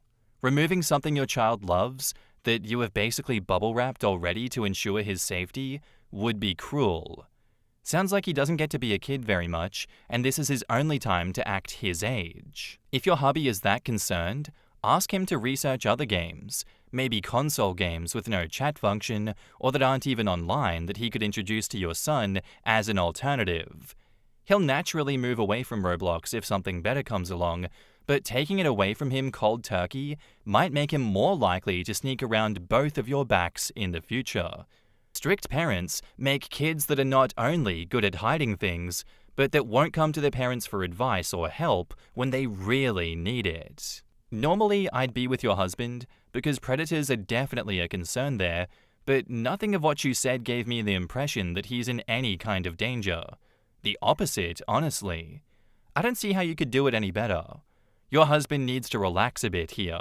Yep, I'd be cautious, even with parental controls enabled restricting chats and friend requests, etc., but the fact that she watches him play really takes almost 100% of the risk out of it. Your husband needs to sit next to your son for a week and monitor his 1 hour of play per evening. Husband should observe what it's all about before making his decision. He doesn't seem to have any actual information, just scary rumors. He shouldn't make pronouncements without examining the game, seeing the parental controls in place, and watching his son in the activity the way that you do. If he has specific concerns, you can always discuss and address them. Without that information, your husband cannot make anything but an emotional and distant guess. Husband wouldn't have lasted 5 minutes in the Black Ops 2 team deathmatch lobbies that I grew up in. Try being 12 years old with a 12-year-old voice, trying to speak down to 25-year-old men. It was not only a war zone in-game, but on the voice comms too. Also, to explain the Schlepp situation, that's a YouTuber that went into Roblox lobbies where people were trying to get the kids off of Roblox onto Discord, and then from there, they were grooming those kids. So he would expose a lot of people on his YouTube accounts, but in response to that blowing up on YouTube and becoming a very popular thing, instead of acknowledging that Roblox had a predator problem, they banned Schlepp, the YouTuber, for being a predator, I'm pretty sure. And, it kind of went huge online and was showing that Roblox was not taking the predator issue seriously, and instead they were shutting down people trying to do their own form of moderating it. I myself play a lot of Roblox with my friends these days, and I wish we had something like that growing up, because the goddamn games they make on there are so good. And if you don't want to, you don't have to look at the chat, you don't have to acknowledge anyone. You can play so many games by yourself and never have to interact with other people. So a lot of the husband's fear and frustrations are being whipped up from online controversy. He actually has no idea what the game is like, and he doesn't realize how safe OP has made it for their child. I feel like, yeah, he should go do a week of supervising the 1 hour a day that this kid has, and then make that judgment. And on top of all of this, I think it's a 2 yes, 1 no kind of situation. If it's already been put in place, wife is completely okay with it, this is an established rule, that is the baseline. If you want to change the baseline, you need 2 yeses. Wife's 1 no makes him an asshole for trying to force it, especially when she has much more information than him on this issue. And now, onto the update. Hi Reddit. OP here again from the Roblox Am I the Asshole Here post. So my husband actually read through a bunch of your comments. At first he was stubborn, but after seeing how many people said supervision plus limits are the key, he agreed that we should at least try a middle ground instead of deleting everything. We decided to talk to our son about online dangers. Don't give out info, don't trust strangers, tell us if something weird happens. He nodded very seriously. Many comments suggested that my son sit with him and understand the world, and honestly, my husband did try that. My son went, "See, Dad, you grow a garden, seeds like Ember Lily and prismatic ones earn you the most profit, and then instill a brain rot, tralelo tralala, and something else he told us. Tung tung tung sahur." I love steal a brain rot, it's so funny. My husband just sat there like, what? None of those words made sense to us. He was so confident though, explaining it like he was a professor giving a lecture. My husband didn't want to kill the moment, so he just went, okay, I get it now. Spoiler, he did not get it at all. Now my husband actually sits with him during Roblox time. Our son is thrilled to narrate everything. Look, Dad, I just stole his brain rot. Meanwhile, my husband looks like he's watching an alien language stream in real time. I sit there with my show and I just laugh quietly. So no, we still don't understand Roblox. We're just 2 clueless millennial parents trying to decode brain rot while our kid lives his best life. But at least now we're approaching it together instead of arguing. Thanks Reddit for pushing us in the right direction. In the comments, Sparkling Wine says, "This is great, because banning it would seriously upset your kid and not have made any sense to him, and he'd just figure out how to sneak it or other stuff eventually. Now he wants to share stuff with you. Embrace it and hold on to it as long as possible. I'm glad your husband saw it as a learning experience for the both of them. That means far more than you can imagine. And look into who is using your computer. I'm 30 and I'm still pissed that my parents think that it was me who was sending my full name when I was a kid. It was my uncle-in-law. They still don't believe it. Honestly, it might just be good for one of y'all to sit with him in general while playing online, despite being about spotting creepers. I can hear through this post how excited he is to explain to you guys what he is doing, and playing makes him feel heard. I completely get that. I would always, as a kid, get on games like this because in the early 2000s internet, I would just click every banner ad that would come up, and I would just download and play whatever game it was and fill my computer with viruses with not a care in the world. And then after I was done with my gaming sessions, I was always so excited to go to my mum and tell her about what I learned in the game, what things I figured out, what I want to do in the game, what my goals and strategies are, and what's next for me. And she obviously had no clue what the hell I was talking about, but she would sit there and nod and be like, oh, sick, hell yeah. And then what? And what's next? What else are you gonna do? And that made me feel seen. That made me feel heard. That made me feel validated. And that was something that I could share with my mum, even though she didn't really care. She would still do it because she loved me, and it was a way for her to connect with me. And I think taking that away from the child will only hurt him. Because I know if that was taken away from me as a kid, I would have been pissed off and held it against my parents. So I think it's great that they have found this middle ground, and I think everyone wins in the end with this. Our next post is by user AboveRoomTempQueso, titled, Homophobic classmate was sharing hate videos on Facebook. If you've never personally had to question whether or not your marriage was in jeopardy because of your partner's gender, maybe you won't get it. I'm a pretty passive person most of the time. I even go as far as saying we can all, for the most part, live and let live. But this situation felt different. I was minding my own business when I came across a video that someone had shared on my newsfeed. I won't share the video here, but a young teenager was implying he would assault someone who he perceived to be LGBTQ for the crime of being a pedophile. I'm sure that you can see why that's a problematic view to hold. I am not friends with this person, and I don't think his opinions hold a lot of weight, but he does have a lot of online presence related to his employer that he makes no effort to hide. He was somewhat popular in our community. He is on the spectrum, but high functioning. I fear he is being pulled into the grips of the alt-right. Think Nick Fuentes, Andrew Tate, etc. He constantly shares Fox News reels. That alone isn't concerning. Plenty of others do, but manage to keep comments about harming others to themselves. So what did I do? I left a review in his employer's business. I mentioned that one of their very own is spreading hateful propaganda on social media. If nothing else, it will catch their attention. Perhaps he will be coached on common sense, things that he should know in his 30s. Him being autistic isn't a free pass to be an asshole. I fear that's what most people are thinking, or maybe they're too scared to call him out. Quoting scripture is one thing, but saying someone will be turned into Swiss cheese is another thing entirely. If the adults in his life aren't willing to explain this to him, maybe his employer will. In the comments, was he saying that he should be assaulted because he was gay, or because he's a pedo? Because those are quite different things if you're not aware. OP says, I am aware. The person in the video does not seem to understand the difference, however. Someone else says, for the record, being on the spectrum has absolutely nothing to do with having bigoted or hateful views. We can be bad at tact or picking up on subtle cues or reading the room with neurotypical people, but those are communication differences, not beliefs.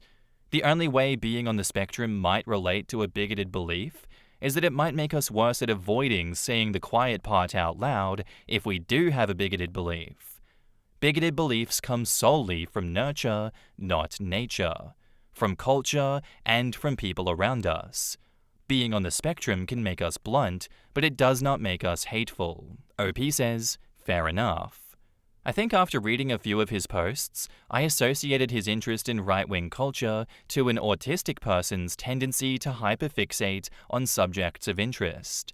Almost all of his public content is related to admonishing the LGBTQ+ community to the point that it would not surprise me if he became violent. I hyperfixate on things too, but I'm able to regulate when needed. The wonders of therapy. When asked, is the company a big business that employs multiple employees? OP says, it's a family-owned business and they operate on a small staff. Someone else asks, any fallout? OP says, not sure yet. I only did this today and the business is closed on Sunday. I'm sure they will respond after the review I left though. I will update accordingly. Someone else says, You've missed the point. You are damaging the innocent employer rather than just the person you take issue with. Why not contact the employer in private? OP says, because a review is more likely to get their attention and holds them accountable for making sure the employee understands the repercussions of his behavior. Like I said, if it was anything less than a call to violence, I would have simply scrolled on. He crossed a line. He was told by others that he needed to watch his mouth. He decided not to take that advice, and now he gets to learn the hard way. I can see why people take an issue to OP doing this, but at some point, you're going to get reported in one way or another to your employer. It's kind of like, welcome to 2025. That is kind of just something everyone does these days, and I don't think you can beat OP into retracting this one by saying, well, I don't believe in doing that, so therefore I think you should retract the review and just do it in private. Unfortunately, personal beliefs do not stop the actions of others. And I personally don't disagree with OP. I think actions should have consequences. I think this is one way to stamp out hateful actions of someone that does know better. So I'm on OP's side for this one, and if he gets fired for that, then he deserves it. And now, onto the update. He has been fired from his job. He threw away about a decade of experience with his employer, was one of the few full-time staff that was working there, and even has a parent in law enforcement. I did not know this prior to reporting his behavior. The business responded to my review and apologized, but it was vague in nature. They assured me that all members of the community are welcome in their business, and they would be discussing social media etiquette with current staff to ensure that it aligns with their reputation of providing outstanding customer service. I didn't need to submit any proof. Apparently, his manager was friends with him on social media, but may have had him muted or hidden from his newsfeed, and was unaware of the content he was posting. I'm just guessing though, based on the comments that were left under his last post about being fired. I will say, him getting fired wasn't my goal. I merely wanted him to apologize or acknowledge how his words could cause harm. He couldn't even do that, even when confronted. In the comments, OP on people committing violence. Encouraging people to commit violence against others could easily be argued as criminal in a court of law. This is common sense, I fear. Someone else says, hell, just read any recent posts about a certain current event. People clearly don't care about what they say online, and when you lose your job, friends, whatever, you have no one to blame but yourself. Being kind takes little to no effort. People on Reddit and other social media platforms would be wise to remember this. And OP says, I can generally agree with this. He's been told about his posts before, and he doubled down. But those comments were from his peers, not his employer. Someone else says, he will try to find out where you live. I'd put up some hardwired cameras and be on alert for at least the next 6 months. If he's smart and stays mad, he'll wait a while before coming at you. And OP says, I used a burn account to report him for that reason. Someone else says, wait, was he fired for something he said? I thought we weren't doing that anymore. He was fired for encouraging violence against others. We are still doing that. Turns out actions have consequences. If you don't want to be fired, don't be a bigot. Well, that depends on your workplace, and I hate that that's true.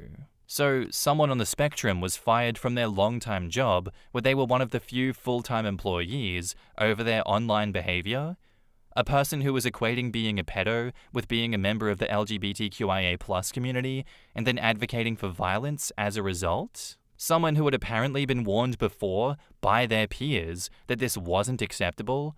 Oh, and he had a parent in law enforcement? Do I have that right?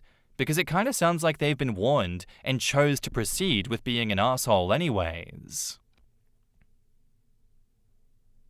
Would I be the asshole if I told my best friend's boyfriend that she cheated on him last weekend? I'm feeling a bit conflicted because my absolute best friend of 11 years made a pretty big mistake last weekend. We went out downtown for drinks and dancing because her relationship has been a bit rocky lately. They've been together for 8 years and have 2 kids together. Last weekend, she said she was going to break up with him, so she slept with a guy that she met while we were at a bar. In the last week, her and her boyfriend have decided to stay together, and she told me that she's taking what she did to the grave. I told her that he really deserves to know. She's been cheated on before, so she knows how much it sucks. I feel like I'm in a weird position because my loyalty is to my friend, but my morals are loyal to anyone. My gut tells me to tell him, but my heart knows that will end our friendship and potentially their relationship. I am currently planning on calling him tonight to tell him. I want to give her a heads up before I do it so she can decide if she would rather tell him herself. Would I be the asshole? In the comments, Gullible Ad says, "Not the asshole here. He deserves to know. I would tell him without remorse. You can't continue with your best friend with this burden of conscience anyway. And since you can't forget or ignore the problem, you'll either tell her boyfriend or end your friendship with both of them completely. Give her the opportunity to confess before you do. Like, let her know if she doesn't tell, then you will. Being on the rocks doesn't mean that you cheat. It's a really shitty thing to do. He deserves the right to know." She's already said that she's taking it to the grave. She doesn't need a warning. OP just needs to tell him. This is exactly it. All she would do would be heading her off at the pass and turning the narrative against her. And there's a good chance that it may work as well. A lot of partners will never accept that their other half would cheat on them. Hell, just the fact that she put the health of her true love at risk says what a piece of shit she is.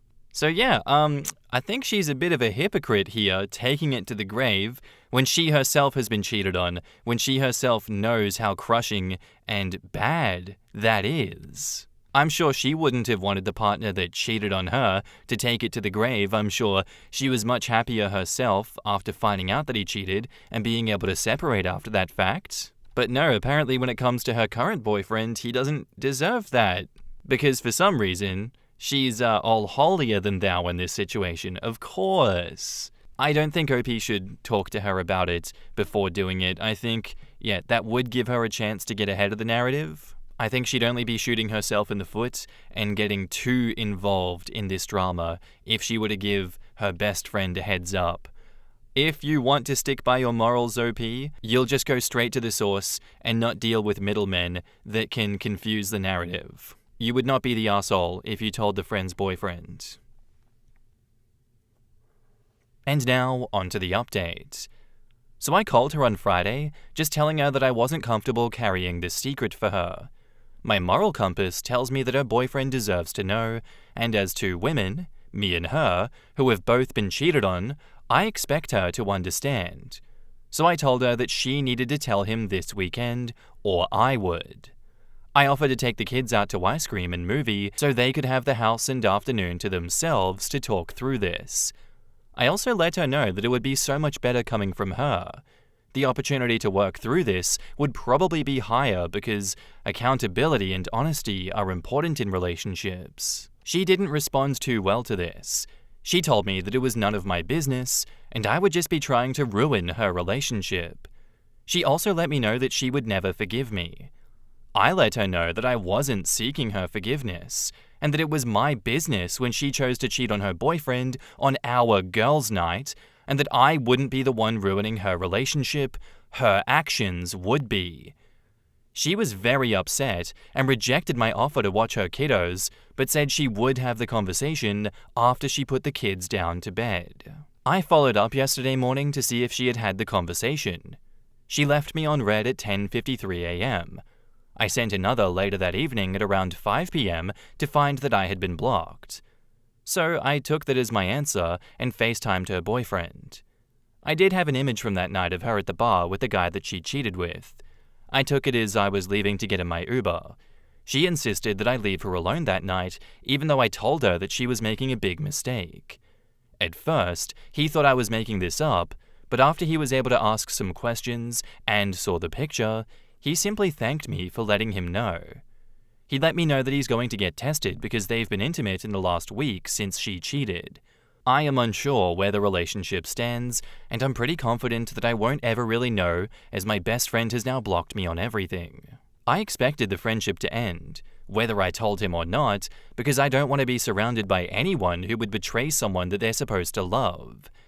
I've started receiving a lot of scam calls for insurance quotes and a few "fuck you" texts from an unknown number.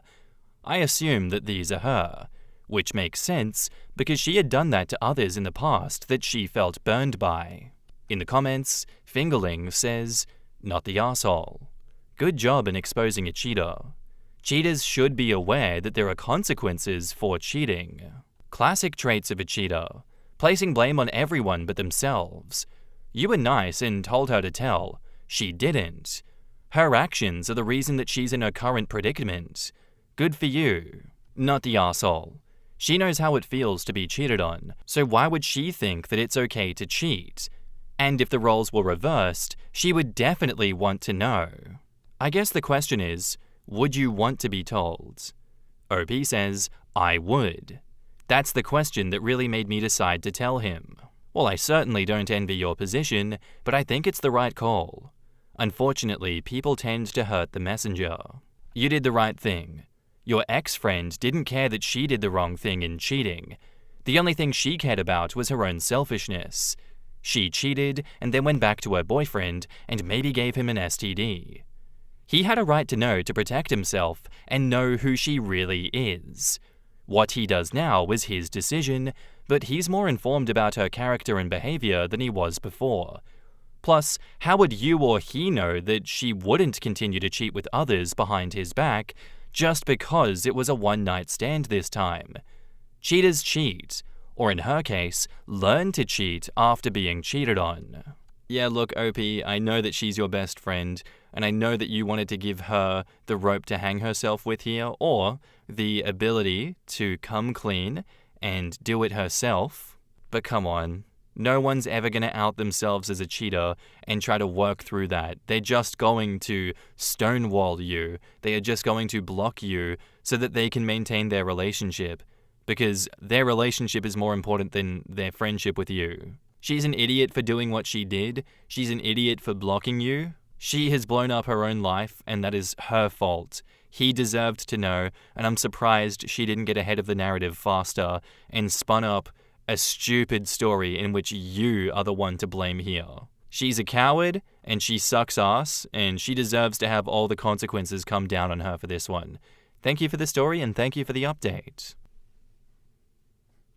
Our next post is by user ConstructionWitty978, and it's titled, "Am I the asshole for telling my father's girlfriend that it's not my fault that she doesn't have any friends? My 26 female, father, late 50s, has been with Trudy, early 40s, for about 6 years.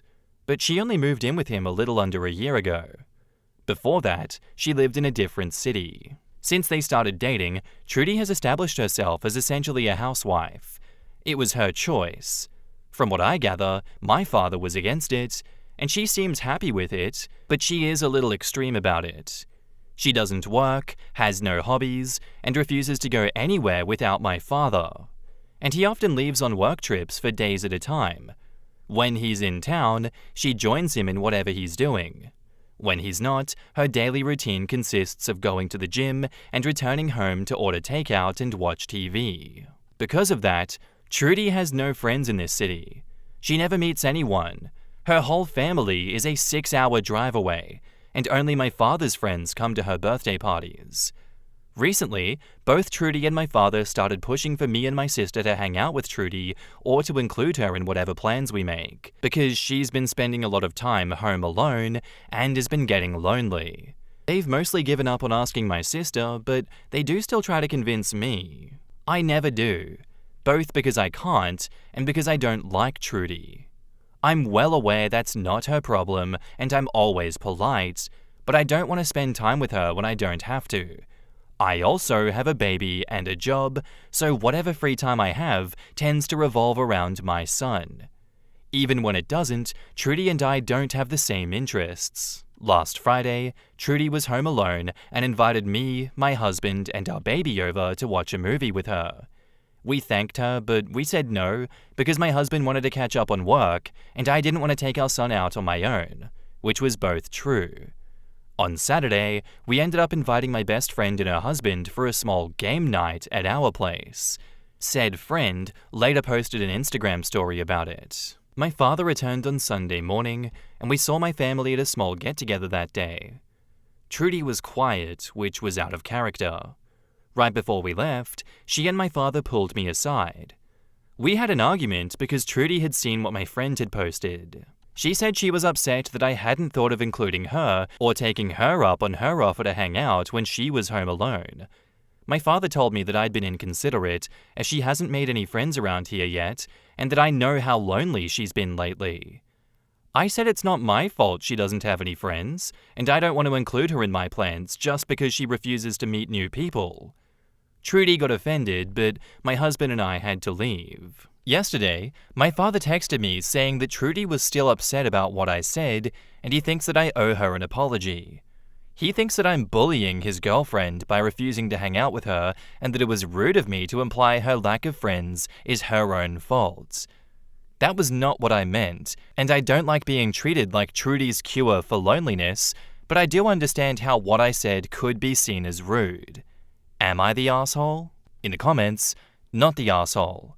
Why is Trudy looking at your friend's Instagram story? It's not your job to entertain her or to invite her to anything. Trudy's a grown-ass woman who needs to get a life instead of crying to her boyfriend that his kids don't want to hang out with her. OP says, she started following some of my friends during my birthday party a few months ago. Said friend has been my best friend since diapers and is a little more active on social media, so Trudy checks hers pretty often. Not the asshole. Explain to your dad that you are not bullying her, but they are bullying you. You have said nothing mean to her or about her, and you have not done anything mean to her. You did not attack her with a statement. You defended against their attack. You are a working mother with limited time already, and she is not offering to help you in any way. She's just demanding a portion of your already limited free time. The fact that she has no child and no job, and is bored, does not give her the right to add stress to your already stressed life. OP replies, things with her have gotten so much worse since my son was born. I always thought that my father would be more difficult to deal with around this time, but she does not understand how limited my free time actually is. Well, it's exceedingly hard for me to sympathize with her or feel any compassion for women in these situations, because if it's against the husband's wishes, then it's ultimately entirely a situation of the woman's designs. Any dislike for the situation, any absence of a life beyond being a housewife, is entirely by her own decision. Plus, from what it sounds like, she basically doesn't have any real constraints because she's just sitting on her ass ordering takeout and watching TV. Like, join a club, take up a hobby, read books. If you're just scrolling TikTok and watching TV, then your loneliness is your own fault. Also, it's not necessarily bullying to exclude. Freedom of assembly is a personal right, and you're not required to spend time with her just because she's a loser. Not the asshole. OP says, my father was indeed against it, but at the same time, he's always liked having people who depend on him, even if he doesn't admit it. I love the guy, but living with him wasn't easy, and our relationship got 1,000 times better when I moved out. This is actually the first fight we've had in a while. I think his main problem with it is how intense it is. She quite literally refuses to do anything without him. Sometimes that comes at the expense of other people's money, comfort, or time. She doesn't care. I do think my father enjoys having her around, but her fixation on being Terminator housewife bothers him too.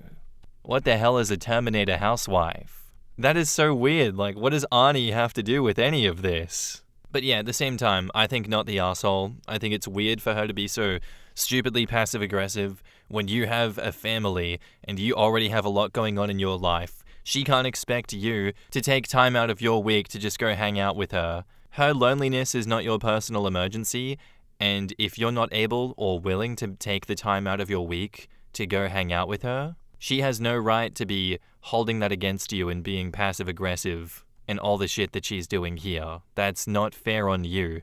You have a family, you have priorities. She is not one of them, and she needs to respect your boundaries. I think you should have a talk with your dad about this and see how you can curtail this behavior. How can everyone learn from this and push her to go find her own friends to go spend Friday nights with instead of bothering you? And now, onto the update. It's been almost 2 weeks since I posted here. I wouldn't say I've sorted everything out, but I'm satisfied with what has happened. A few days after my post, I reached out to all of my friends who know Trudy and told them to either block her on social media or just remove her as a follower. I don't think she was using them to stalk me or anything. She spends a lot of time on her phone. It was actually very unlikely that she wouldn't see the story that my friends posted that day, but I figured that it would be best to prevent this from happening again. I also removed her from my followers. My account has always been private anyway. I decided that I wanted to have a one-on-one conversation with my father so that we could talk things through. So we agreed to have lunch together on Saturday.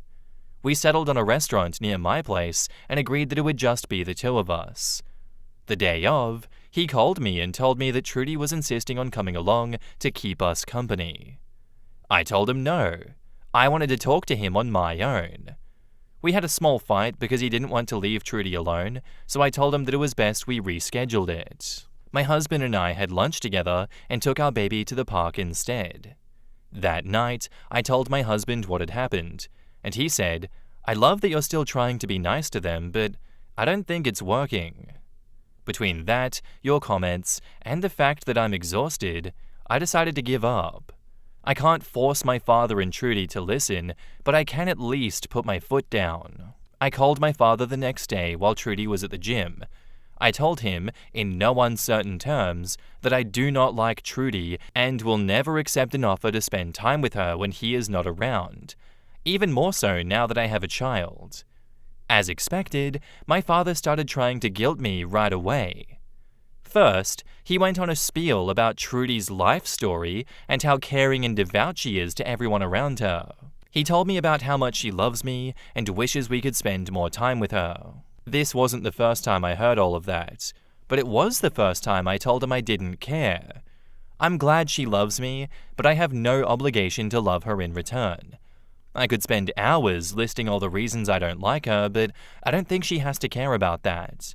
We are not friends, and we are not family. That argument actually went on for a while, but eventually the subject shifted to Trudy's lack of friends. I reminded him that they live on one of the most popular streets in our city, and there are dozens of things she could do to meet new people. My father said he knew that, but Trudy didn't want to try any of them. I told him that in that case, there was nothing else I could do. Trudy can either start putting herself out there or continue her lonely routine. Either way, I won't be a part of it. My father said he wouldn't try to push me to hang out with Trudy anymore, but he can't guarantee that she will do the same. I can live with that. And I reassured him that I'll never stop being polite to Trudy, but I won't start liking her just because they want me to. He said he could live with that. My husband and I have come up with multiple theories about why Trudy is so fixated on having her life revolve around my father's. We call her Terminator Housewife for a reason, but I've always thought that it was very unhealthy for the both of them. I hope she does decide to start meeting new people and doing stuff on her own, but I won't be treated as her babysitter anymore. My son is my #1 priority. Thank you for your reassurance. I don't think this is over, but I don't plan on updating again as I'm very busy and very tired. Cheers. In the comments, I'm glad you're satisfied with the outcome, and I wish all of you the best, and that it stays that way. However, I wouldn't be surprised if the Terminator housewife starts to crank up her crazy.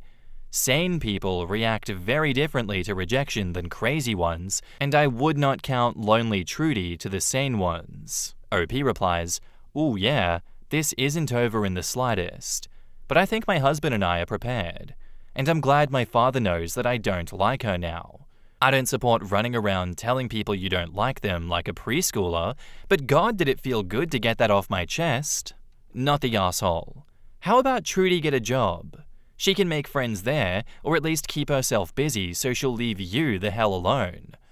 OP says she has refused to get a job for years. She has 3 degrees and a decent work history, but the most interest she's shown in working since she started dating my father was when she wanted to be his personal assistant a few years ago. Strange. How did they meet if she doesn't socialize? Not the arsehole. OP says, I genuinely don't know. She was an affair partner before she was a girlfriend, so they're both pretty secretive about the first months of their relationship. What I do know is that she has friends in her hometown. Well, that explains why she sticks to your dad like glue.